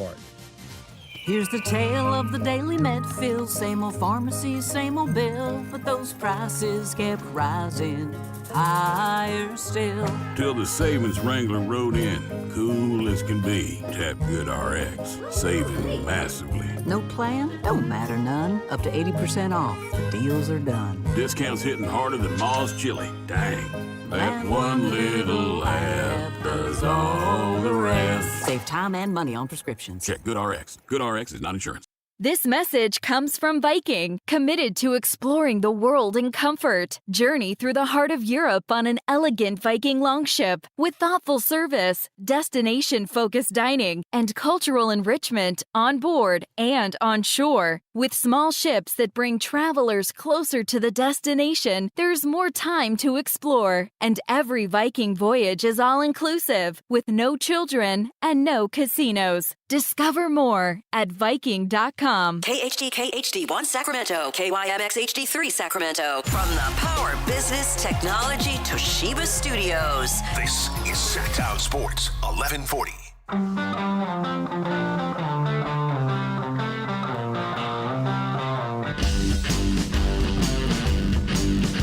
Allen Stiles You can join the show by texting 916-339-1140. on Sactown Sports. We have, this is why you never know. You never know what is going to pop. Okay? And ask and you shall receive. We said, hey, week number 5 should be some sort of update, and we now have it. This is from Jake Gaden. Kings forward Keegan Murray has been cleared. I love how this stuff just escalates so quickly. You don't hear anything. And then you just hear this. What was that? 2 hours ago you were complaining, oh, how have we not had any Keegan Murray update? Kings forward Keegan Murray has been cleared for 5-on-5 contact basketball and has been assigned to the Stockton Kings for practice today, per league sources. Murray plans to join the team in Oklahoma City, and there's hope he will make his regular season debut on the back end of the Kings' current 10-day road trip. Boom. There you have it. All right. So Keegan is going to join them at some point, and it couldn't come at a better time. The Kings, again, losers of 6 straight, double-digit losses. First time they've lost that many games or games by double digits in a row. They're tying their franchise record in that regard. So couldn't come at a better time. Let's see, Kyle. There's only 3 more games left on this road trip. So if he's going on the road, I think we might be – it's crazy. It feels way too soon to say that it would be on that Thursday. But if he's going with them, it's either Thursday or Saturday. Yeah, I feels like Saturday. If they're saying hopeful he'll play by the end of the road trip, feels like they're gearing up for that Saturday game. Yeah. And they must feel good about it because, I don't know, they must feel good about it, number one, or number two, things are kind of spiraling because, in my opinion, you got Wednesday, Thursday, Saturday, they play the Timberwolves on Monday at home, just refresh and let them start at home on Monday. But seems like Keegan probably really wants to get out there and help his team, and they want to get him back out there. So that's the newest information. So he will be around. He will be with the squad. Maybe we get a surprise, and he is with the team and ends up playing before that Saturday, but feels like he will not play Wednesday, and we may see him Thursday, most likely. Saturday against the Denver Nuggets. I'll tell you this one. Yeah, Keegan, you don't need to come back on Wednesday against the Thunder. I'll tell you that much right now. Thursday, Grizzlies? That's the one. I mean, that's really the one. You want him guarding Jaren Jackson? No. You want him guarding Jalen Wells? Sure. Yeah, what the heck? I'll give him that. Yeah, I guess now we can do that conversation of, so who's falling out of the rotation when Keegan comes back? We want to have that. Are we benching Keon again? Or are we benching Keon? What part? You already on the bench? You moving him to another part of the bench?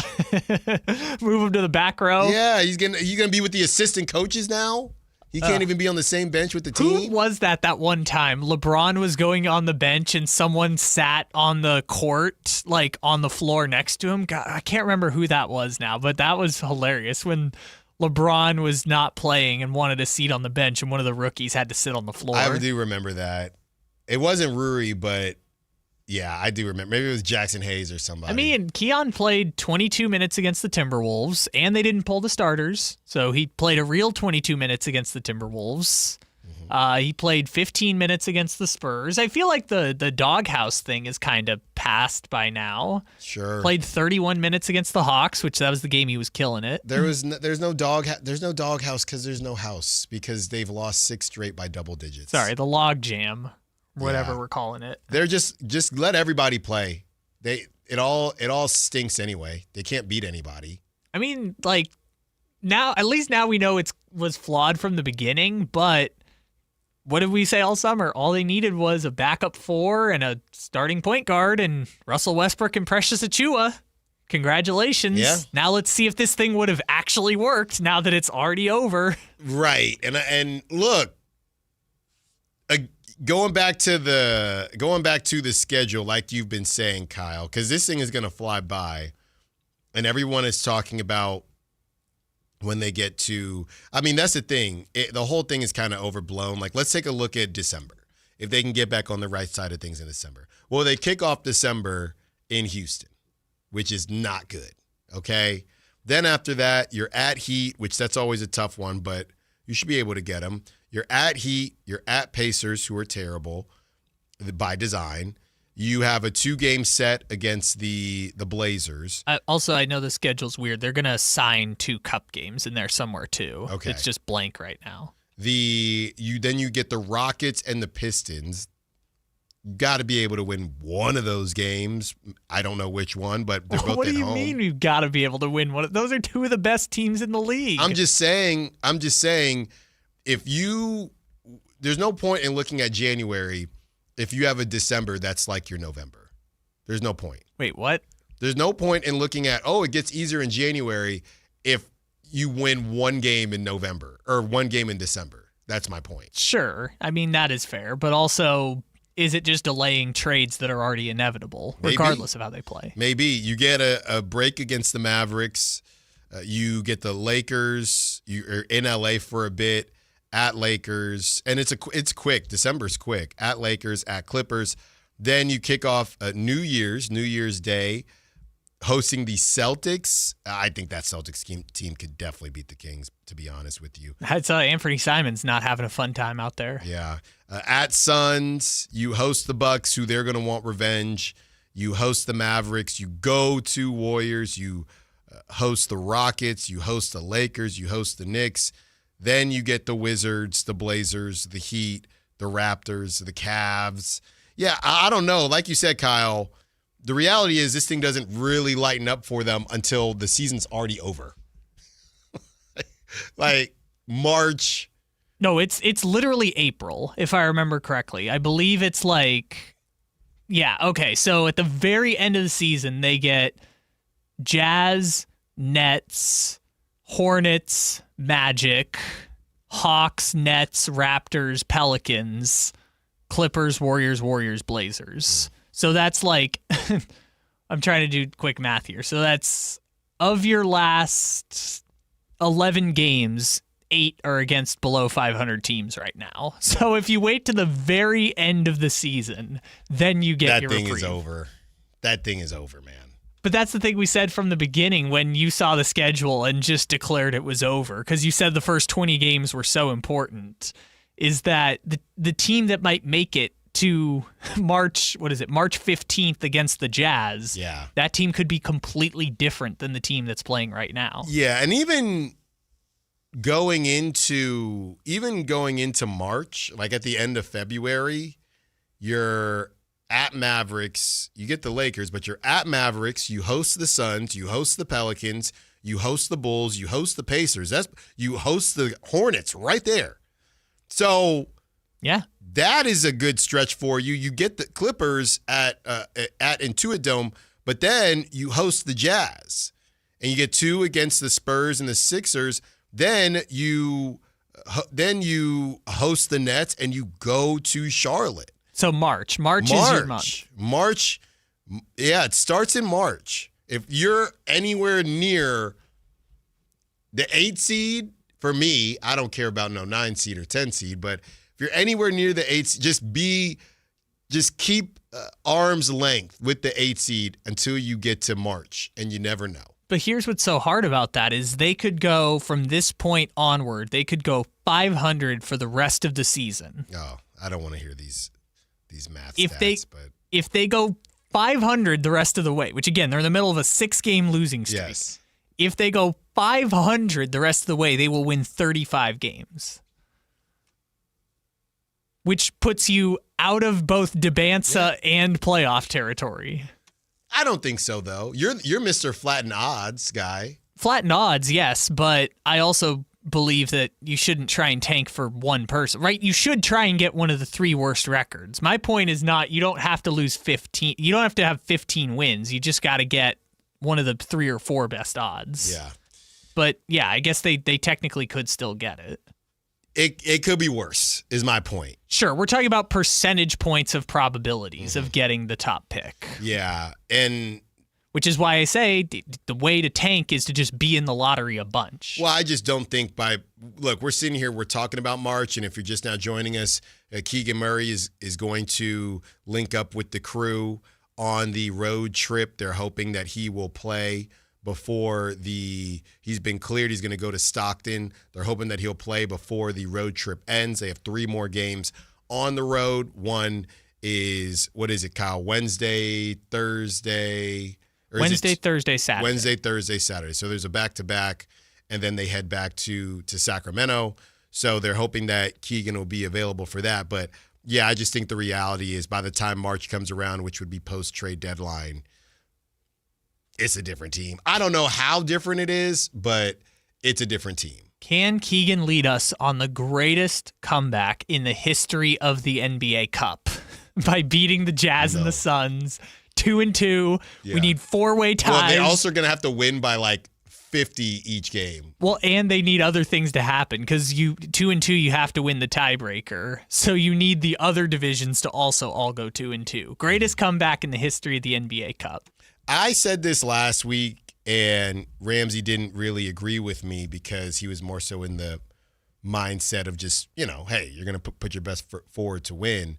But I thought that the Kings should have not even played their guys on Wednesday against the Hawks. I thought that they should have taken it as a mental break and just let the young dudes roll. They didn't do that. And they lost by 33. So you have these 2 other games coming up, Kyle. I'm going to go in that route again. Keegan might be coming back on Thursday or Saturday. I just think you've seen the Thunder so many times, and I can already hear Doug making a joke about it. either in the pre or post game presser. I think they're done after this. I don't think there's anyone coming the rest of the way. I don't think so either. And then what? You'd be done with the Nuggets too, right? Later in the week on that Saturday, because you would have played them both 3 times already. Yeah, they might get the Nuggets 4 times. I'm trying to remember. Okay. But I don't know, Kyle, would you think about... Nope, that would be it. Would you think about going in the direction that I wanted to go in the Hawks? I know I know it would have been a couple days. They would have not played. They played on Sunday. Then you get all those dates off until Wednesday. But, yeah, there's just a part of me that feels like, why?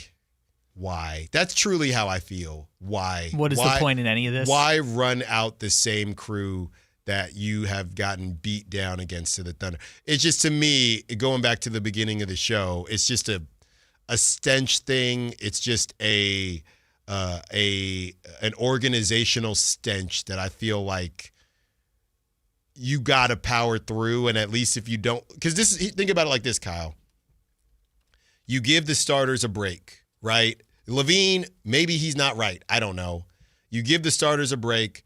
Domantas Sabonis is somewhere grabbing his rib right now, and DeMar DeRozan, just let him chill, right? If Russ wants to run with the kids, that's fine. So then you give them a break. You lose that Thunder game, but you kind of just threw the white flag. And I know this doesn't sound great, but hey, when you lose 6 straight, you got to do something different. Then, Kyle, you come in Thursday, possibly returning with Keegan Murray against a Grizzlies team that you should be able to beat, and that kind of refreshes. You're saying scheduled loss, except do it on the front end. Yeah. I would sit guys, because it is weird. They got 37-year-olds, and they just never sit anybody.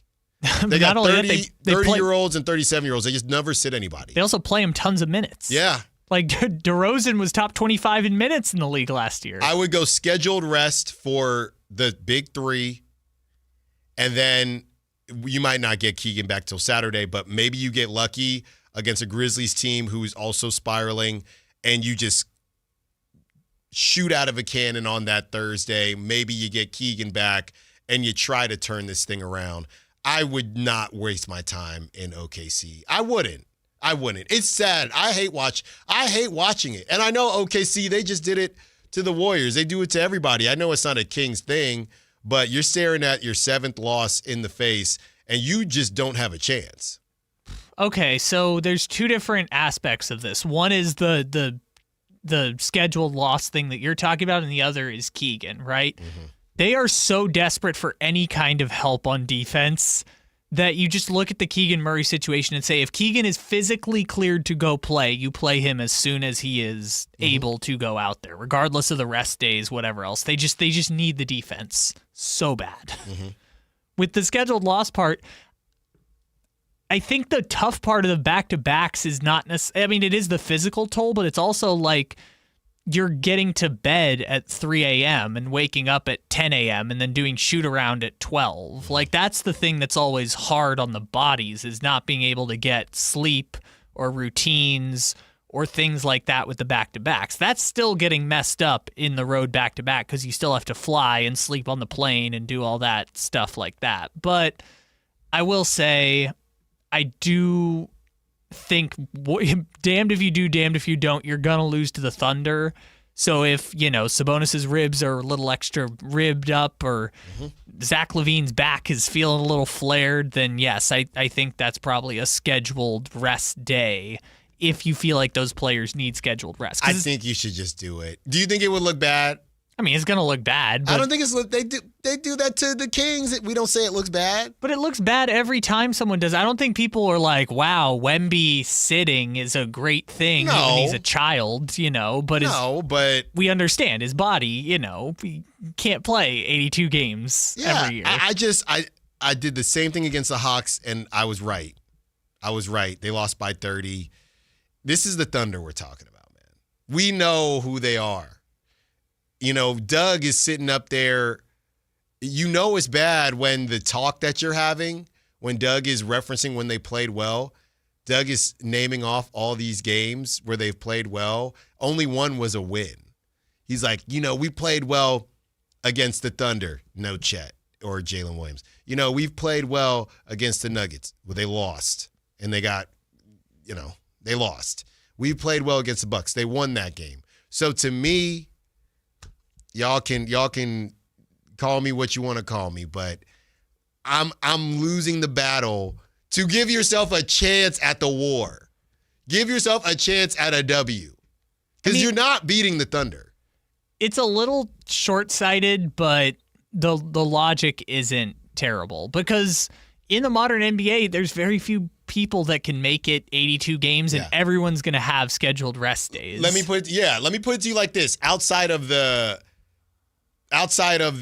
hey, this is not this is not Mamba mentality. Let me just put it to you like this. Would you rather, if you have a back-to-back and one is against the defending champs and you are on a 6-game losing streak, wouldn't you want to make sure that you put your best foot forward for one of those games versus, all right, we did. Now, you might get a couple quarters off against the Thunder once they take care of you in the second quarter, but you had to play against the Thunder, and now you're not fully ready for the Grizzlies. You're almost sacrificing the Thunder game, which you probably won't win, to put your best foot forward to win the Grizzlies game versus only being at about 60-70% for the Grizzlies game because you're attempted to play against the Thunder. Okay, so yes to the first part, while at the same time I also understand why it would be perceived as cowardice to just be like, we're going to mail it in against the good team and hope that we can beat the bad team. They've had to play them twice already, and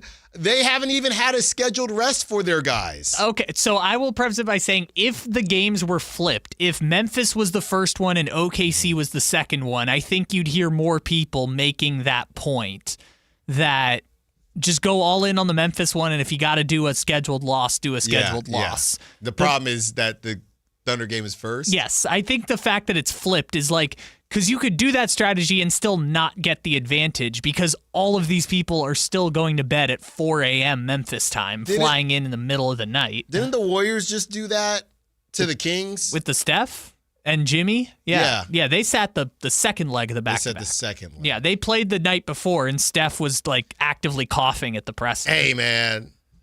You got to do what you got to do. I mean, the Bucks did it with Giannis. They sat Giannis for the first game, and then Giannis came back for the second on the back-to-back. That's and they still lost. There you go. Hey, I would do it that way, Kyle. I'm sorry. Yeah, but look. Call it what you want. I understand the philosophy of you're doing a road back-to-back. Players are going to sit for one of the games as a scheduled loss.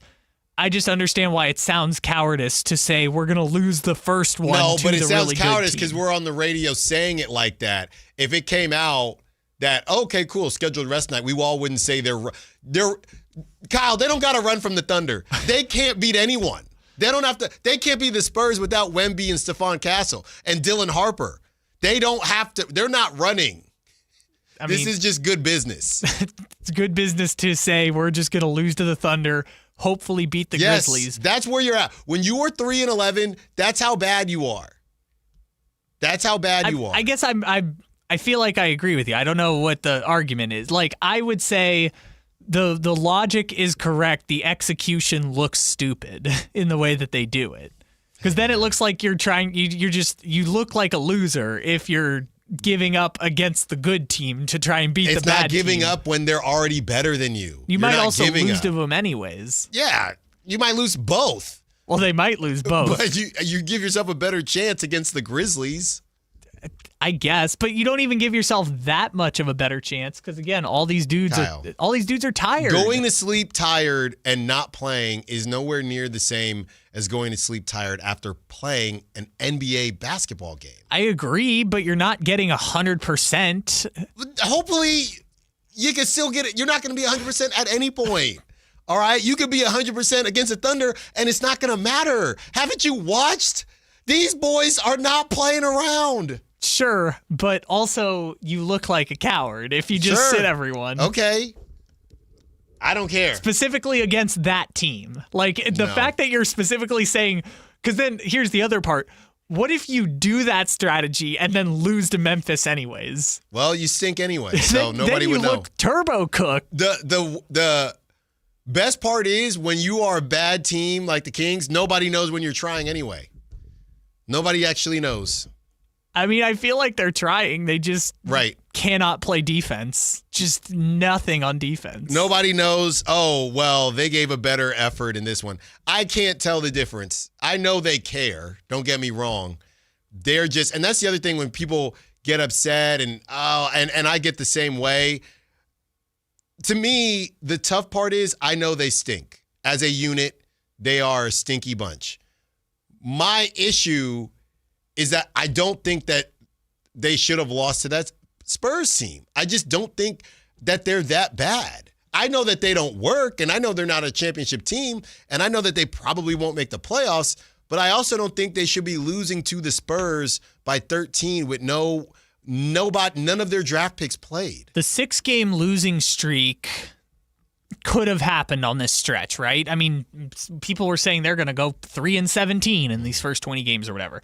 The 6-game losing streak is not as surprising as they're getting beat by 22 points per game over this stretch.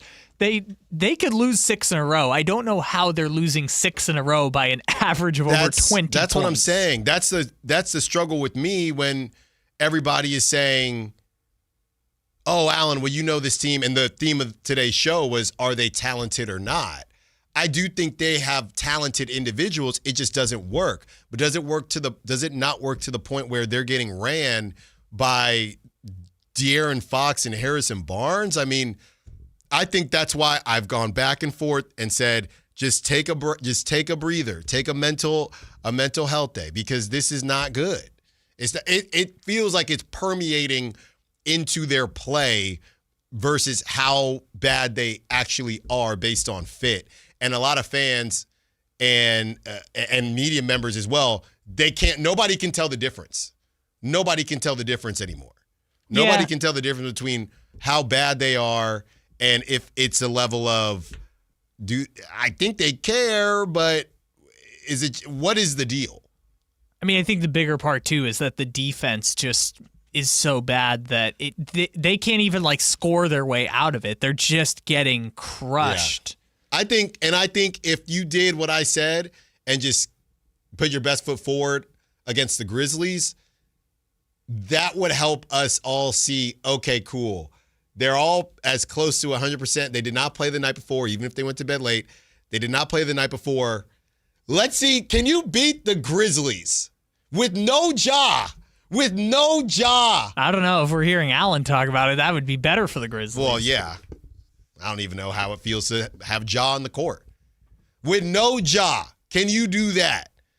On the other side, let's continue the conversation. We got some texts to get to as well as some calls. And we have some Niners NFL breakdown. Allen Stiles, Sactown Sports. There's no championship league for small business owners. But if there was, you'd be at the top of the standings. Because going pro with Lenovo Pro means you've got the winning formation. One-on-one advice, IT solutions, and customized hardware powered by Intel Core Ultra processors help you stay ahead of the competition. Business goes pro with Lenovo Pro. Sign up for free at lenovo.com/pro. Lenovo. At Bank of America, we asked our teammates, what makes this company a great place to work? There's very little that you can't accomplish working for Bank of America. If you prove yourself, you can try over in a totally new way. You can learn so much here. You're the owner of your career. See how our teammates are growing in their careers at bankofamerica.com/great place to work. What would you like the power to do? Bank of America, proud to be an equal opportunity employer. For over 90 years, Hagen Oaks has partnered with the biggest brands in golf to bring cutting-edge technology to your game. Our one-of-a-kind total game fitting offers a level of experience and precision that is unmatched. From driver to putter, footwear to golf balls, our TrackMan-powered performance studios, 3D footwear scanner, and Ping's Ballnamic ball fitting kiosk ensure every piece of your gear is tailored to your swing. Trust the experts at the Hagen Oaks Golf Super Shop. Total game fitting starts here. Hi, this is Greg Papa Tampa, disasters hit every day. If your home, business, or building has suffered from any disaster, SunPoint Public Adjusters can help. SunPoint prepares, presents, and negotiates your claim with the insurance company, working only for you, making sure you get everything you're entitled to and letting your focus be on what's most important, your family or your business. Call SunPoint today at 888-247-7865 or contact us at sunpoint.us. SunPoint Public Adjusters, the gold standard in public adjusting. License number 2N14884. Capital Casino, Sacramento's #1 poker room with primetime football. It's back. Capital Casino is giving away $500 per game in high hand bonuses for every Sunday, Monday, and Thursday night primetime game. Offering the best food, best service, and the best action with the most variety of games in the region and conveniently located at 411 North 16th Street in downtown Sacramento. For more information, log on to capital-casino.com and please gamble responsibly.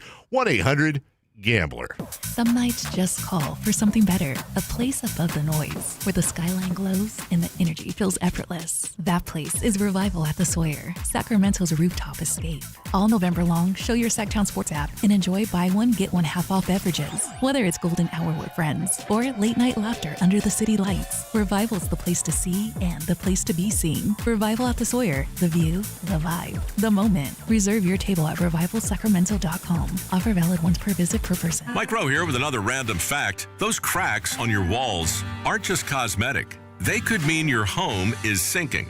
Whether it's drywall cracks, exterior cracks, or sticking doors or windows, do yourself a favor. Call Groundworks. I spent some time working with these guys, and they're the real deal. Their people are trained and certified to stabilize your foundation. Groundworks, official foundation repair company of Cal Athletics. Licensed in all states where work is performed. See website for details. The holidays can be a time of increased stress for those struggling with opioid or stimulant addiction. They can also be a time for pause, reflection, opportunity, and new beginnings. This holiday season, choose treatment and recovery. Embrace the company of family and friends and create special moments. Find a proven opioid or stimulant addiction treatment provider near you at choosechangeca.org. Only one radio program captures the excitement of hunting and fishing as it happens. The award-winning California Sportsman with Sep Hendrickson. Only California Sportsman takes you where the action is. Live on the water, live in the blind, and live with the top pros and experts in outdoor sports. California Sportsman with Fishing Hall of Famer Sep Hendrickson is your premier destination for all things outdoors. Sep's Saturday Morning Outdoors. Ultimate Bass and California Sportsman, 5 a.m. to 8 a.m. Saturdays on Sactown Sports 1140.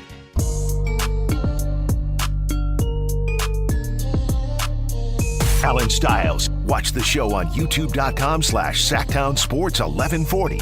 Or listen on the Sactown Sports app.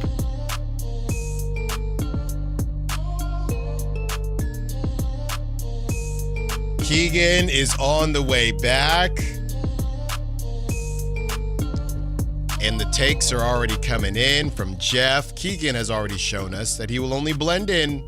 He's not an aggressive personality, and that's okay, but don't expect big changes. That's from Jeff. Well, the defense is going to be better. Offense, I don't know what it's going to look like, to be honest with you. 707 says, why would we want them to win against the Grizzlies? I'm done with this team until we commit to a tank. Yeah. If that's how you feel, that's how you feel. We got to see what this is the last checklist, I guess, piece of the checklist. How do they look with Keegan? If that doesn't change anything, I mean, I'm already there, don't get me wrong, but we can't talk about a tank. I can't spend 4 hours every day talking about a tank that hasn't happened yet, when this is what we went over at the beginning of the show, that a lot of these teams, they're only 12 to 14 games in. There's no moves that can be made. You can't move anybody. And that's what's funny. They keep playing like this, they don't got to move anybody. That's what Scott Perry's thinking. We can tank organically because we stink. Also, we can just do that way. If it makes you feel better, at least they haven't made a panic move like the Mavericks or Pelicans yet. Not yet. So hopefully they don't. And if they do, then we'll know something might be going on. All right, the theme of the day has been whether or not this team is talented. And I think they are. I think they are more talented than what they've given off, even though we know that it is extremely flawed. I don't think they're as bad as 6 games straight losing by double figures. Let's get to Polly, who wants to talk about the Kings and their talent. What's up, Polly? What you got for us? Hey guys. I agree with what you're saying because my opinion all through the season is we have Sabonis and we have a lot of point guards. Maybe we are making too many mistakes. The front office is making too many mistakes with the point guards, less point guards, and maybe a bigger man. If we had somebody my opinion, like a Joker one day, that would help Sabonis because he just gets pushed out of the way all the time. And there's no way you can win that way. And if you don't play defense, if you don't have anything to the puzzle, you can't win. Yeah, that's a good point, Polly. I mean, everybody would love somebody like a Joker, and unfortunately, they're not really growing on trees. The Sabonis thing is where this whole situation is either going to start or stop, because we're going to find out if the Kings are deciding that they've gone far enough with Sabonis or if they're going to try to, even when they tank, build around him. I think that's another scary thing because I'll put it to y'all right now, Kyle, we could run the tankathon as well. So, Did we run it last week at all? I don't know if we did it at all. All right. The draft order. See, now they have this mock draft and it sims. So I'm just going to start using that. It still does the same thing. I think they updated it to have the players as well. So right now the Kings are sitting at 5, and this is scary to me because they got the Kings taking Michael Brown Jr., who's a 6'5". What? Point guard. And I think that this is scary, man. This point guard thing is a scary conversation. All right, Kyle, I'm going to press it. Come on, baby. Whitey in the back, and it's time to do it. With the 3rd pick in the NBA draft, the Kings select, according to Tankathon. Has some space, going to fire. Wrong. AJ DeBanza. 3 is good. DeBanza, 6'9". wow. How do you guard that? You don't. 210. But what I was going to say is now Darren Peterson is at the top of everybody's board, and that scares me. The guard thing scares me. If I were the King, and here's what's going to happen, right? The guard thing scares me. The guard thing could scare the Kings. And if Darren Peterson ends up being the best, better than Cam Boozer, AJ DeBanza, we've had this conversation before with Luka, where it turns into, do you draft for need or do you draft based on talent? It's funny. There's like an ominous feeling if the Kings do get a top 3 pick that this is the main conversation that people have when it comes to tanking. That, hey, Allen, I don't know as much about the draft as you do between Darren Peterson, Cam Boozer, AJ DeBanza. Alls I know is that the Kings will draft the worst one. That's all I know. Or the Kings will get the 4th pick. And I'm getting hives just thinking about it. No, because if they draft the 4th, that would be safer. They're going to get top 3, and I think every Kings fan out there believes that they will pick whichever one out of these 3. Chances are one of them could be a bust. That's what numbers tell us. And the Kings will fight. It's the whammy, right? I'm trying to remember that game. Not Price is Right, but don't press your luck. Press your luck. That's right. Don't pick the whammy. And the Kings will do it. That's what people believe. I don't believe that. Okay, so let me propose another version of this. And again, this is all just like game theory stuff. What about the theory of fate, where if you get the 3rd pick, you don't get to pick which one? That'd be great. No, that'd be great. But you could still end up with the whammy. But that's fine. It's not your decision to make. Yeah. It is the other teams will pick the 2 they want, and you get the one that falls to you. Then you would just get clowned for being the Kings and getting bad luck. But that's different than you getting the number 1 pick. Yeah, it would still suck. Yes, but it wouldn't be you took Marvin Bagley over Luka Doncic, which people will remember forever. Which inherently, what will happen? I was just about to get to you, caller, but inherently what will happen is that one of these guys is going to creep up. One of these guys is going to creep up, and it'll be arguable who should go 3-4. You ain't in the clear. We're just getting started, Kyle. We got March Madness. We got somebody that the 6'9" dude from Virginia Tech, the one that looked like Luka. Somebody, but where do they have him going? But somebody, don't worry, man. Somebody's going to pop up. There he is, Neo Avdalis. Oh, gosh. You know where they got him going? I see. Warriors. That's where they got him going. So a lot of different ways to approach this. I think our caller's calling back, so I'm going to grab him before we get to a little bit of crosstalk. 916. Oh, this is somebody else. 916-339-1140. Let's get to Brandon. Wants to be part of the conversation. What's up, Brandon? What you got for us? What's going on, Alan? Sorry, I lost service. I didn't hang up. But, you're good. You're good. So, crazy side of things. I'm going to throw some optimism at you. Okay. Maybe it's not even optimism because we kind of all want the same thing at the end. I think we want a high draft pick. But the way I see it is, what games did we lose that we thought we were going to win before this thing started? And maybe the Hawks, but still, they're a pretty decent team. We got Keegan coming back. I still think we're going to beat teams like the Suns, like the Blazers, like Utah, who are all hanging at the bottom. And if you look at the standings, it's really, top heavy. So with these contracts that the Kings have, I don't think we're going to be able to just trade them all away and get all these draft picks that we all want. Mm-hmm. So I unfortunately think that we're stuck with this team for a little while, and I could actually still see a way where the Kings sneak into the play-in. I know I sound crazy. No, I don't think you sound crazy, Brandon, especially with your piece, and thanks for the call, especially on your piece as far as how hard or easy it would be to move on from some of these guys. I mean, there's no market for Levine. He'll be an expiring contract if he picks up that option, but we would still have to get into the season. I don't think anybody's going to trade for him in the summer, and I don't even know how that works. If he picks up his option, it probably will take a couple months for him to even be available for trade. Domantas Sabonis, I don't think anybody's going to be knocking the door down. He'll still have what, Kyle? 2 years left? 3 years? 2 years after this year. 2 years after this year. And then, of course, you have DeMar, and we've already talked about DeMar. DeMar is that's why I've always said I think DeMar is probably the only one or the main one that you will be able to move on from with any type of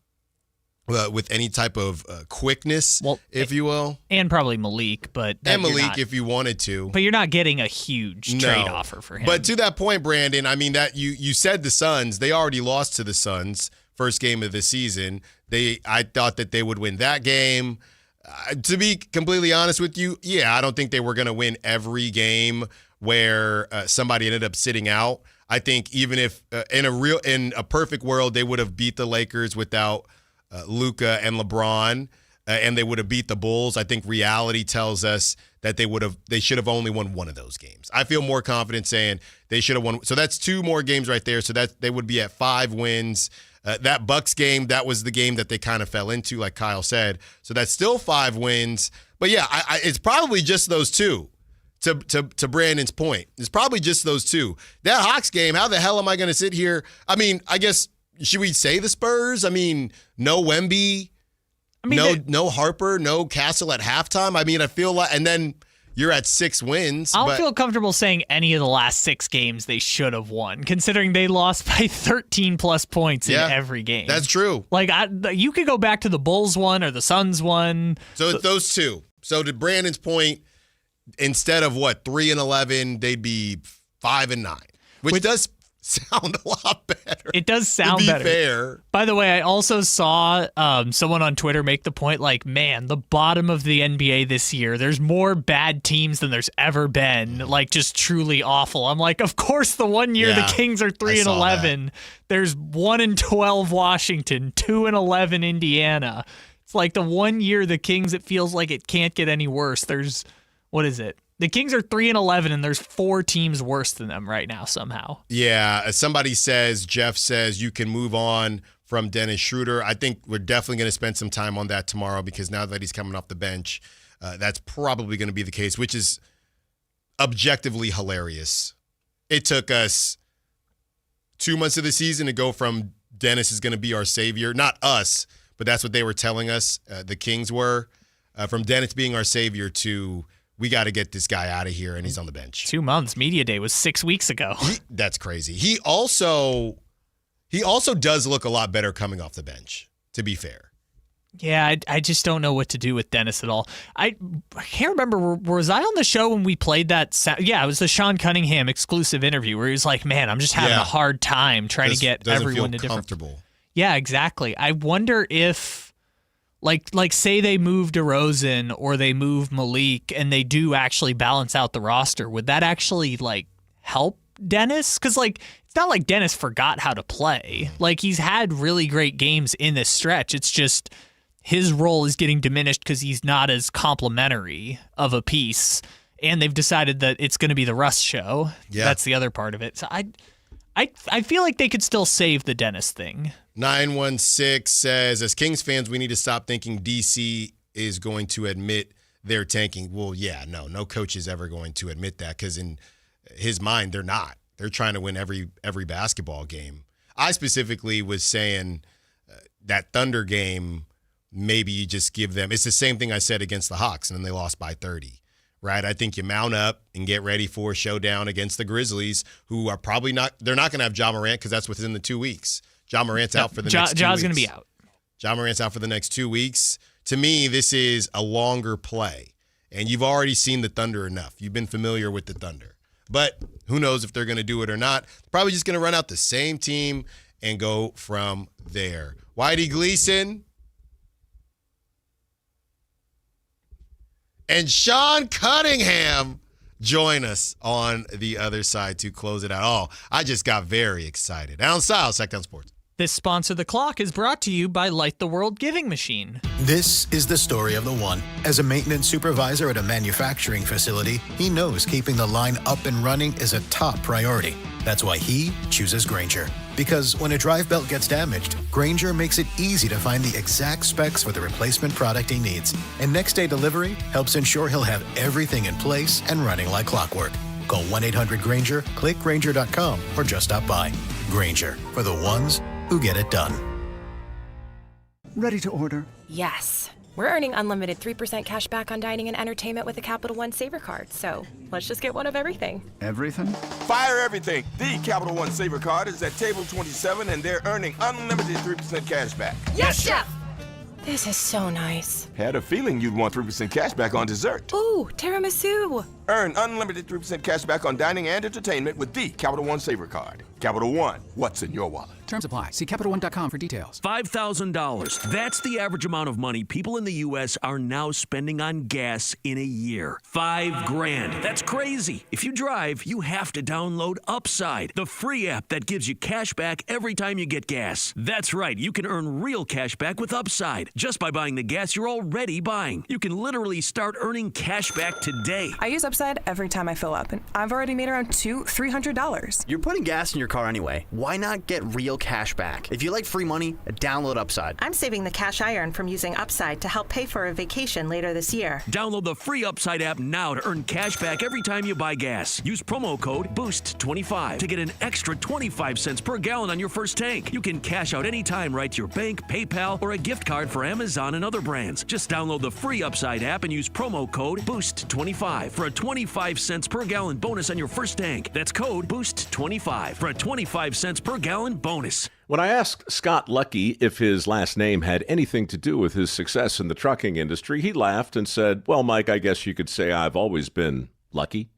But when I asked him how he and his family grew Lucky Distribution Services into the company it is today, he didn't talk about luck at all. We work hard, he said. We keep a close eye on the bottom line, and we treat our people the right way. In other words, Scott Lucky makes his own luck, which is precisely why he switched to Pure Talk Business. Last month, I paid the big guys $740 for 12 lines, he told me. This month, I paid Pure Talk $420 for the exact same service. Thousands of businesses all over the country are saving real money by switching to America's most dependable 5G network, and luck has nothing to do with it. Just dial pound 250 and say micro. That's pound 250 micro to switch to a wireless company that works as hard as you do. Pure Talk. With 25 award-winning years in Northern California, Ashton & Price is your local injury law firm. Pro attorney tip, if a firm presents as local but they're in L.A., red flag. If your first consultation is not with a lawyer, big red flag. At Ashton & Price, your first consult is with a local attorney, and if serious injury prevents travel, a lawyer will come to you. Still not enough? George Washington's my uncle. At Ashton & Price, no red flags, just red, white, and blue. Remember, For the best advice, don't think twice. Call Ashton and Price. Get Black Friday savings during the Happy Honda Days excitement going on now at Stockton Honda, Northern California's best Honda dealer. You'll score big with low payments, top trade-in value, and a huge selection of new Hondas. Don't wait. The clock is ticking at StocktonHonda.com. Anytime, anywhere, it's all here. StocktonHonda.com. Based on the results of the study recognized on June 18, 2025, USA Today's list of California's top car dealers 2025. Guys, it's time to know your numbers and what they mean. And right now, Revive Men's Health is offering a $400 comprehensive wellness panel for just $99. Free if you start treatment. Offer ends November 30th. Book today at ReviveMen'sHealth.com. Must medically qualify. Terms apply. Contact us for full offer details.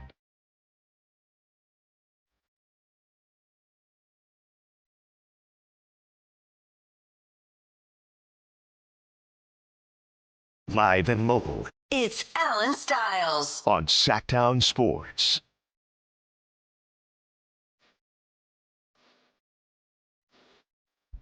Taking you up to 2 p.m., we are joined by Whitey Gleason. Never mind me today, Alan. And KCRA's Sean Cunningham. Woo! Here's Sean Cunningham. Who? Sean, you can put your headphones on. Oh, my bad. Yeah, I used to do this radio thing. Weren't you? You were here when I was on leave. Yeah, I got fired in this building. Oh. So that was my first time back in this building because we were off of Madison. That's where 1140 existed back then. And so only thing here was like music stations and corporate workers. And I told him when I showed up, I was like, last time I was here was with Brendan filling in for you because you had a child on the way or it had already arrived. Yeah, you should have been back to work. But came in here and they handed me some walking papers before that. So that was years ago. Yeah, it happens, Alan. No, I know. Trust me, I know. I know. And speaking of, I'm not going to do it. Anyway, so. No? Senor Segway strikes again. I was tempted. Go like a Zeppelin or something? Yeah, okay. I was tempted, but didn't. Where are you guys at? Let's just start here. Keegan is going to return, and Whitey, I'm sure you see on the text line all the time. Sean, I'm sure you see on social media all the time. Our job, we talk about the Kings every day. A lot of people don't want to do that or just say, Alan, it's time to tank. Okay, that's fine, but they're kind of tanking unintentionally right now because they can't win a basketball game. What should, and if you're just now joining us, the report is that Keegan has been assigned to Stockton Kings. They're hoping that he's back before the road trip ends, which would be that last game is on Saturday. So maybe it will be Saturday, maybe it will be Thursday, could be Wednesday, probably not going to be Wednesday. What should we expect with Keegan's return? Could you repeat the question? That was, I got lost. I got to let everybody know, what's going on. What should we expect with Keegan's return? For him to be Keegan Murray, right? Wearing a little bit of a brace on his thumb, on his non-shooting thumb. I mean, when people see that you're, assigned to G League, this is literally to get a contact practice. Right. It's not like you're going to play a game. But if you're joining the team on the road, I mean, talking to him just about 2 weeks ago, like he had me believing he was going to be back in a matter of days. Yeah. I think they prolonged his reevaluation. But, yeah, I mean, what can fans expect? Better spacing, a shooter, a better defender. But does that make a lot of their ills go away? I don't know. I can tell you this much. Keegan Murray is someone who, if I'm looking for any glimmer of hope, looking at the preseason, which I hate to do, he looked like he was ready to take shots in the preseason. Yes. He looked like he was still having that commitment to defense. He had to give a damn, which is something that this Kings team presently doesn't really have for 48 minutes. So they're looking for anything. Maybe they found it in Keegan Murray coming back. Yeah, I remember, during media day, the big thing was he was hoping to win most improved player. And, we had his dad was sitting in your seat not too long ago, Kenyon Murray, and we had a good conversation. You can check that out on YouTube. And he also said but I was out last week. I didn't make fun of you for saying that on NBA TV. That was crazy. What's the problem? You were asked a Keegan Murray question. You were like, well, I had his dad on the air, so I can't really comment about it. I was making a joke. Me and Eddie, and Justin, we're all good people. That was insane. I was like, Alan, just answer the question. No, you got around to it. You didn't need to flex. You had Keegan's dad on your show. I just let people know how we get down out here. Sactown Sports 1140. Sure. Whitey, what are you expecting back from Keegan, and where you at with just tank already? Well, two things. I know he's cleared for 5-on-5 activity, and that doesn't always mean what we think it means. In this case, we assume he's going to play with some Stockton Kings. As you guys probably know, 5-on-5 and an NBA, he's cleared for 5-on-5. That means the guy's out there with 5 other people. Yeah. They may not be NBA, WNBA, right, or G League players for that matter. But it's a good sign. I just think what really matters is how when Keegan comes back, he's able to help Doug Christie lay the foundation of what they're trying to do, the identity, if you will, as far as what's it going to mean win-loss wise. I think that bus has kind of left the depot already. But, how can he help Coach Christie and Scott Perry establish that identity? That's what I'm most interested in seeing. Okay. Well, look, I'm sure you're going to get into it, but there's also Monday Night Football with the Cowboys and my Raiders. Your Raiders. Their season's somebody's like Raiders. Raiders season's like that German thing. Yeah. Yeah, no, we can't talk about that, by the way, on the air. But sure. We're about to get to guess the spread, and I also want to do the total points today. But real quick, we were supposed to talk NFL today, but everybody wanted to keep talking Kings. So hey, we are a show of the people. Yeah. Any takeaways? The Niners. If the Niners pull this off without Nick Bosa and Fred Warner, okay? If they pull this off, what does that mean? Could it be one of the greatest NFL stories? You mean if they win the Super Bowl? Yes. Of the day? That would be a big story. Greatest story of the day? No, I'm saying it's an underdog story. They're missing 2 of their best guys. Underdog story to beat the Cardinals? No. If they win the Super Bowl. Oh, that'd be pretty big. Yeah. Yeah. But is that where you're going? Is that? The Eagles got drama. They're TMZ. The TMZ Eagles. They just crushed the Lions. I don't trust the Lions. The Bucks. Who do you trust? The Bucks. All they got is Sterling Shepard. Okay. That's really? The Bears? Oh my. Packers? No, stop it. The Rams. The Rams Seahawks. Rams are legit. It's the Rams. Yeah. And we know that the Niners beat the Rams with Mac Jones. Eagles are also very good. Yeah, they are. I told you Fangio's going to beat Goff. Yeah, well, by the way, I'm glad you brought this up. When I saw that man... See what you did? When I saw that man walk into the field with 2 gloves on, I almost turned off the TV. Really? Come on. 2 gloves? Like, what are we doing, man? You know how I feel about the 2 gloves. Yeah, Allen hates 2 gloves. You can't do it. You're not a fan of Teddy 2 gloves? No. Oh. And Kenny Pickett on the rate, just enough with the 2 gloves. He's got tiny hands, though, Allen. I was really surprised Goff didn't take off the gloves. Charles Woodson was calling for it. He's saying, lose the glove, Lose them. Yeah. Lose. It was bad. And Amon-Ra, it was a disaster. This is what the Lions do. That's why I can't trust them in big games. Well, it wasn't their fault. I mean, it was some their fault. But they had a chance to win that game if not for that. Terrible. That's true. Terrible. Worst call you'll ever see pass interference. Yeah, that was bad. And, they got to get – what is it in soccer where guys – or it might have been in hockey, but somebody had to sit out. They're kind of similar. They got suspended for a bad call. Or it's college football. That's what it was. Sure. It was college football. They need to start doing that in the NFL. I saw your boy Keon Coleman. He got benched. Oh, man. Well, he's terrible. He needs to wear gloves. I saw Abdul Carter got benched a play for sleeping during a meeting. It's just, was he wearing gloves? Should have been. Yeah, should have been. All right, Kyle. We got to guess the spread, and we got to do our total points. Whitey, first time we're doing total points because I think it's going to be a shootout. It is not going to be a shootout. Out there in Vegas.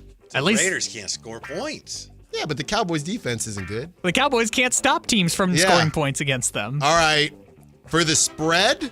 I think Jordan Love and Bryce Young had 44 points against them. I'm telling you, Whitey. For the spread. Set the table now. Cowboys favorites by, I don't know, 6.5. Sure. I was going to go 6. I'll go Cowboys 4.5. I'll take 6.5. Kyle? I said 4.5. The over-under is going to be like 58. Ooh, 58? Yeah, that's what we're talking about, Whitey. That's more like it. Yeah, I'm saying the over-under. Let's see, 30 to... It's a battle of wills. The Cowboys who give up 40 or the Raiders who can't score. I was going to say something crazy. 51.5. 55. I'm taking the under whatever it is. No. So, Smart man. absolutely. No. Smart man. All right, Kyle. Kyle, you didn't have it fired up already? You got it? I did not. I got to pull it up real quick. Wait for it. All right. Cowboys versus Raiders is presently Cowboys 3.5. Total points 49.5.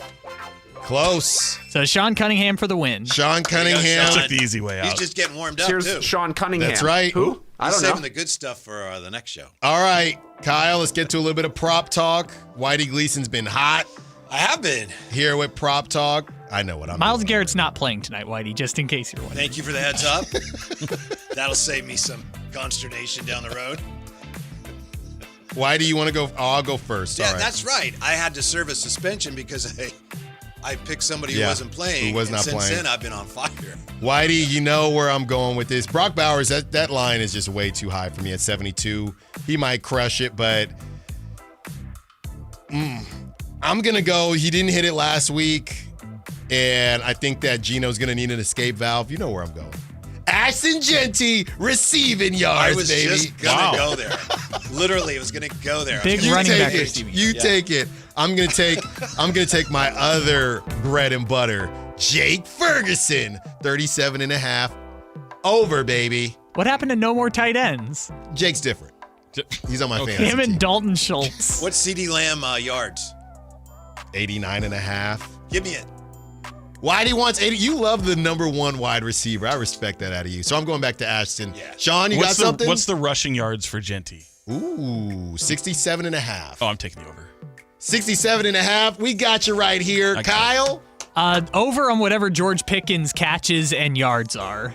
The Raiders barely have 67.5. Yeah, I'll take the over on that. Raiders barely have one good corner. All right. Whitey Gleason, Sean Cunningham, Jay Johnson coming up next. The Al Drive Draper guys. joining us today as well. Oh, but I'm just going to assume. He's here anytime you have a show. Because he's always here for you. Day after a Kings game, typically. Oh, okay. Kyle Draper. Send him my regards, of course. I will. All right. Thank you to Kyle. Good to have you back. Thanks to all the callers, texters, Sack chatters. And until tomorrow, let's get the bet. Like the beat. Don't forget my podcast.